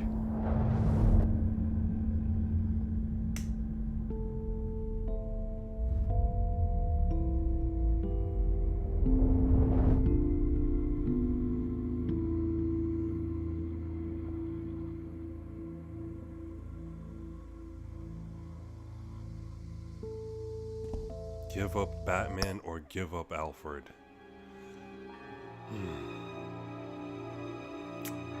You know what? We can't give up Batman. Alfred, you gotta go. You're right, Al. It's who I am. I will always be Batman. And that will never change. I know.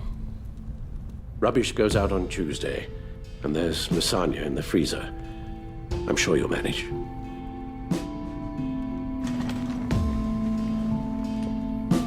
Hate to lose him, but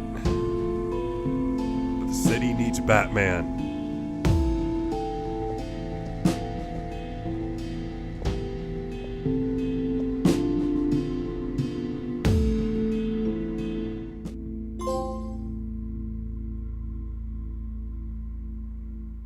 Wait, no way, that's it. That's it. Wow. Okay.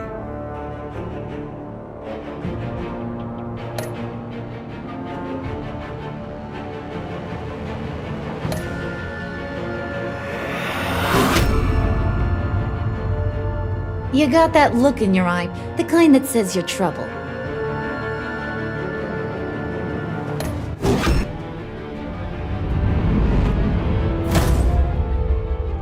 Thunderbolt! I'm the whole goddamn hurricane!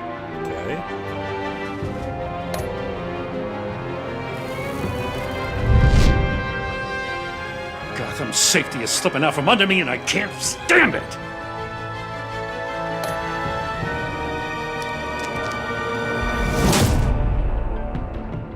I weighed my options and what can I say?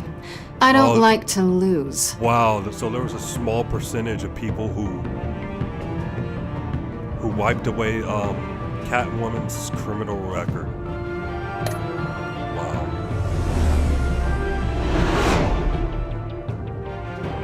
I won't let you down. 80%.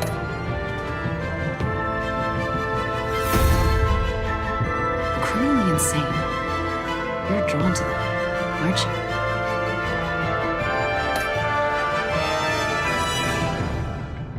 If a man hides in plain sight for that long, does he forget who he really is?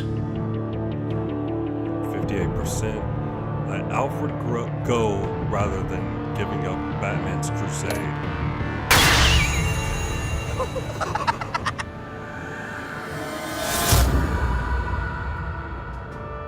We're two threads in the same 12.1%. stitch, bound together, even under strain. Regretted ever meeting the Joker. I shouldn't have said that.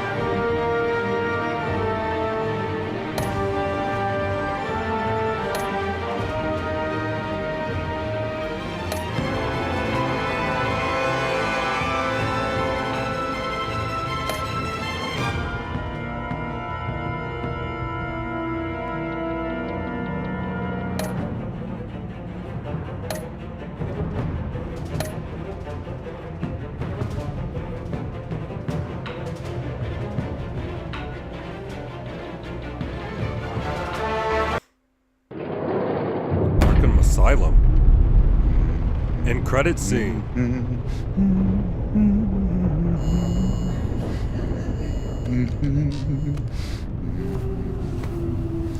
I wish we'd never met, Joker. Well, I can't change the past, Bruce. But I can make sure our future is very, very bright.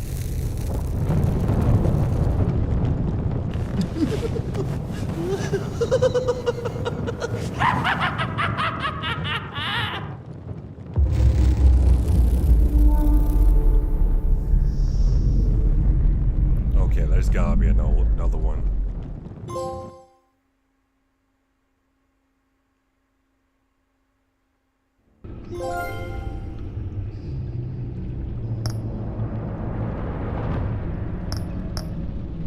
Alright, man, that's it. I'll be right back. I don't know if I should end it or play a little bit of college football. But I'll figure it out. I'll be right back.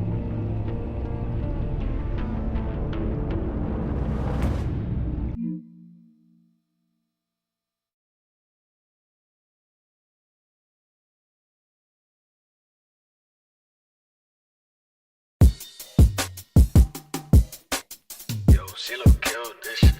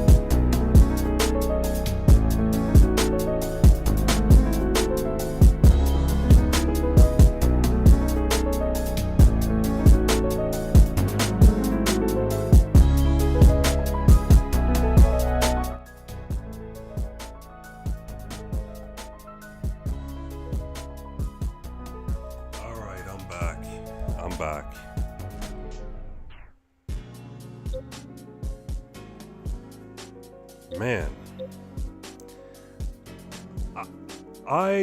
To be honest with you, the game was good, but I don't think I made the right choices. I don't think I made the right choices.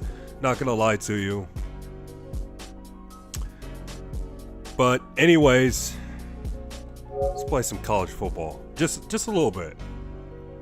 Since it's late, I'm just gonna play a little bit.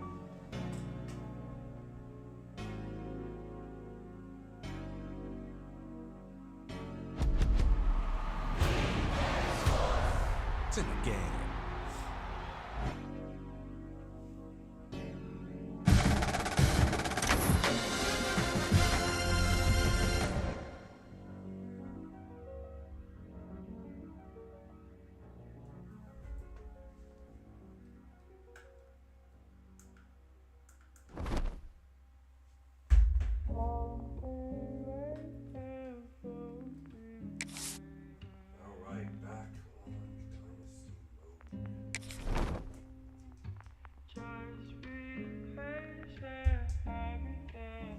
Alright, we're back on Dynasty mode. Fortunately, we did lose a game. We lost to Arkansas of all teams. It's because, well, we simmed through that game, and I was thinking that we were gonna win. Excuse me, but Arkansas shocked us.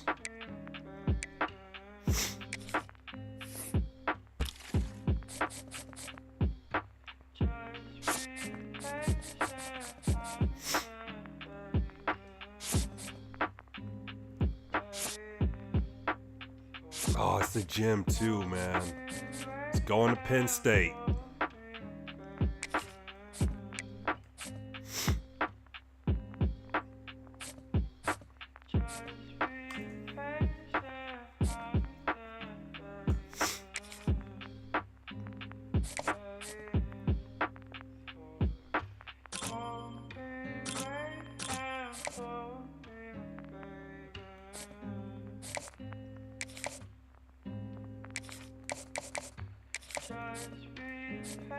Yeah, just for depth.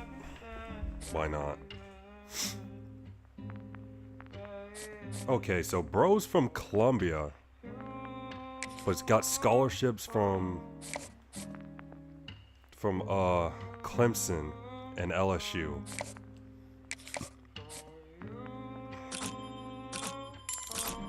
Ooh, it's a gym too. I don't know if we're gonna get him in time, but I don't know if we'll beat Clemson to get him, but we'll see.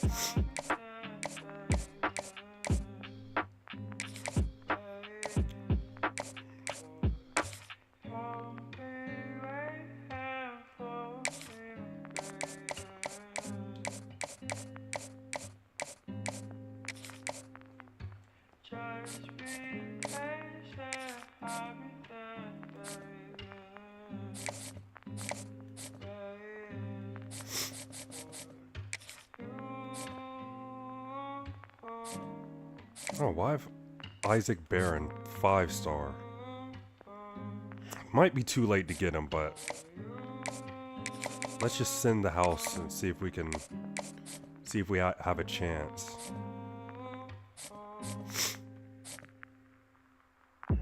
Okay, 5-star gym athlete.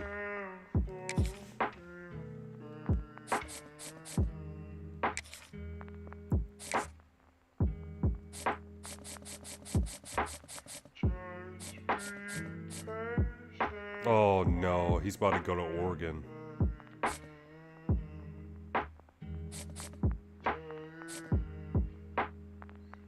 we were in the battle, recruiting battle with Clemson, and looks like we're about to get the W.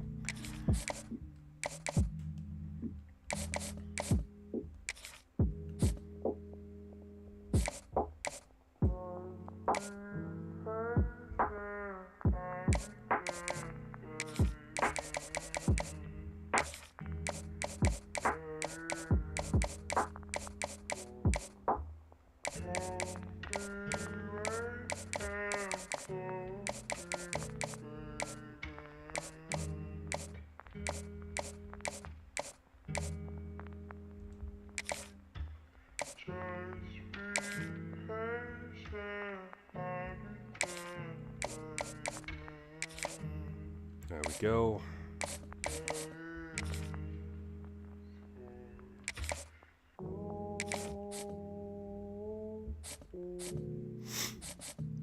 May not work, but let's at least try.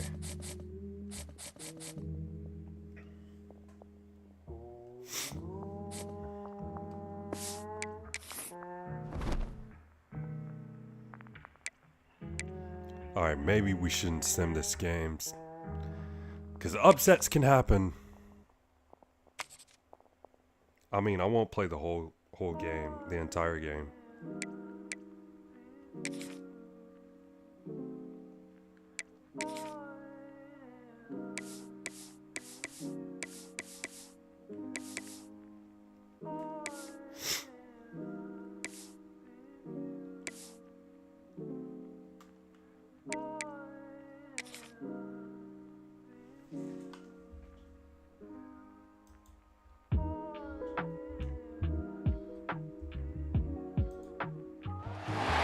When you're ranked in the top 5, your very existence is a cauldron of pressure. And that is ratcheted up when you go on the road. And this highly ranked squad has found itself coming into a snake pit in this one.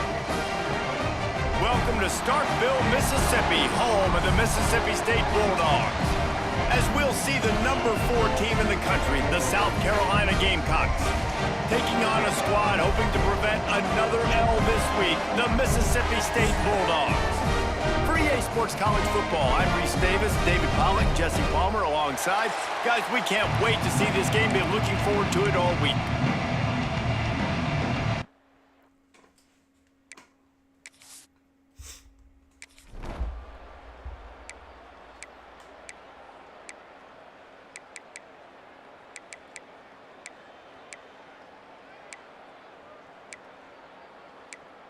Oh, they scored.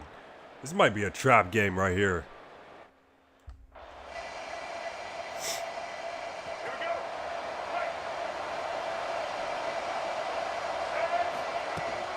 They're trying to find some room off right tackle. It's an offense that takes pride in being physical. They try to get it going on the ground, but no gain on that one. Just nowhere to run, not a lot of wiggle room for the ball carrier. This defense came in knowing that they had to match their physicality. Let's see if they can keep it up. And he scoots his way to the first down and then slides to avoid the hit. Here's this offense with a fresh set of downs. They'll run it out of the shotgun. Didn't get much on first down. It's cowbells, man. Looking downfield, it's Sellers.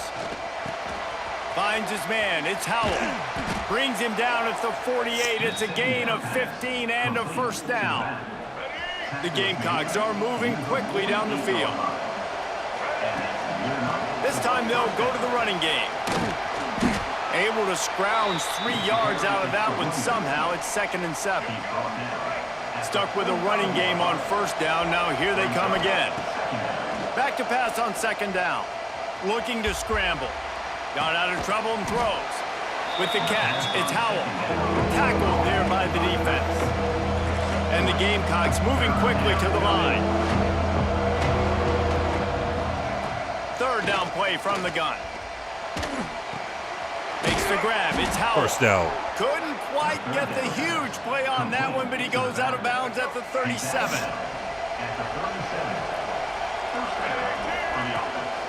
They're going back to the ground. There to make the tackle, and that's how we'll wrap up this first period. We've come to the end of the period, and Mississippi State is on top. And we've come to the end of one, and let's take a quick moment to catch up on the stats.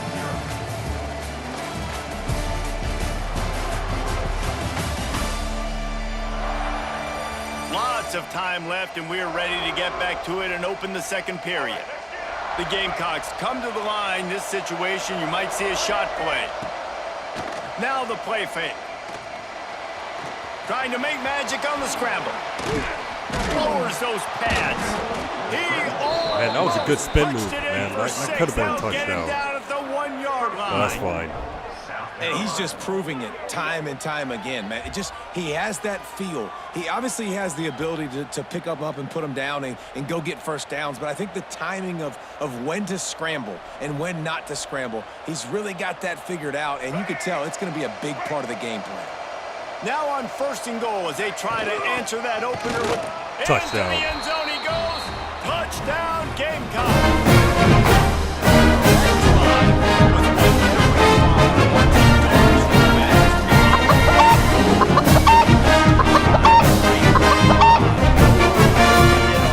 Sometimes love is a slow burn. That's what we just saw in that last drive. I am so impressed with the execution, and I love their ability to run the football. These players, they're coached up. They're coming out here and they are executing exactly how their coaches prepared them to do it.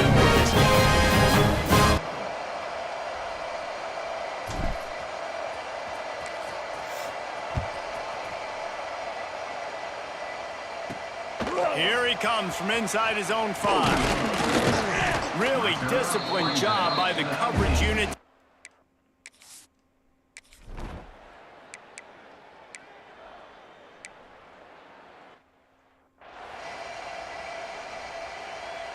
From the 44-yard line, the offense snaps it on 1st down. Wants to throw. It's Sellers. He uncorks one deep. And they took a shot on that one, but couldn't make the connection. It's in. Not a good idea.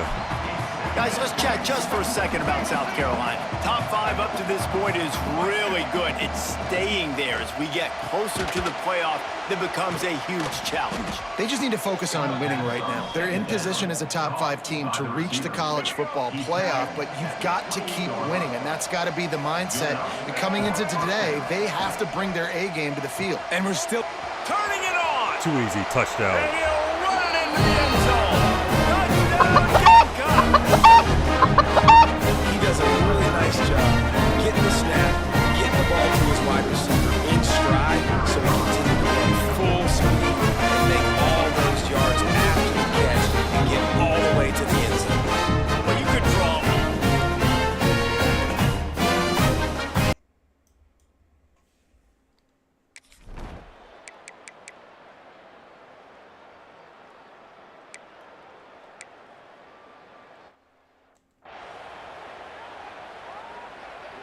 Line gets set, 1st down. To the air on 1st down. They'll run the screen. Another touchdown. Touchdown, South Carolina! A great catch and run for 6. Effective offense leading the way here and establishing this lead. Easy work, man. That's how you draw it up, right? You want to come out, click it early, get everything going. Want to get all the facets rolling. The defense right now on their heels, they have no answers. When they the scored offense doing first. whatever.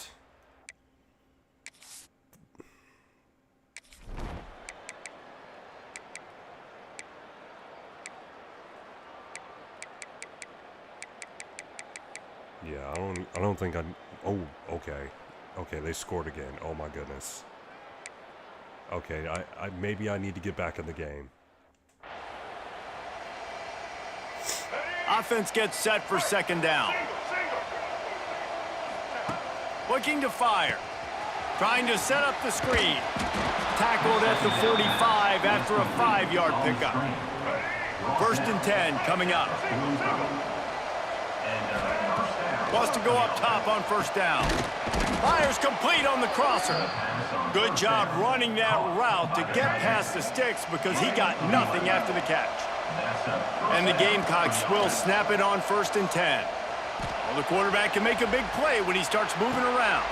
That's caught. It's Grove. And the defense holds firm. No pickup at all on that play. And this offense gets nothing done on that play, but look at them. They're continuing to run this. Quarterback I gotta stop feeling doing that. pressure, and he's knocked down at the 42. Now a lot of work to do to move the chains, keep this drive alive after that earlier sack. Going for it all.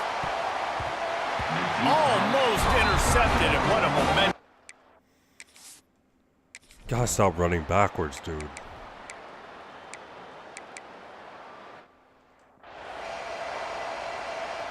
Maybe this will breathe a little life into this offense, which has been flatlined in the second half. Here's 1st and 10. Moving out of the pocket.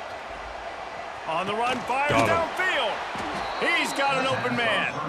Now the connection takes it to the 11. The Gamecocks have their offense in high gear.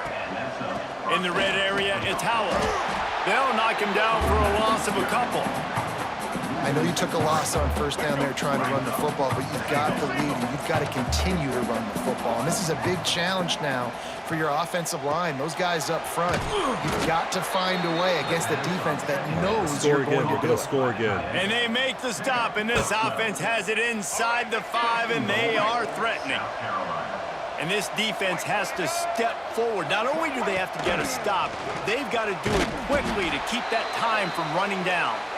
And they just tried to slam it in from the doorstep, but they went nowhere, and it'll be marked down at the 1. They're going to run it. And this one will be stopped for no gain. And that's back-to-back plays that they've been absolutely stuffed. Palmer, what you reaching in the playbook to get? I think we got to get to the perimeter of the field and use our speed or try to throw this one in because you're not going to get it done running. If you didn't have a headache before, you've got one on the way. The cowbell's ringing on this 3rd down in Starkville. Oh, He's didn't got get his it. man. Stumbled to the ground. So on 4th down, here comes the field goal kicker in a huge spot. Oh, I the missed it. field goal is no good. And the margin remains at 7 after the miss. Missed that, dude. And after missing that field goal,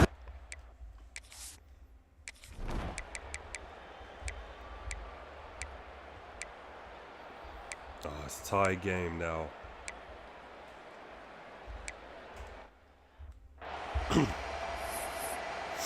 This is a trap game. Not much time left, but the offense has a shot to end this one in regulation. Gives it to the back on the draw. And that's a very productive 1st down play and bringing up 2nd and 3. To the air, it's Sellers. On the run, still looking. He's going to run it. Still on his feet at the 45. Chopping up this defense, and they've got it all the way down to the 23. Man, it's so nice to have a weapon like this at quarterback. It dictates coverage. You want to play man-to-man? Everybody turns their back. Watch him pick him up, put him down, chew up yards, getting a big play down the field. Well, actually, I can waste time. No, I take that back. Let's just let the clock run.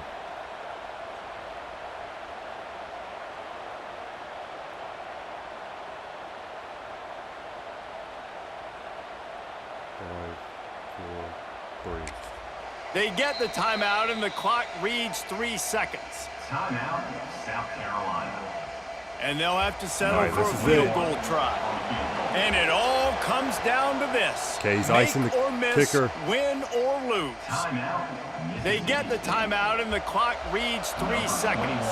It's wise not to be too greedy, and they'll go ahead and send out the field goal unit. It'll all be decided right here. Win or lose on this kick. I missed it. What a disappointment. No good. Now the pressure switches to their defense. They've got to get a stop. Nothing to work with as they try to force another round of OT.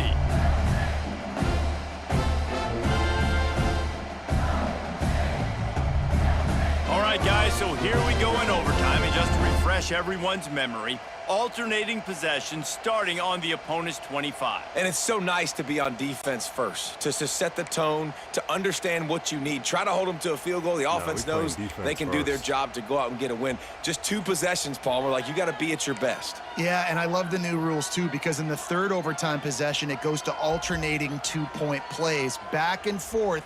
Who's got anything left in the tank here in OT? All right. See what happens.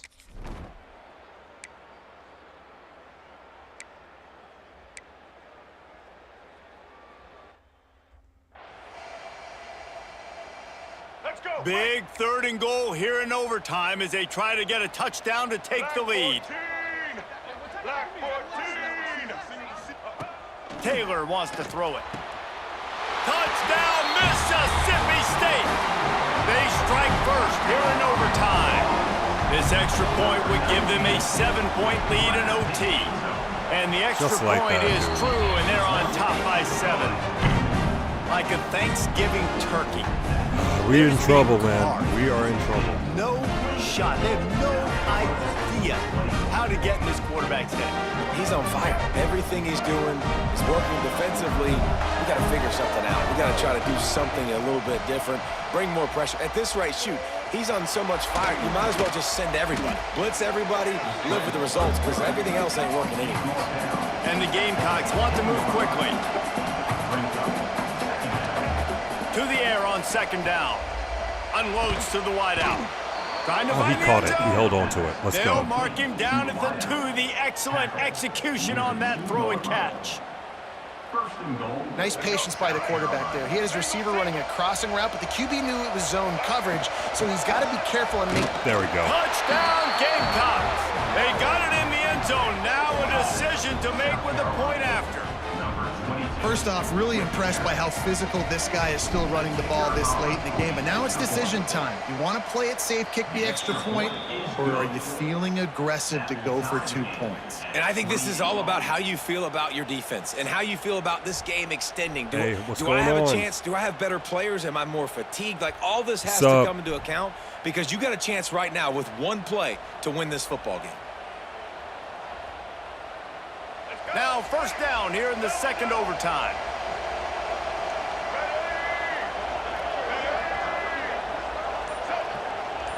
Hey, you said my friends say I need a permit to sell stickers at school. Is it true? I mean, I'm no expert when it comes to business, but maybe, like you have to look it up. I mean, I could look it up for you if you want me to.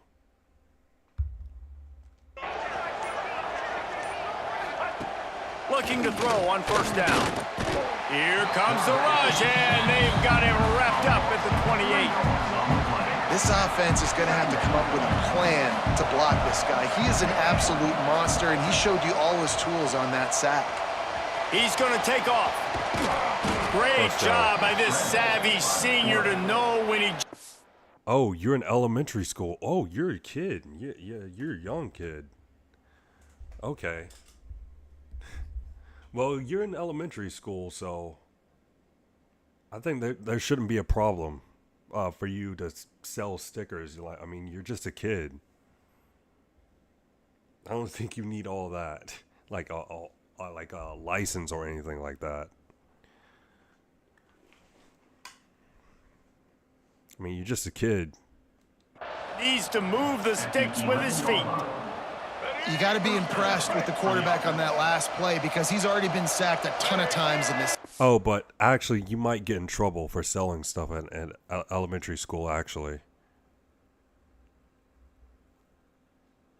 I don't know. If I were you, I probably wouldn't risk it, but I understand where you're coming from. You know, you're trying to make money, but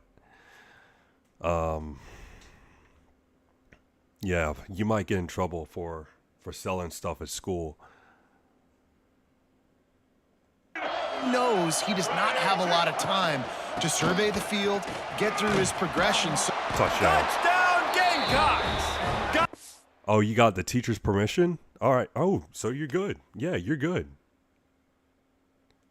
if you got the teacher's permission, yeah, you should be good. To take the lead here in the second OT. Reese, that's 3 for the young fella. I mean, this dude's smelling the end zone. Anytime he gets near it, you know he's going to lower his shoulder, do whatever it takes to get in the end zone.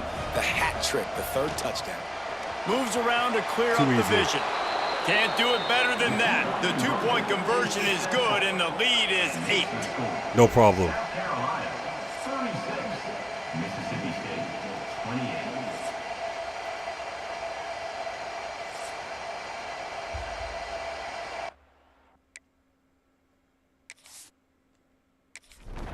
Have a good night. Good luck on your streaming journey. Hey, thank you very much. Good night to you as well.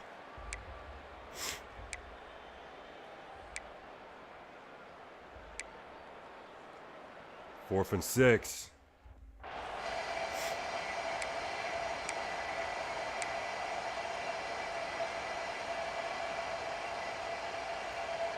One more stop by this defense wins it. Just 4th one and more long in stop. overtime. On 4th down, looking to pass. Lets it fly. That's it. Game Make over. the catch, and the defense will force the turnover on downs. What a thriller. What a confidence builder to be able to come up with a win like that in overtime. Hey, it was pretty embarrassing to go overtime with Mississippi State, but big moments. How a about win's a in win. overtime, the individual efforts we saw, this team playing as a unit, doing enough and doing everything that was needed to get the W. It's such an exciting game, up and down, back and forth. It's heartbreaking if you lose, but when you come through with these games late in the ball game, it gives you confidence throughout the season to continue to build on it. What a great win. That will put the wrap on things from here. For David Pollack and Jesse Palmer, I'm Reese Davis. You've been watching another presentation of EA Sports College.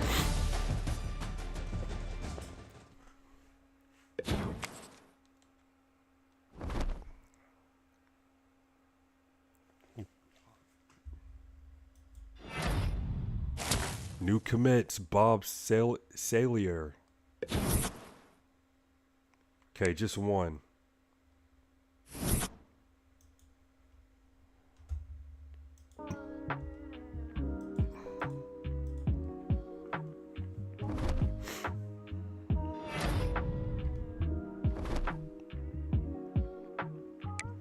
All right, we #1 in the nation. Oh man, we got game of the season right here. #1 South Carolina against #2 Texas Longhorns.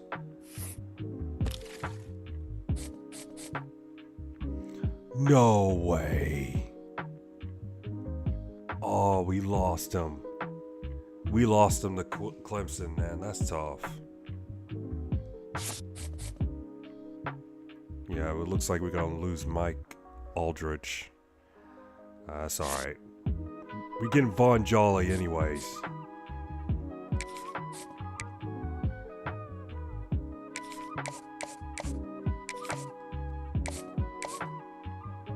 Yeah, he's actually the #1 wide receiver in the not in the nation. Well, in terms of recruiting, like the #1 prospect. So we'll be all right. Because he's gonna commit any day now.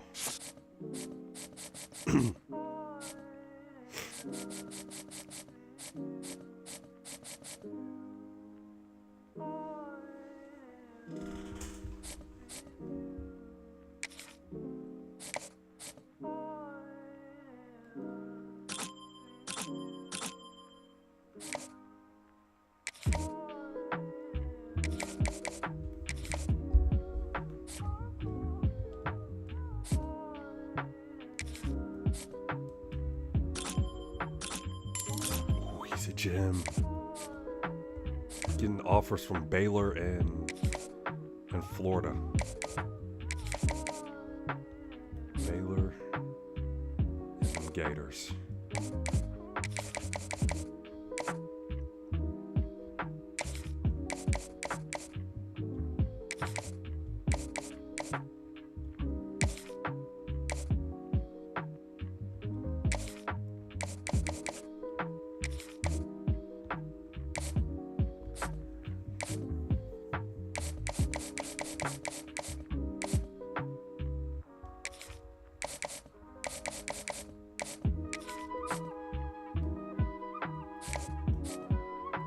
Okay, he's in our.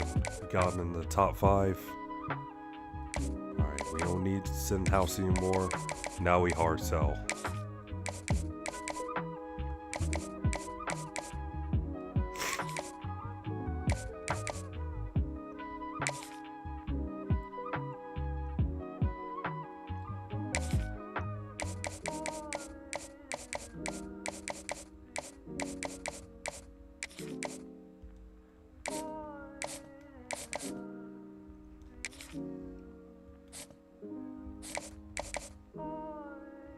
Isaac Barron.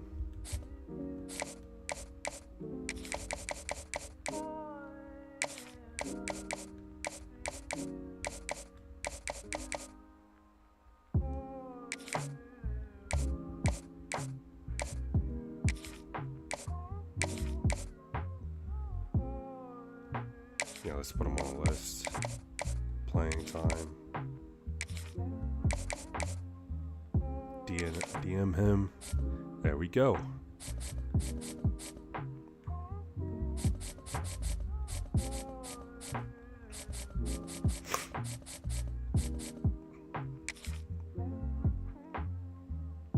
George Mond. Remove. Hard sell.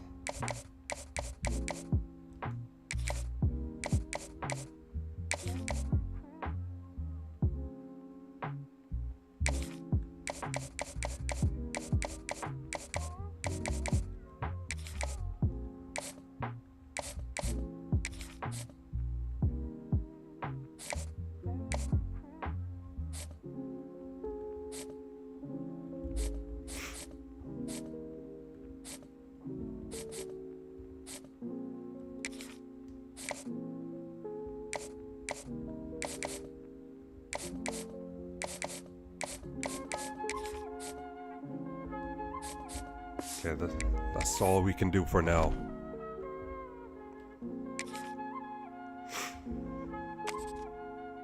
Alright, game of the year. South Carolina. Texas. Let's go.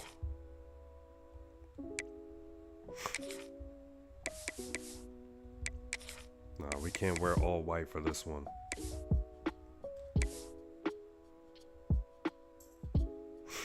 Gotta switch things up a little bit.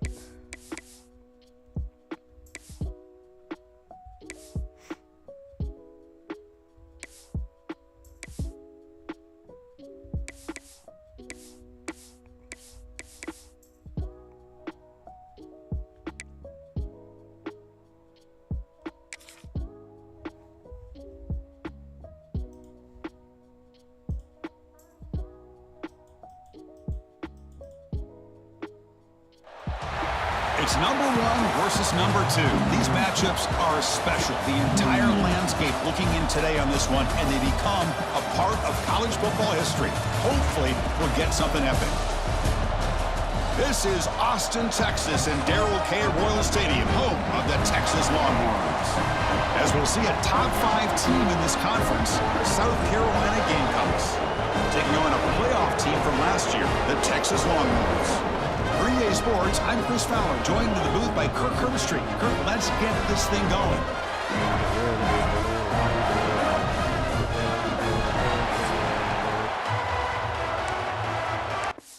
All right, who do they have on their team?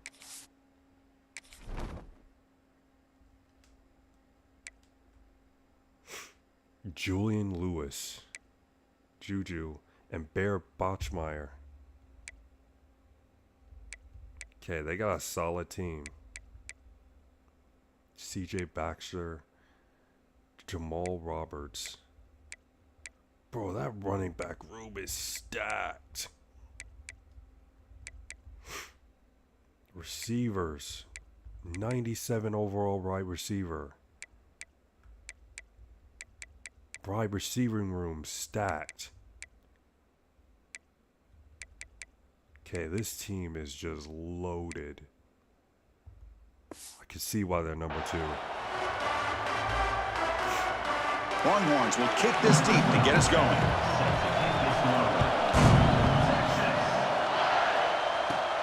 He'll return it from inside the 10-yard line. And they stop him at the 23. That's solid coverage. So South Carolina's offense comes onto the field for the first time today.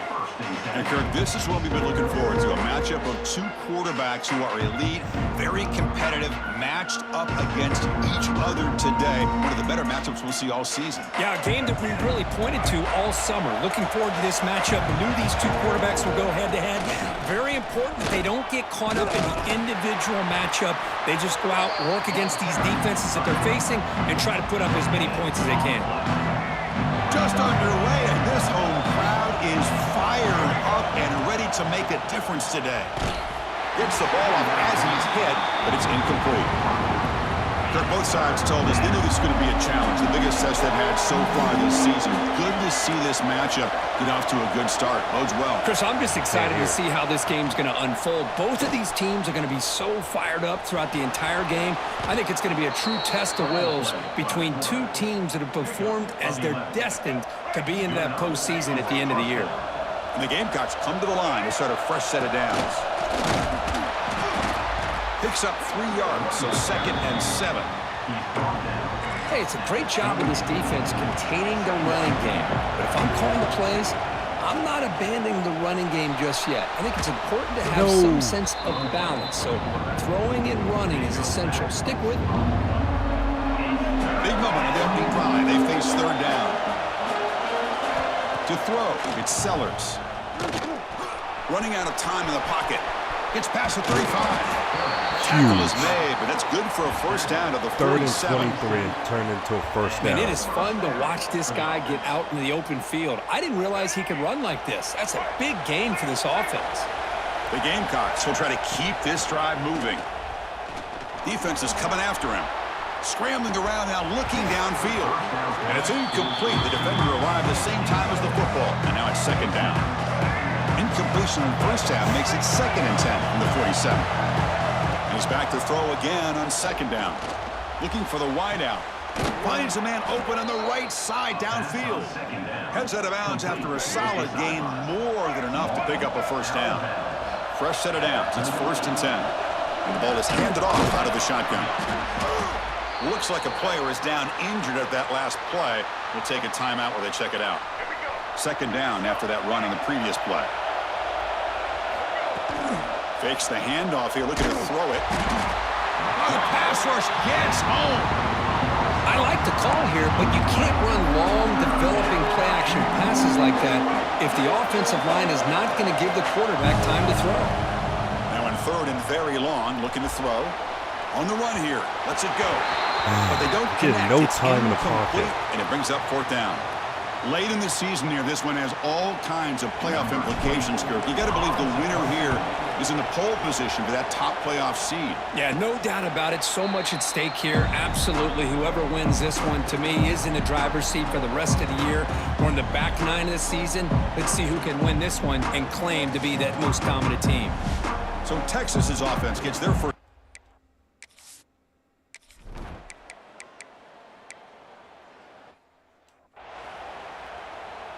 And the punt team now on to kick it away. He's on to boot it away now.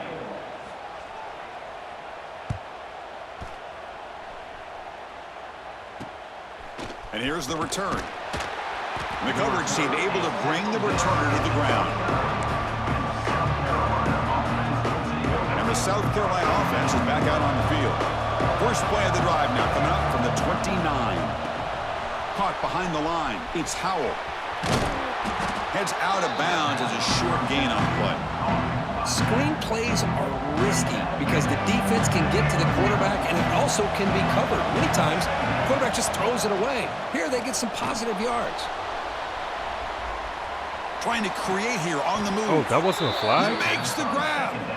That's a big gain before he goes out of bounds. It'll move the sticks, more than enough for a first down. And the replay booth has signaled they want to stop and have another look at this one.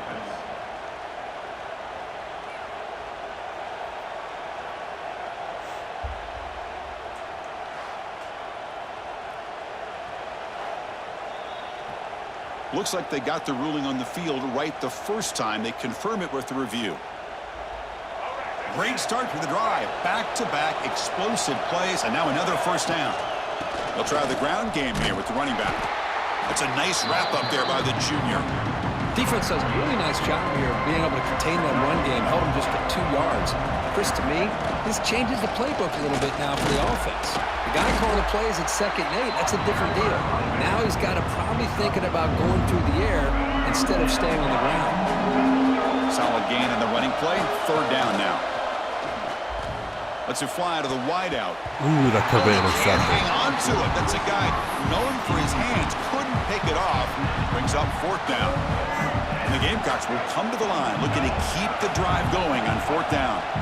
And he's throwing for it on 4th down. And they can't complete it. It's a turnover on downs. Defense.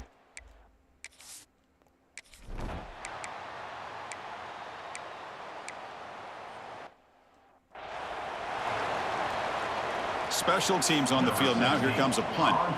And he'll kick it away now for the 2nd time.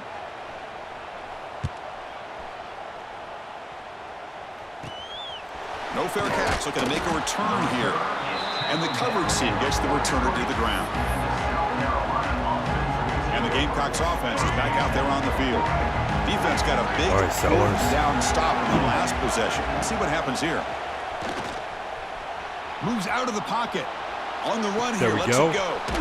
Receiver looks it in. Rowe Jr. It's complete. Tackle made after a nice pickup on the play. Chris, a great ability by this quarterback to get outside of the pocket and place the football right where it needs to be for the 1st down. They keep him guessing with a run.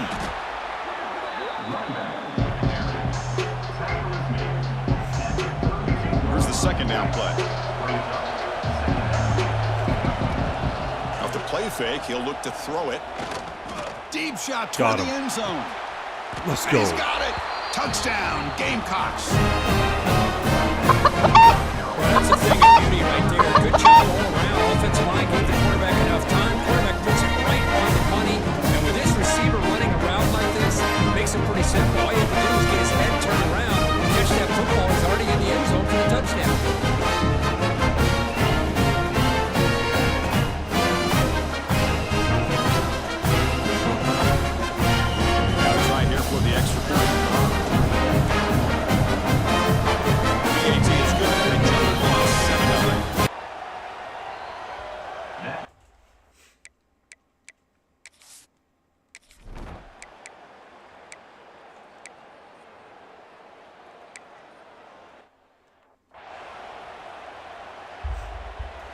Second down play coming up for this offense.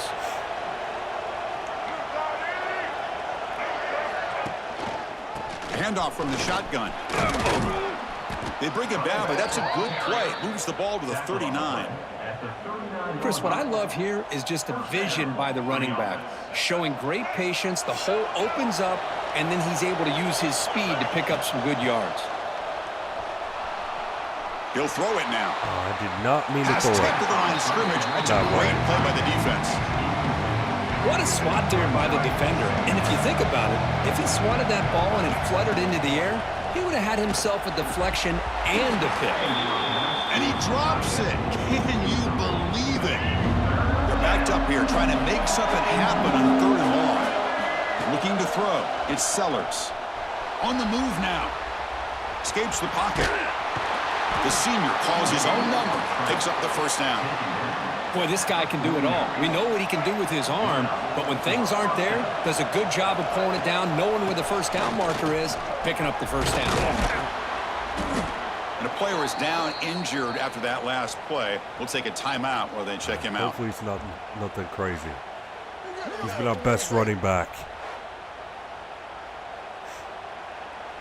2nd down after that run on the previous play.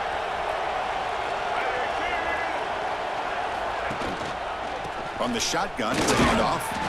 They tackle him. Looks like it's going to be just short of the mark, inches away. Here we go, 3rd and short on the 7th play of this drive. Quarterback appears to be changing the play. On 3rd and short, they'll try to throw for it here. He's got it with room to run. They make the tackle, but the offense now set up with a 1st down at the 21. The Gamecocks starting a new series here on 1st and 10. How many first downs is that on this drive? This defense allows 1 or 2 more drives like this, and they're going to be gassed by the third quarter. Offense getting set. It's second down. And the quarterback drops back looking for an open man. And it's caught. Defense reacts quickly. A very short gain on the play. And the Gamecocks hustle to the line to run the hurry up. And he'll drop back here on third down. And he finds his tight end for the catch. And he's brought down just short of the marker on that play. Good job by the defense. Yeah, we get this first down. You're going to get it. Fourth down. He's throwing for it. And it's incomplete under heavy pressure. Big fourth down stop.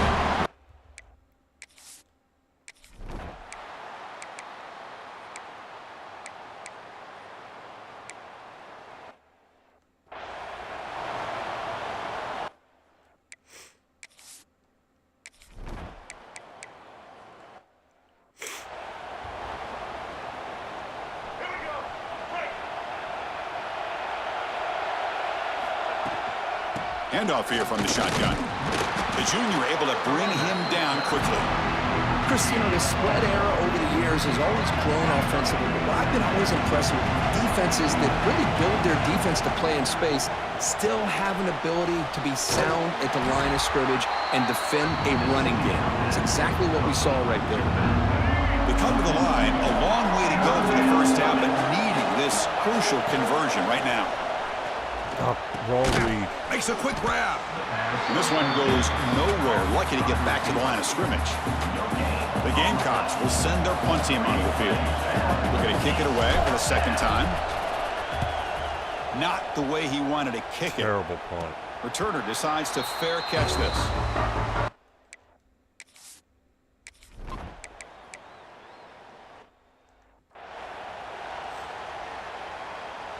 And the South Carolina offense is back out on the field. This has been a struggle so far for both offenses. Can they finally get something going here? Finding space at the 20. They'll avoid the big hit with the slide. Well, they did a good job of getting pressure on the quarterback, but, man, make the play. Bring him down. Instead, they give up positive yards here on the scramble. Breaking free at the 35. And he steps out of bounds, but a solid gain there on the ground. Back-to-back chunk plays to begin the drive. The defense on their heels. Off the play fake, looking to throw. Pressure is coming. Swarmed by the pass rush. A sack. Looks like a man is down in the field after the last play, so we'll take a timeout. The sack sets up second down. Quick throw over the middle. First down. Tight end makes the catch downfield. Stop right near midfield. It'll be a first down. And there's the tight end who shows off his hands. 2 backs now flanking the quarterback. Play action fake, looking to throw. He's going to take off. They get him down, but the gain moves the ball to the plus 40. This is why I love the quarterbacks that can make things happen. Here you have an opportunity to try to create. Nothing's there. Play breaks down. Instead of just throwing it away, he sits back, sees nothing downfield, decides to be able to pick up the first down by himself. Impressive run to pick up the first, keep this drive moving. The back's got it. And they'll tackle him for a loss of 5 yards. Chris, that play just didn't have much of a chance at all from the snap. Quarterback hands this off and just nowhere to go. It's almost like the defense was anticipating the play call. And they put the... Looking downfield near the end zone. Oh, and he dropped hands. it. Could not hang on for a touchdown. My goodness. The Gamecocks will have to kick it away.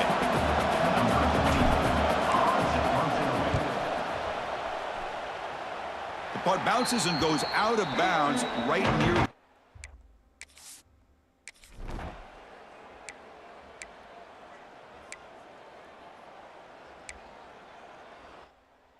Man, Texas can't get anything going. And the Gamecocks offense is back out there on the field. They're looking to build on the lead. They had to punt the football in their last possession. The gain is 3 yards, brings up a second down and 7. Well, this has proven to be a fun one for two teams testing each other, showing their quality, and now who's going to make the push down the stretch and emerge with a huge win. Well, Chris, this is a huge opportunity. Still with the game in balance, who's going to be able to secure this victory? Not only to prove they're the better team, but to also show the committee they're deserving of getting the upper hand when it comes to decision time late in the year. Incomplete. He was hit as he threw the ball. That's a big third down defensive play. The Gamecocks will bring their punt team onto the field. And they'll punt it away for the 4th time today.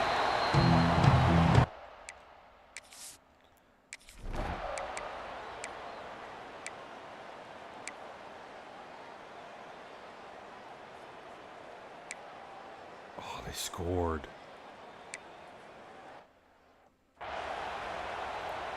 Uh-oh. And the offense trots back out on the field again. Back to throw. It's Sellers. He's got it on a crossing route. They bring him down at the 44. That's a solid gain, getting closer to midfield now. Fresh set of downs for the offense after that first down completion. And he'll set up to throw. The receiver makes the catch. He's brought down, but the gain moves the ball to the 39. Looks like a player is down injured at that last play. We'll take a timeout while they check it out. Great start for the drive. Back-to-back explosive plays, and now another first down. Catch is made down the middle. They bring him down, but a solid gain moves the football to the 24 and a first down. And the Gamecocks will have 1st and 10 here. Looking to throw again. Quarterback looking to scramble. Looking for the end zone. Has a lane. Close. Down at the 3 after an excellent running play. How many times have we seen this late in the 4th quarter? Because you know the pass rush is going to get after him. They get upfield. They have a great pass rush. What do they create? Space and running lanes. And he takes off and picks up some nice yards. And they're trying to push it in here. And test the middle and get stuck. That is just not open for business today. Ball moved back to the 4 for 2nd and goal. Throwing off play action. Looking to scramble. Couldn't quite get there. Brought down at the 2. The final 2 minutes here. This defense trying to hang on. The offense trying to make a play to win it. Urgency here in the 4th quarter. They must cut into this lead. It's 3rd down and goal. Out of the gun now on 3rd down. Cannot get the throw off. He's taken down. What a huge play at this stage of the game. This could be the biggest play so far. 4th and goal. And this offense is down. Needs this. Now rolling out to his left. And it's incomplete as the defense gets a big... Oh my gosh. That probably cost us the game.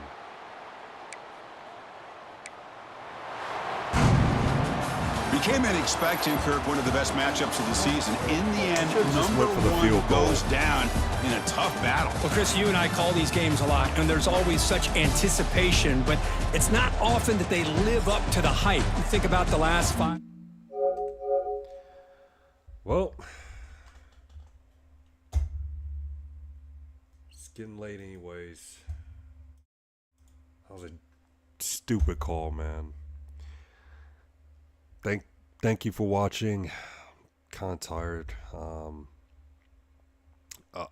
I should be live again tomorrow, and thank you to everyone who tapped in, and have a good night. Okay, that's not gonna work.